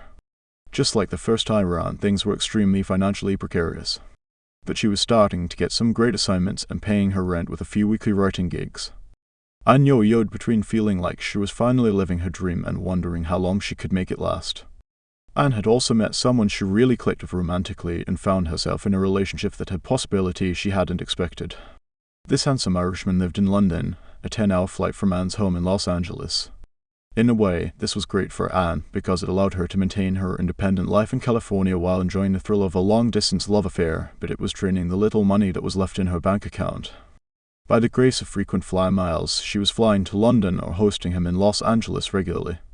Eventually, Aminatou delivered a reality check about how serious things had gotten. Spending a birthday with someone you're sleeping with means you have a boyfriend. Some people are really good on the road, able to maintain their community and schedule and strong sense of self no matter what time zone they're in. Anne is not one of those people. And she wasn't just flying back and forth to Europe for the relationship, she was also picking up writing assignments that required her to travel within the United States too. While both the romance and the work were exciting, the nomadic life was not for her. She was finding it hard to keep up with her friends at home and stay in touch with herself. To make things worse, she had recently gone back on the birth control pill, which meant she was bursting into tears at random moments, feeling anger and frustration flare up at the tiniest inconveniences, and generally wanting to jump out of her skin. As the air miles ran out, a decision point loomed for the romance, and Anne was increasingly stressed about it. She looked at the past few years as easily the best of her life, a time when she was super independent, fed emotionally by her friends, and driven by her career. She was enamored of this story of her life, in which Aminatou played a central role. Her new romantic relationship posed a threat to that story.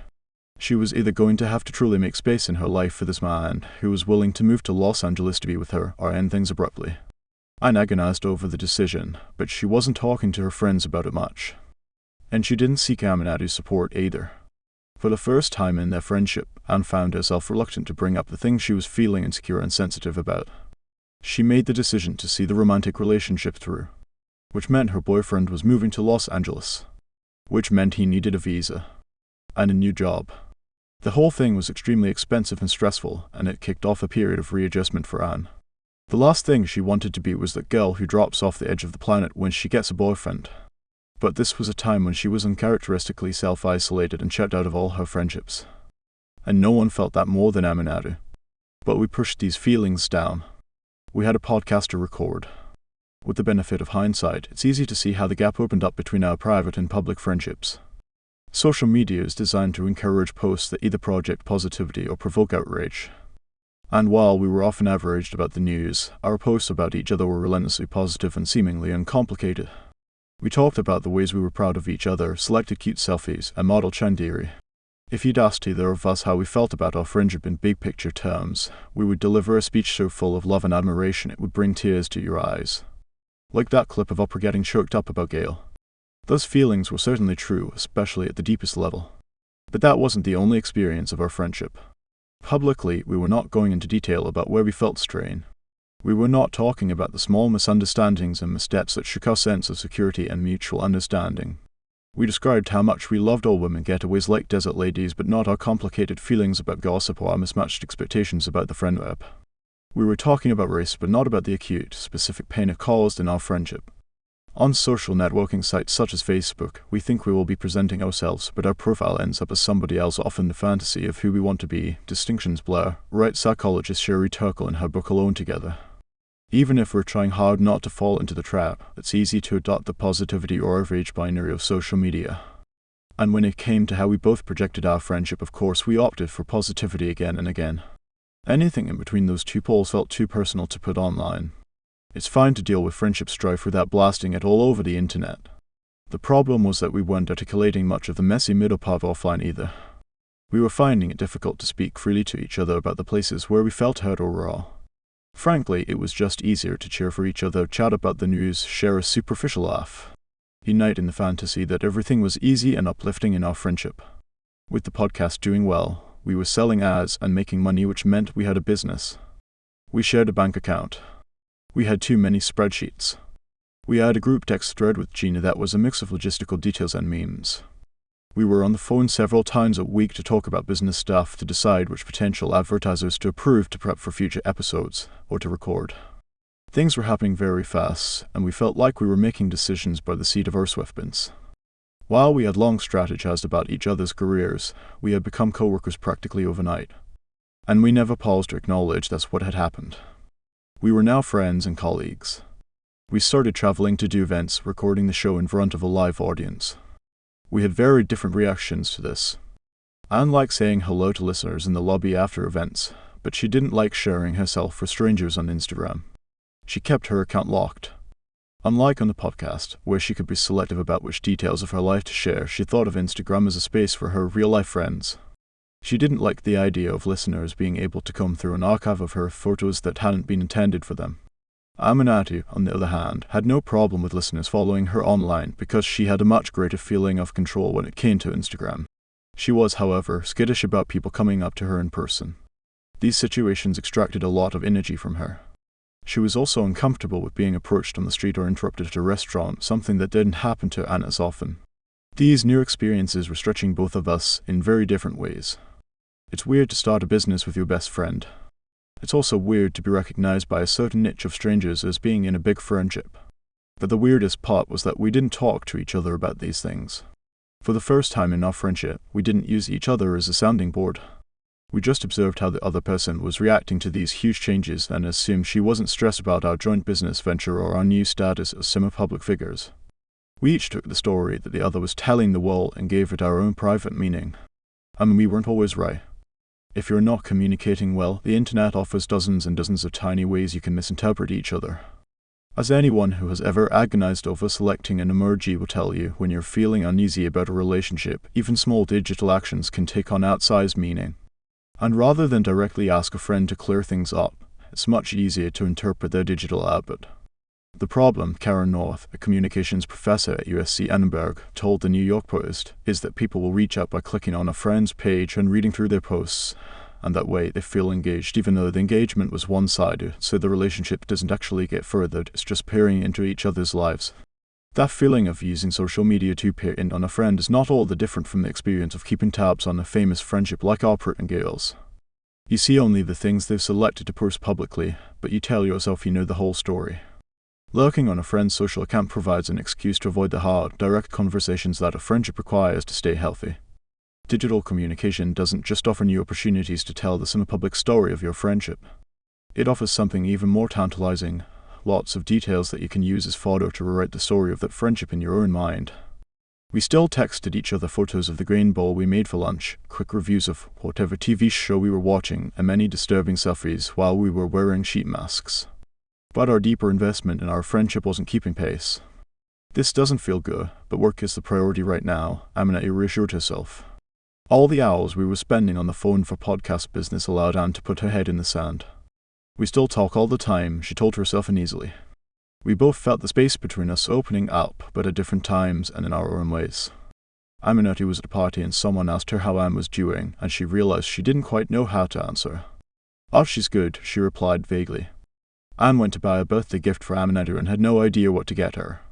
This was troubling, because if Anne is close to someone, normally she has too many gift ideas.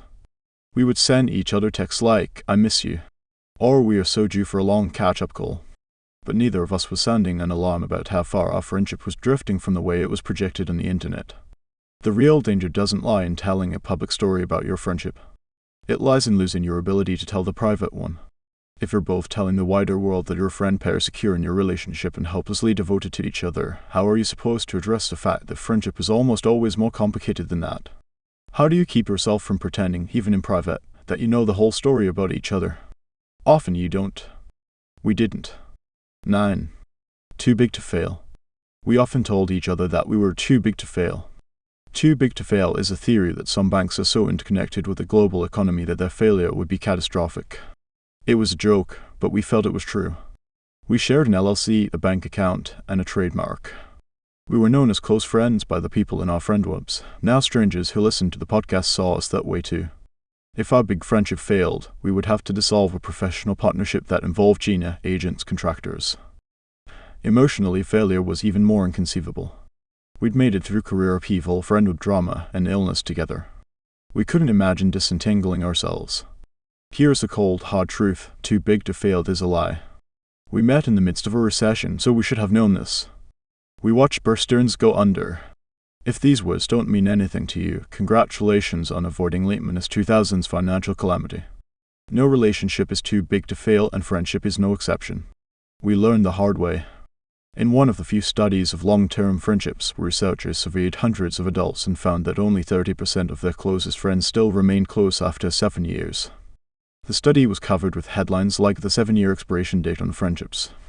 It's a convenient parallel to romantic relationships, which supposedly experience the 7-year itch. The term comes from a 1952 play by that name, which later became a movie starring Marilyn Monroe, and the 7-year number referred to the point at which marriages of that generation were most likely to fail. It makes sense. 7 years is long enough to feel like you've already made it through the hard stuff together. 7 years is long enough to develop some really bad communication habits. 7 years is also long enough to feel that the other person should know you well enough they wouldn't do things to hurt you. Our rough patch came at 6 years, but we've always been ahead of schedule. It happened, like a lot of relationship breakdowns, because of what we were going through individually and not communicating about. Our friendship stumbled. Then it kind of wavered for a while, off kilter. Then it full-on face-planted into the ground. Perhaps this failure, which came after years of security and stability and joy, would have been easier to understand if there had been an explosive incident or a deep betrayal to point to, a friendship equivalent of walking in on your spouse in bed with another person. But that's not what happened. It's never as dramatic as you imagine it would be. Our problems felt highly specific to us and impossible to name. But it turns out that we are the norm, not the exception. The linguist Deborah Tannen, who has interviewed hundreds of women about their friendships, writes that, even if a cutoff can be traced to a single moment, a cruel thing said or outrageous thing done, that supremely tellable violation usually is the climax to frustrations and disappointments that had been building over time. In hindsight, our breakdown seems to have caught up with us in 2 phases. First, there was a succession of miscommunications and small, seemingly petty moments. Like when Anne invited her boyfriend to dinner thinking that Aminatou could get to know him better, and Aminatou thought Anne brought him as a buffer because she didn't want a one-on-one conversation. None of these things were devastating on their own, but the bad feelings started to accumulate, making us more reluctant to confide in each other.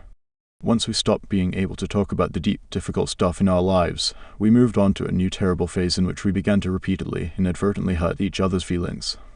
It became a cycle, Aminatou thinking Anne wasn't upset or bothered by anything, and thinking Aminatou was upset with her but being unable to figure out why.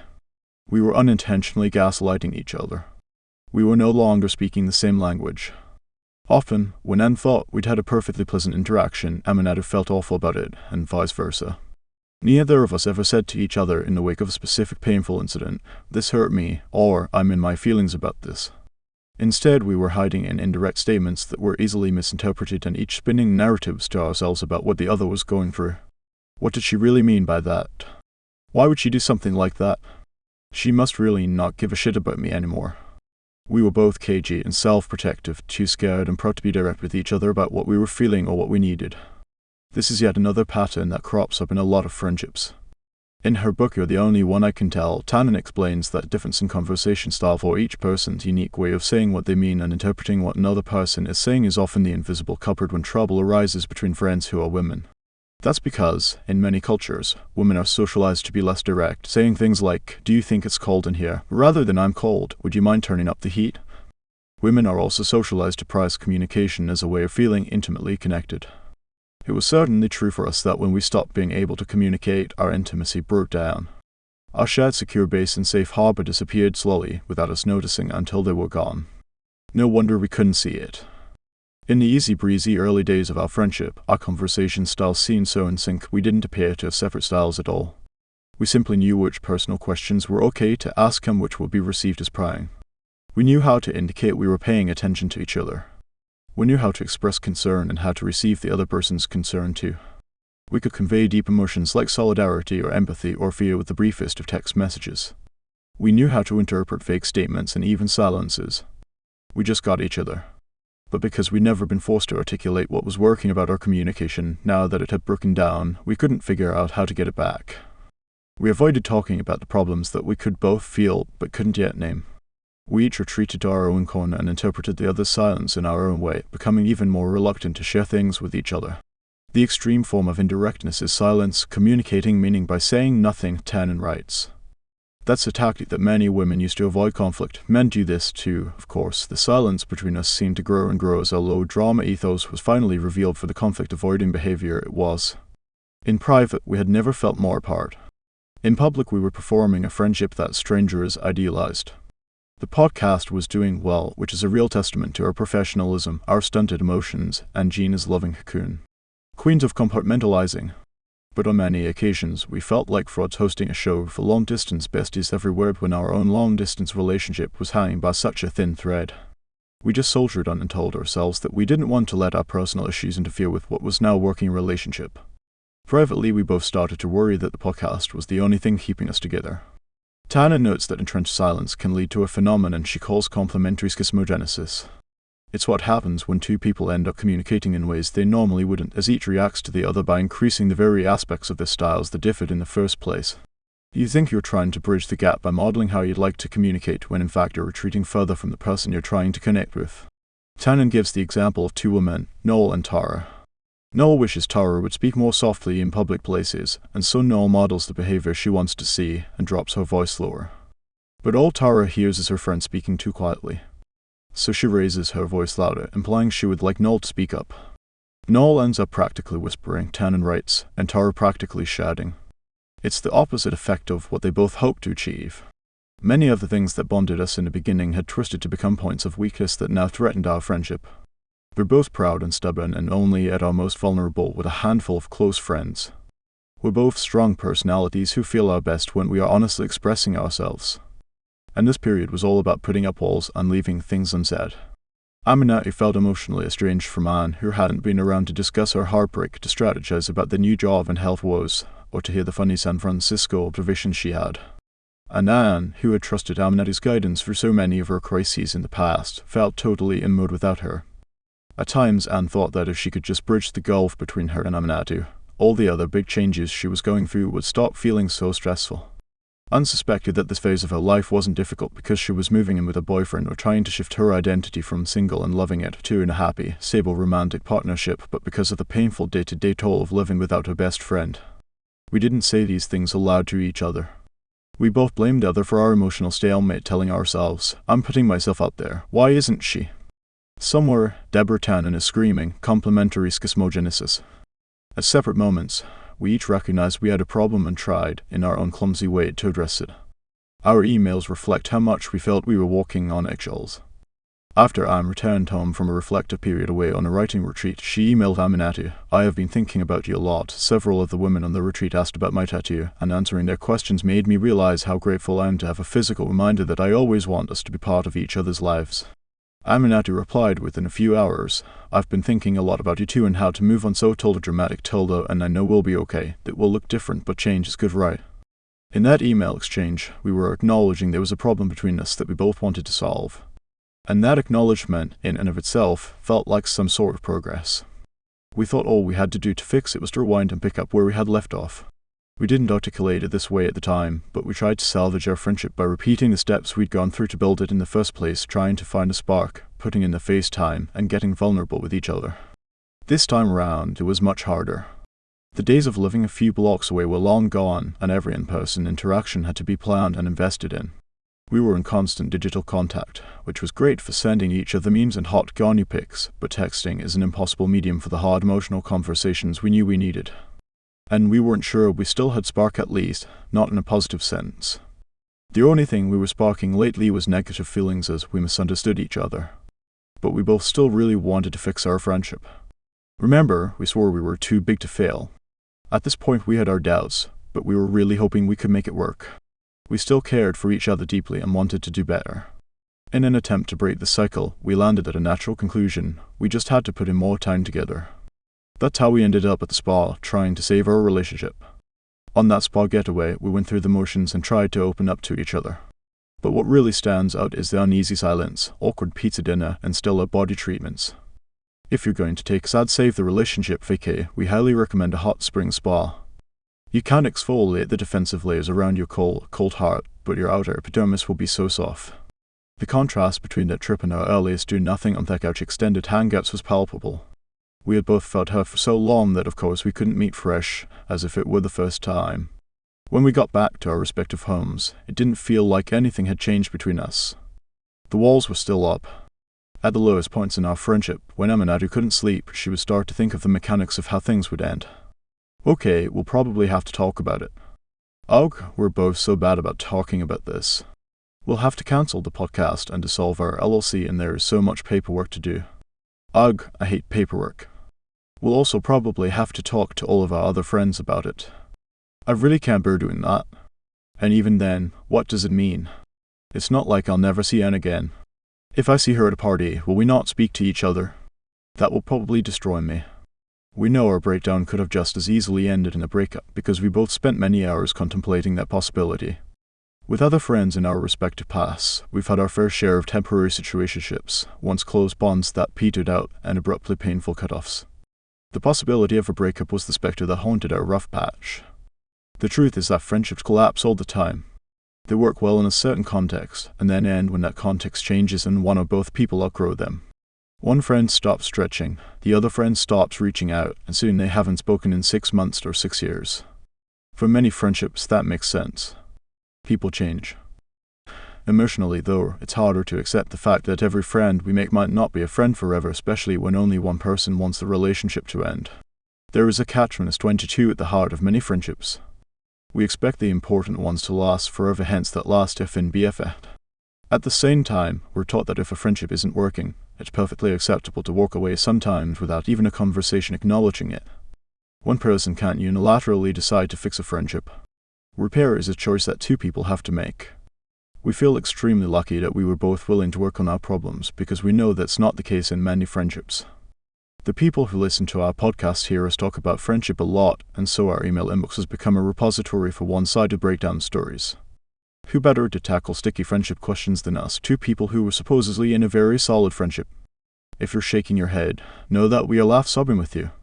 And although we've often found ourselves at a loss for how to answer these emails, the stories made us feel less alone in the months when our own friendship was on the rocks. Here's a taste. I think one of my best lady friends has dumped me. We used to see each other all the time, chat constantly on WhatsApp, all the usuals. I felt closer to her than basically anybody. Then in November she started getting pretty serious with her boyfriend, and in the months since his slow faded from my life. I told her I wasn't okay with being treated like that. I was still hurt and needed more time to recover. I left the door open for her to work on repairing the relationship, but she replied with an insult-ridden email that I will paraphrase as, "I said I'm sorry, bitch." After a conversation on the phone I initiated to try to find out why she had been blowing me off recently, she let everything out, berating me for offenses she's kept in for up to 10 years. After a string of insults from her and lots of tears and apologies from me, she ended our friendship, stating it was over.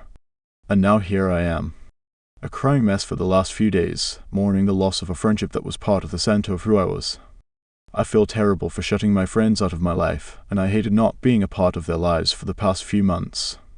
But I'm also trying to practice standing up for what I need in relationships. We've seen emails about all kinds of friendships that have recently been pronounced dead. The slow fade. The never-resolved blow-up fight. The long-simmering resentments. The one-sided decision to just move on. Each category comes with its own set of questions. Has the friendship truly run its course, or are you just blowing it off in favor of a new relationship? Are you asking for too much, or are you simply standing up for your own needs? What's the statute of limitations on a friendship transgression? Are you being poisoned, or are you the toxic friend? Usually these are questions people are trying to muddle through on their own, not in dialogue with the friend who's prompting them. In a romantic context, it's not okay to dump someone with a terse text message if you've been going out for several months. And most people agree that ghosting, simply fading away without returning calls or texts, is insensitive, if common. But there are no such rules or formulas for an appropriate friend breakup. The expected course of action, even if you've been close friends for years, is to disappear from each other's lives, as if it always happens naturally and painlessly. In fact, friendship fades are often one-sided, more akin to ghosting than a mutual slow-mo abandonment.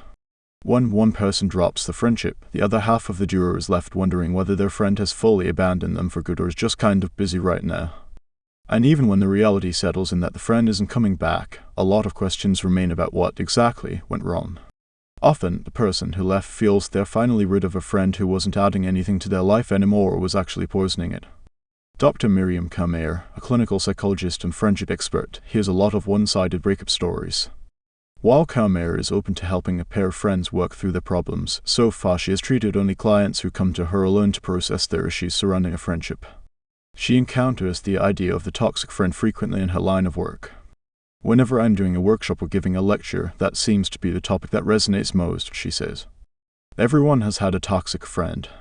Just close your eyes, and you can picture this person in all their dramatic glory.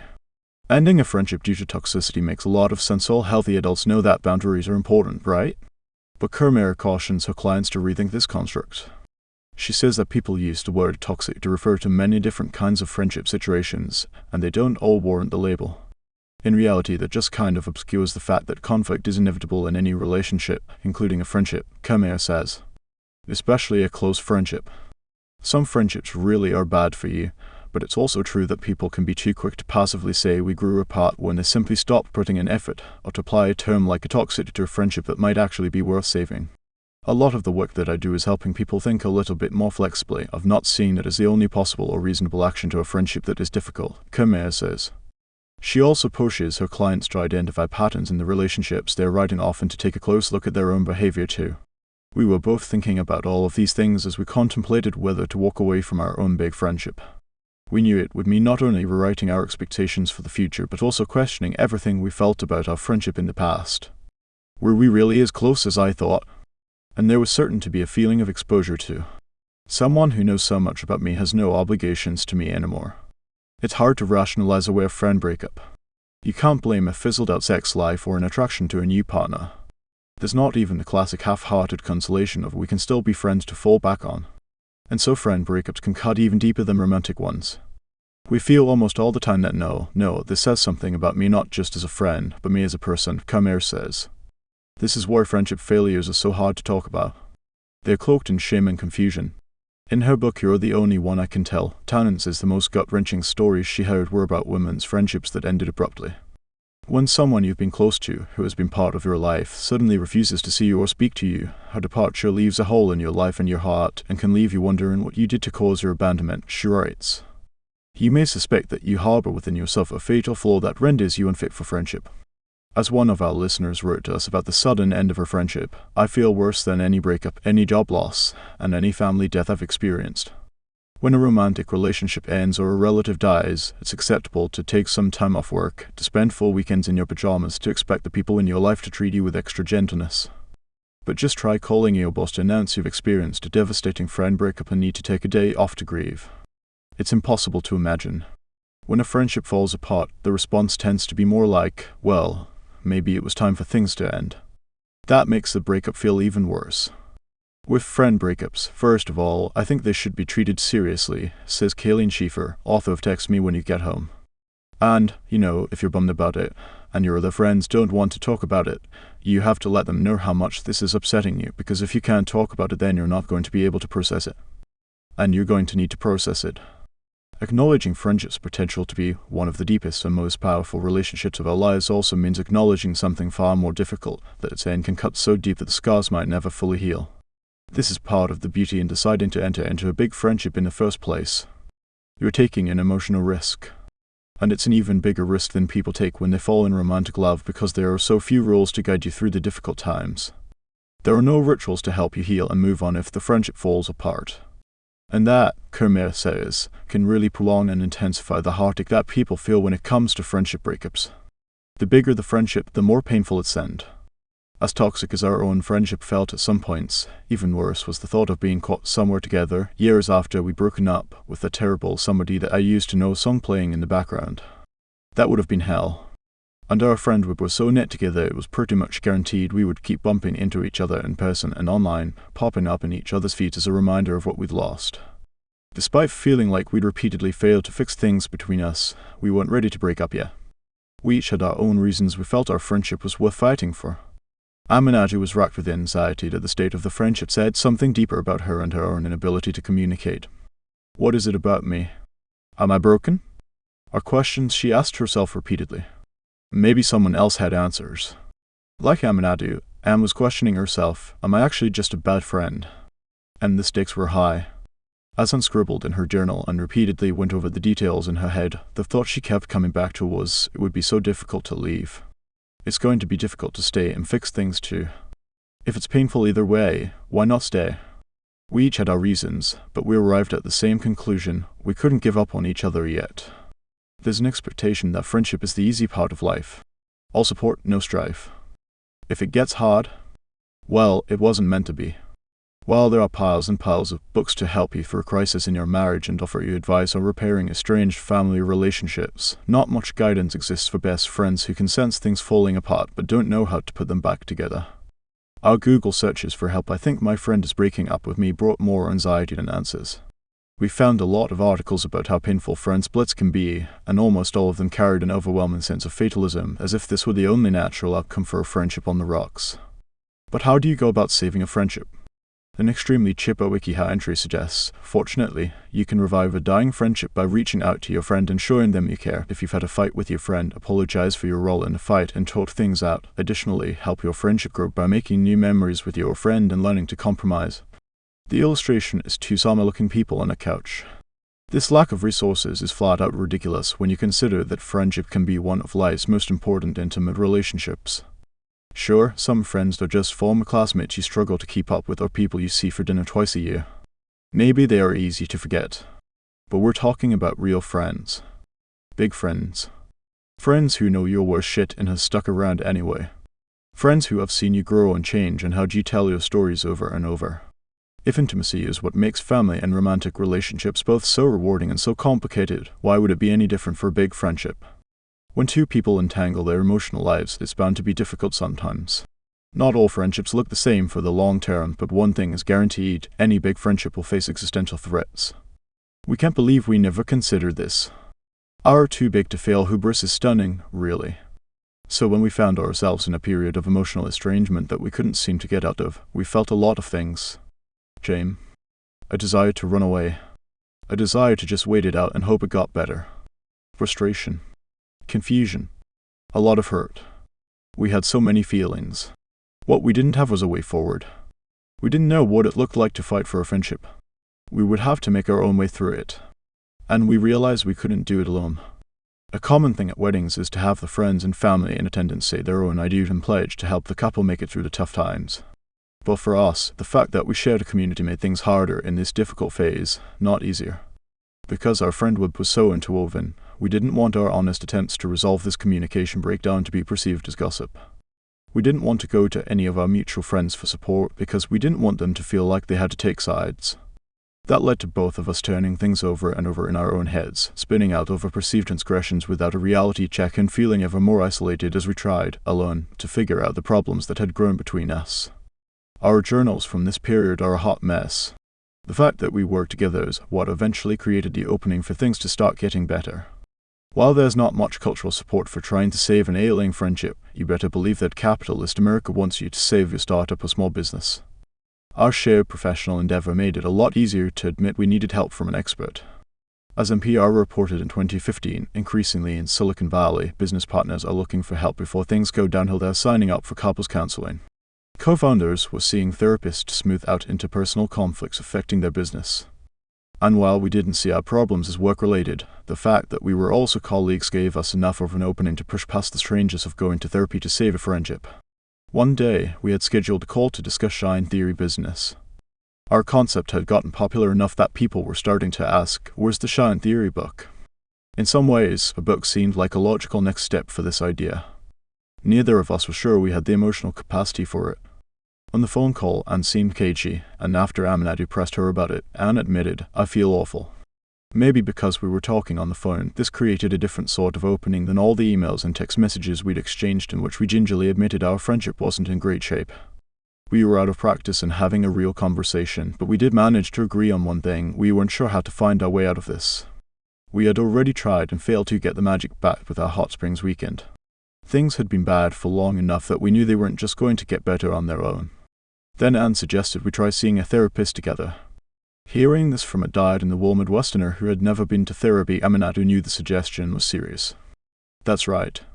We went to couples therapy. From the moment we agreed to do it, we were both committed.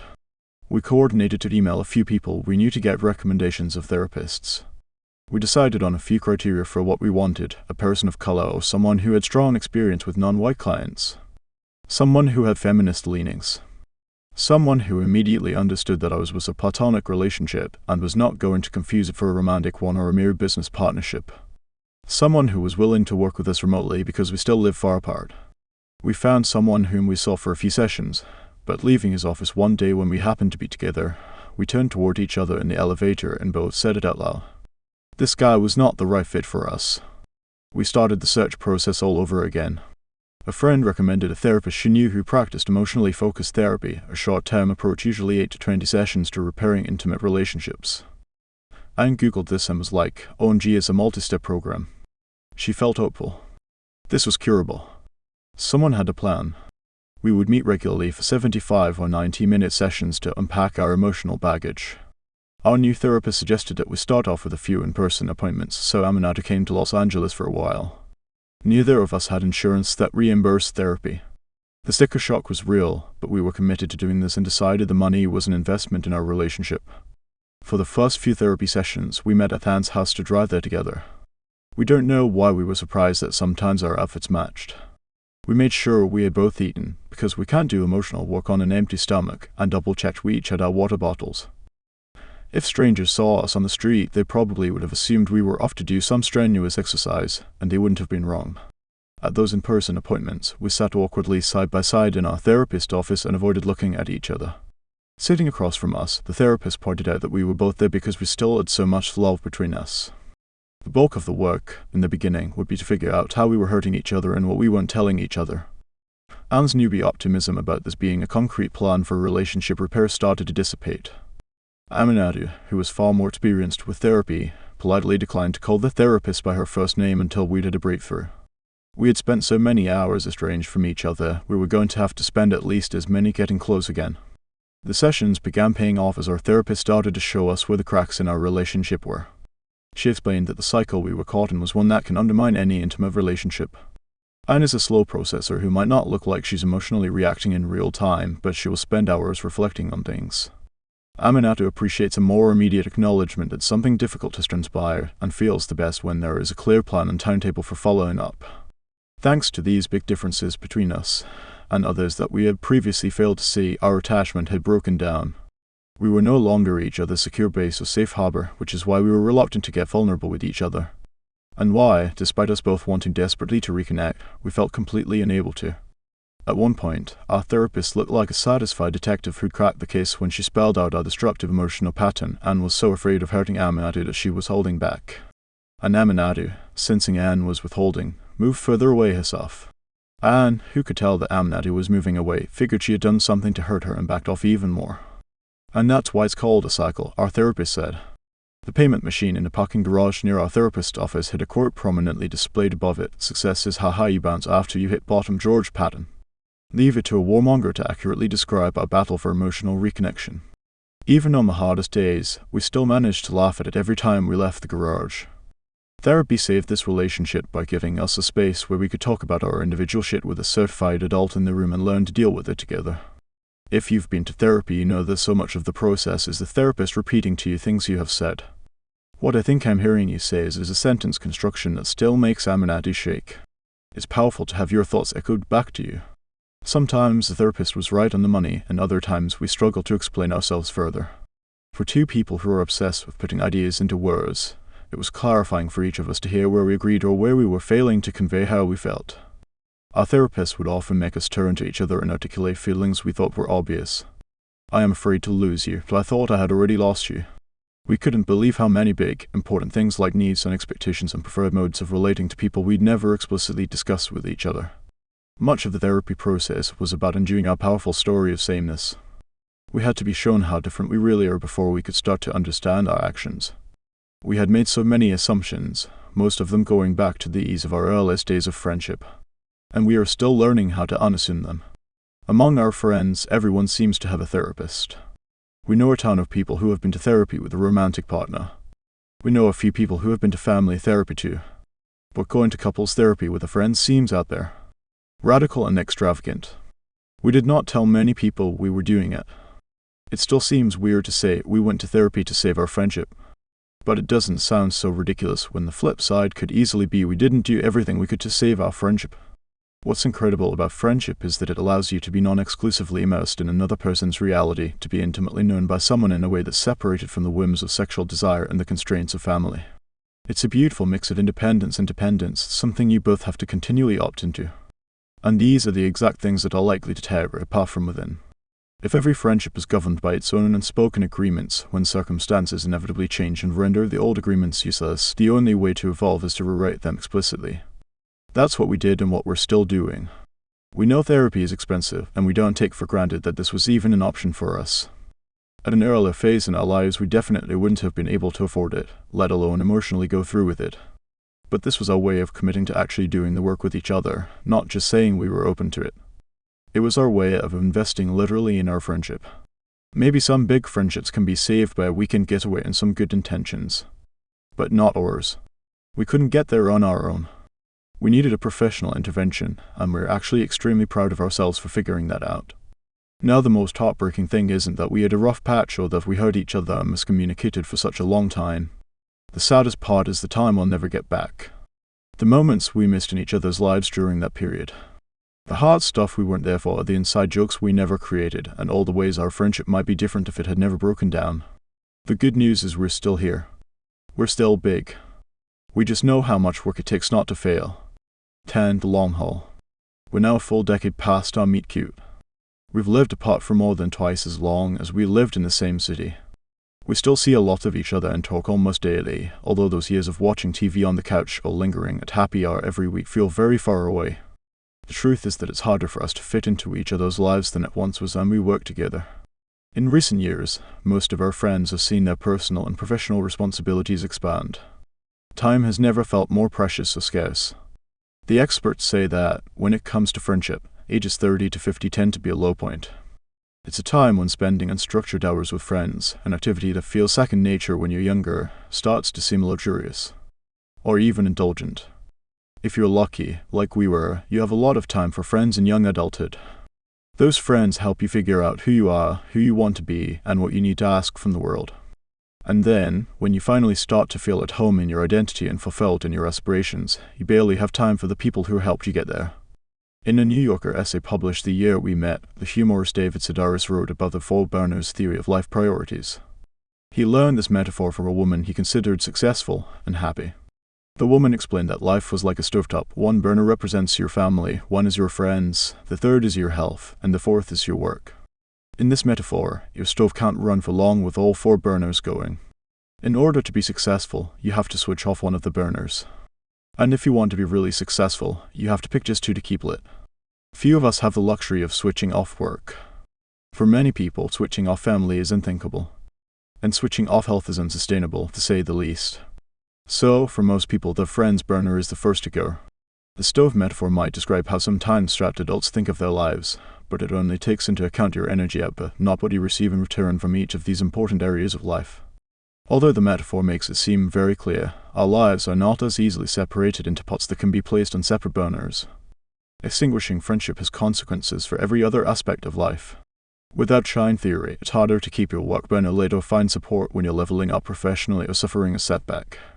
Without friends, it's much harder to get through periods of family transition, like the death of a parent, the arrival of a baby, or an estrangement from a sibling. As for health, friendship has a bigger impact on a person's psychological well-being than their family relationships.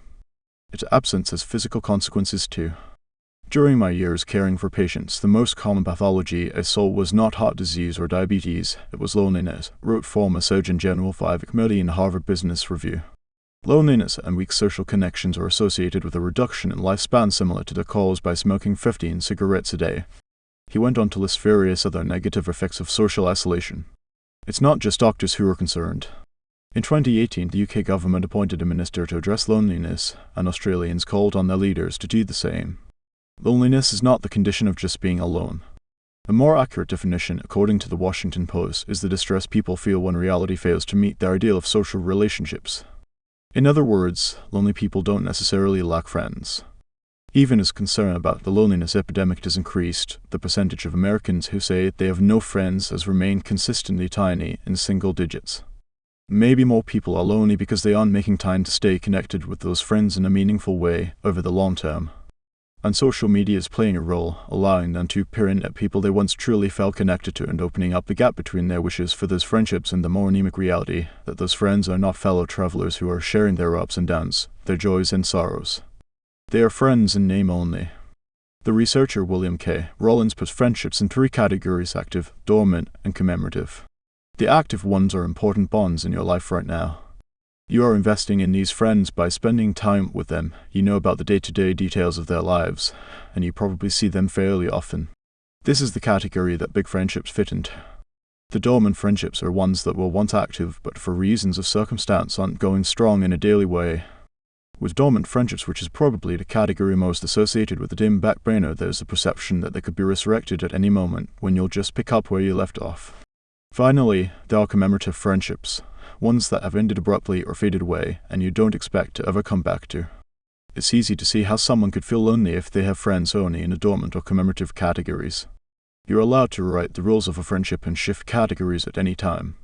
Sometimes the new rules are implied when one or both of you experiences a big life change that reshuffles your priorities, and you stretch and readjust your expectations in tandem. But sometimes it's a one-sided shift from active to dormant, and especially if you've never talked about it, you can't be sure that the friendship will still be there waiting when you're finally ready to rekindle it. As anyone who's taken time out of the workforce to be a full-time caregiver knows, it's not always easy to switch a burner back on after it's been extinguished for a long time. Perhaps a better question is, how do you prevent a friendship from getting cold? When things in our friendship were at the worst, Anne would lie awake in bed, and like Aminatou, she would spiral into dark thoughts about how we'd never be close again.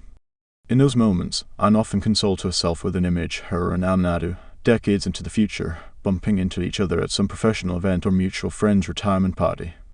As if anyone in our generation is ever going to retire. In this vision, we didn't mend things in our 30s, and we have grown further apart. Decades have run by.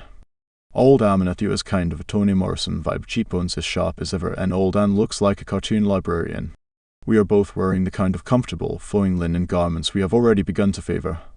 The Eileen Fisher years come at you fast. But now, with the benefit of advanced age, the resentment and awkwardness have magically melted away. We sneak away from the event together, and over a long meal, maybe followed by a few strong cocktails of the sort we rarely indulge in anymore, daiquiri for Aminatou, dry gin martini for Anne, we give each other the real update on all the things we've missed out on in the intervening years.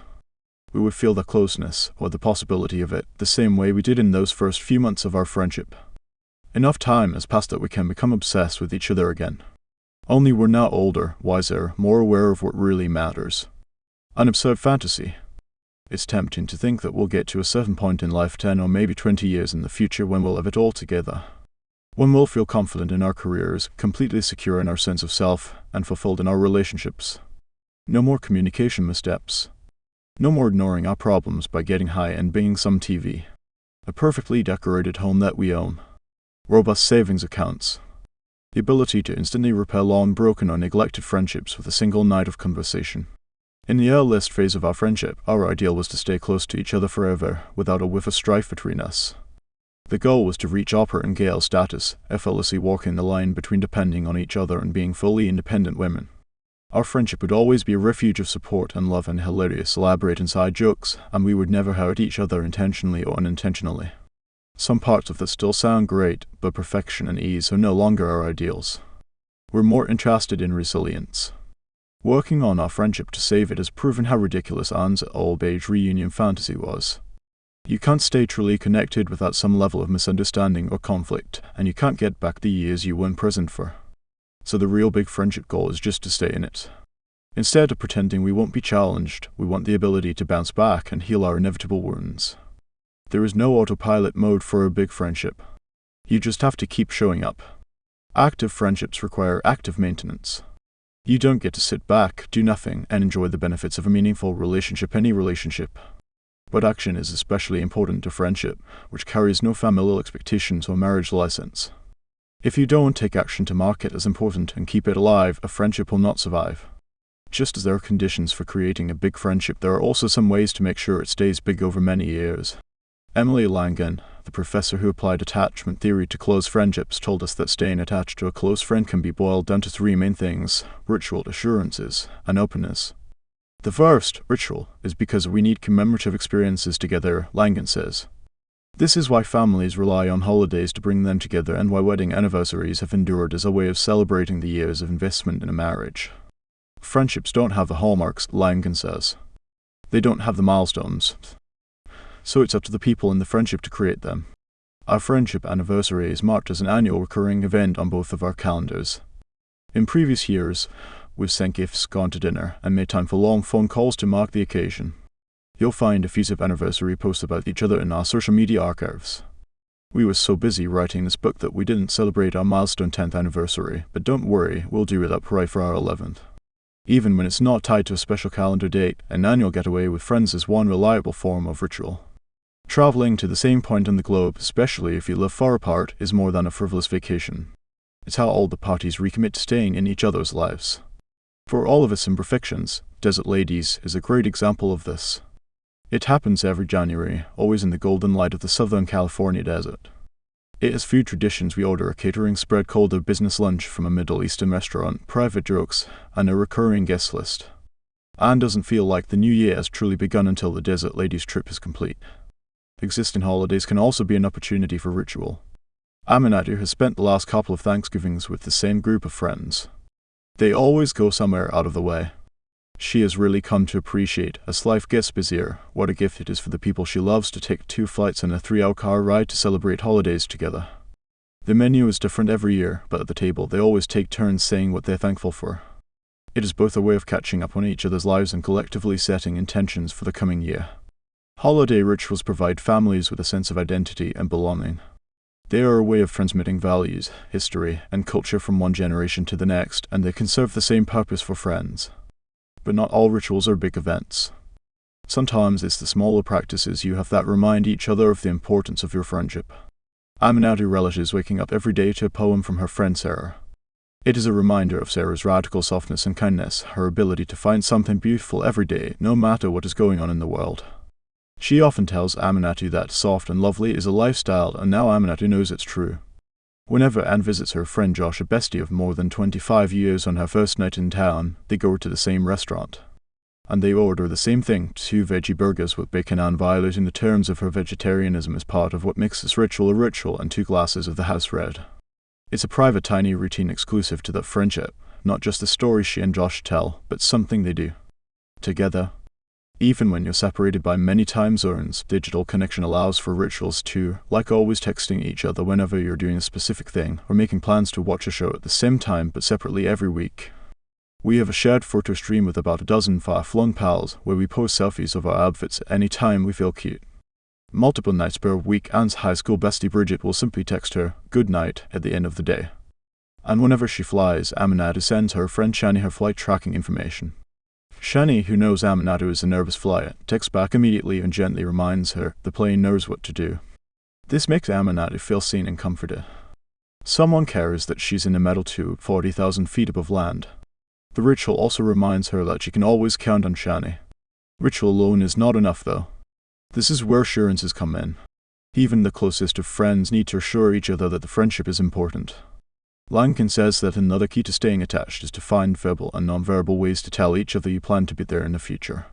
She offered an example from her own life. "I say to my friend Jill, well, imagine when we're 65, are we still going to joke about the bad time we had in Cancun? I'm giving a verbal indicator that I see us as friends when we're 65.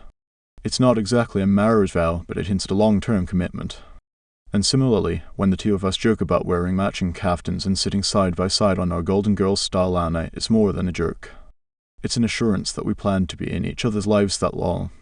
This happens in shorter-term ways too, like when you pick up the check for dinner and tell your friend, "don't worry, you can get me back next time." One of our biggest assurances to each other was the choice to get matching tattoos, which means we are permanently frog and toading.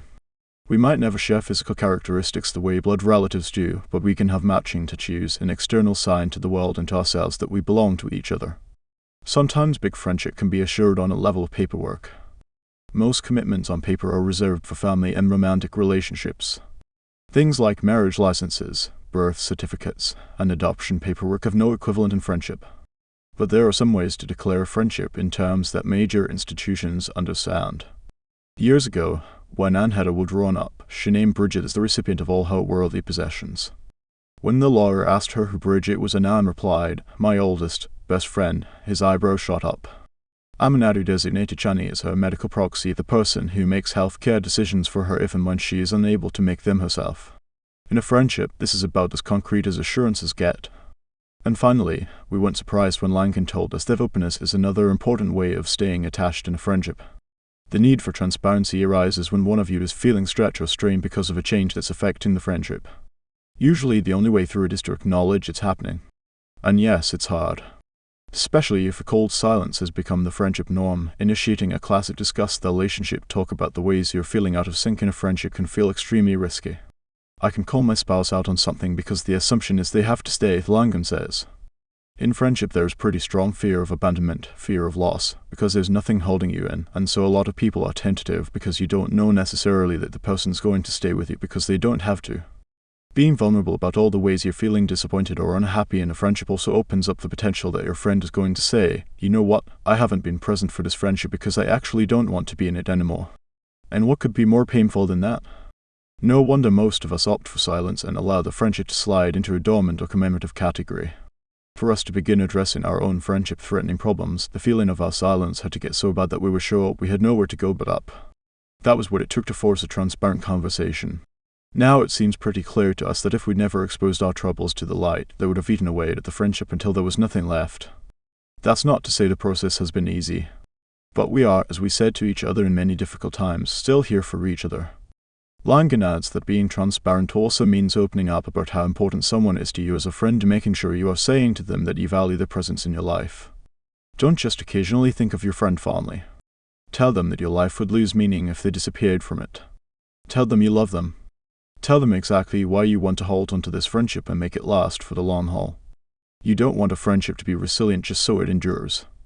You want a big, resilient friendship so you, as a human, can be resilient when you're presented with the horrible shit that life will most definitely throw your way. We think of big friendship as a way to deepen and diversify the community of support that will see us through the hard times. If you prioritize only your romantic relationships, who is going to hold your hand through a breakup? Relying on your spouse to be your everything will definitely injure your marriage. No one human can meet your every single emotional need. If you only prioritize your kids, what happens when they're grown and living far away, wrapped up in their own lives? Or if you only prioritize work? Well, that's too sad to even contemplate. Friendship can definitely survive simmering on the back burner in a way that some other relationships can't. But not indefinitely. What's in it for your friend if you are not equally invested? If you tune into the friendship again only after a divorce or once your kid is in preschool, absence might not make the heart grow fonder. You run the risk of realizing that there's not as much there as you remembered.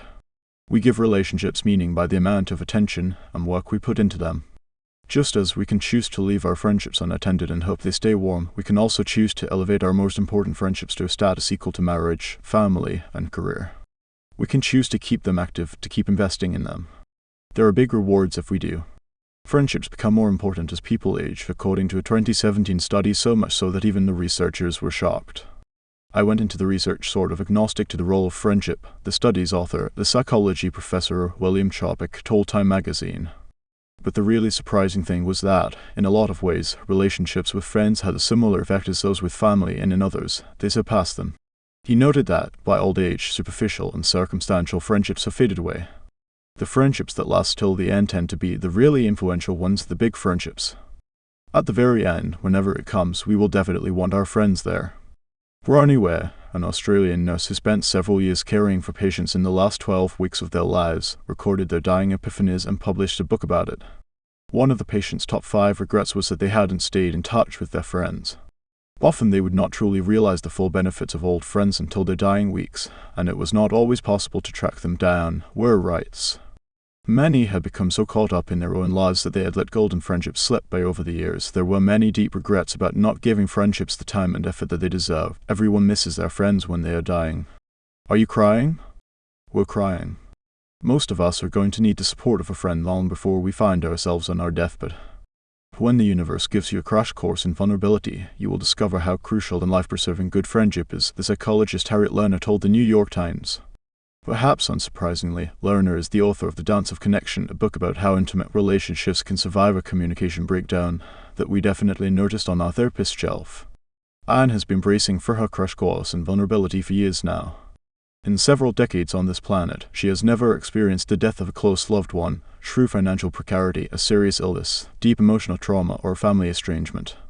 For her, this absence of pain only underscores the importance of friendship. It's because of her friends' experiences that she knows just how harrowing life can get and why she's committed to investing in the people she knows will see her through it. Anne knows the pain is coming for her someday. And when that day comes, she is really going to need her friends. Aminatou, no stranger to grief and major illness, has had her friends step up for her again and again. They've rushed to ER on both coasts, stayed by her side, taken notes when doctors were giving instructions Aminatou couldn't quite process, and advocated for her when she needed them. Over the years, her chronic illness symptoms worsened. New ones also appeared, and it was hard to tell if they were connected to each other. She was poring over medical textbooks, looking for answers. When her new obgyn confirmed she had cancer, it was definitely a blow, but she wasn't surprised. In some ways, it was a relief to have a name for this collection of symptoms she had been feeling for years. Knowing it was endometrial cancer now meant she could focus on making a plan, and that plan would involve asking for help while she underwent treatment and surgery. She leaned on Shani especially hard. Shani would be the person keeping the friend whip updated and was also the person who would take Aminatou to and from surgeries. When Aminatou came to in the recovery room after a long surgery to remove her tumor, the only words she remembers the surgeon saying were, "Do you want me to bring Shani in? She's been here the whole time." Aminatou asked Anne to organize a schedule for friends to drop off fruit during her surgery recovery period, and Anne was glad to take the assignment. It was then that Anne felt a new level of gratitude for the hours we had spent in therapy together. She couldn't imagine trying to support Aminatou if the two of us were still emotionally estranged. Even as it was happening, she realized that this was one of those big stretches that she and Aminatou had to experience together, otherwise the relationship would never recover. Still, when Aminatou told her not to fly out to be there in person when she was recovering from surgery, Anne couldn't help but wonder if it was because she wasn't as close to Aminatou as she had once been. But she channeled her energy into doing what she could to support her friend from a distance. And with the help of a few of Aminatou's other friends, she organized solidarity blood drives in several cities. Giving blood to help other patients was one thing Aminatou had specifically asked people to do, and Am wanted to make sure everyone followed through. Friendship is a real deal insurance policy against the hurricanes of life, and there's social science evidence that the how stuff seems less difficult with a good friend by your side. In one study, participants were asked to assess how steep a hill was. Those who participated with a friend said the hill seemed less daunting than people who participated alone. A big friendship can hold you when you're worried that everything else is falling apart. It can be a space of validation when you feel alone in the world. It can provide the relief of feeling seen without having to explain yourself in too many words. And it offers the security of knowing that you won't have to go through life's inevitable challenges alone. There is tremendous value in having a witness to your singular life. We all want to be understood. And being understood over time is an incredible feeling.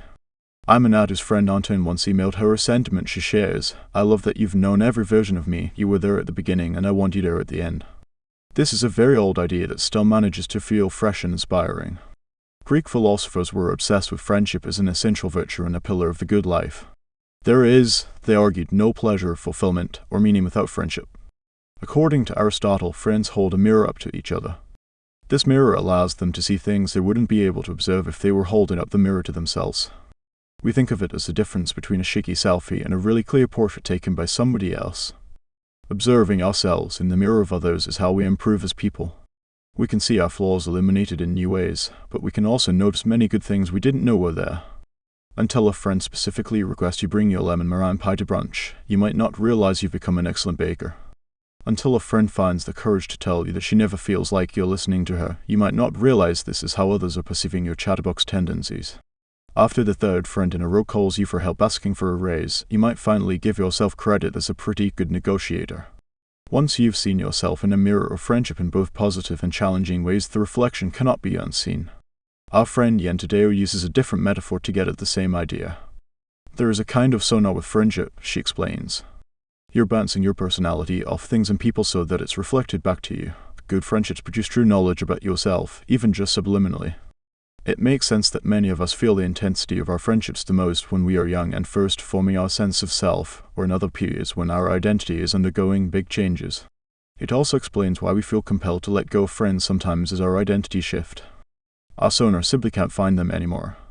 Or to use the Greeks' metaphor, we don't want their mirror. The self we see reflected doesn't suit us anymore. We feel like we've had a few different friendships in our 10 years.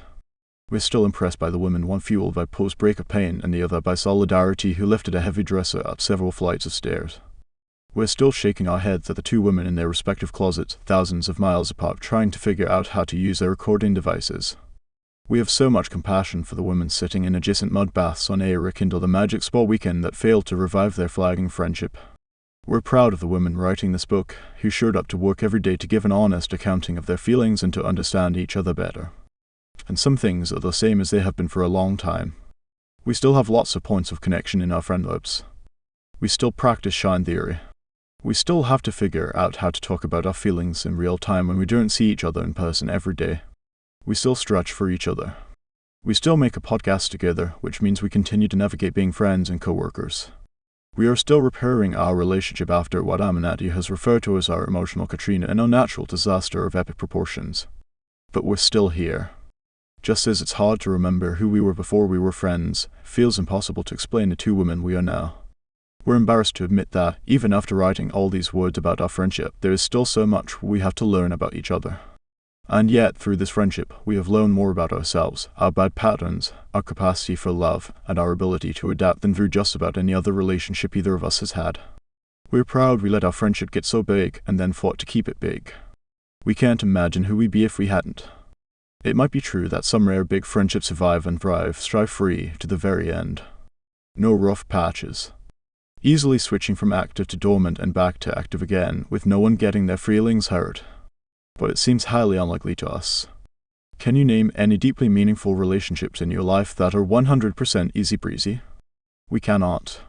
Most of us are going to have to work to stay in a big friendship. We're going to have periods of stretching to the point of strain, and periods when we really need our friend to do the stretching.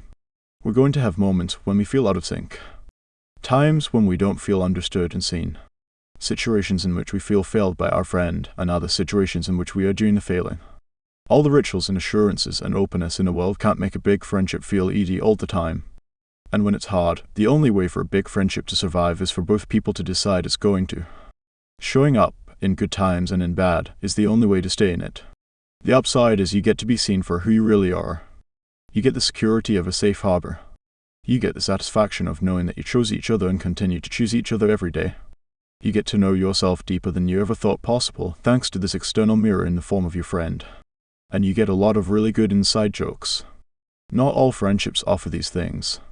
So when you find a big friendship that does, hold on to it. Invest in it. Stretch for it. Even when the world is telling you it's fair and to let it languish. Even when you're busy. Make a decision to create a world in which big friendships are valued as the identity-shaping, life-altering relationships they truly are. Start by valuing your own friendships not just for their pleasures, but for their challenges too.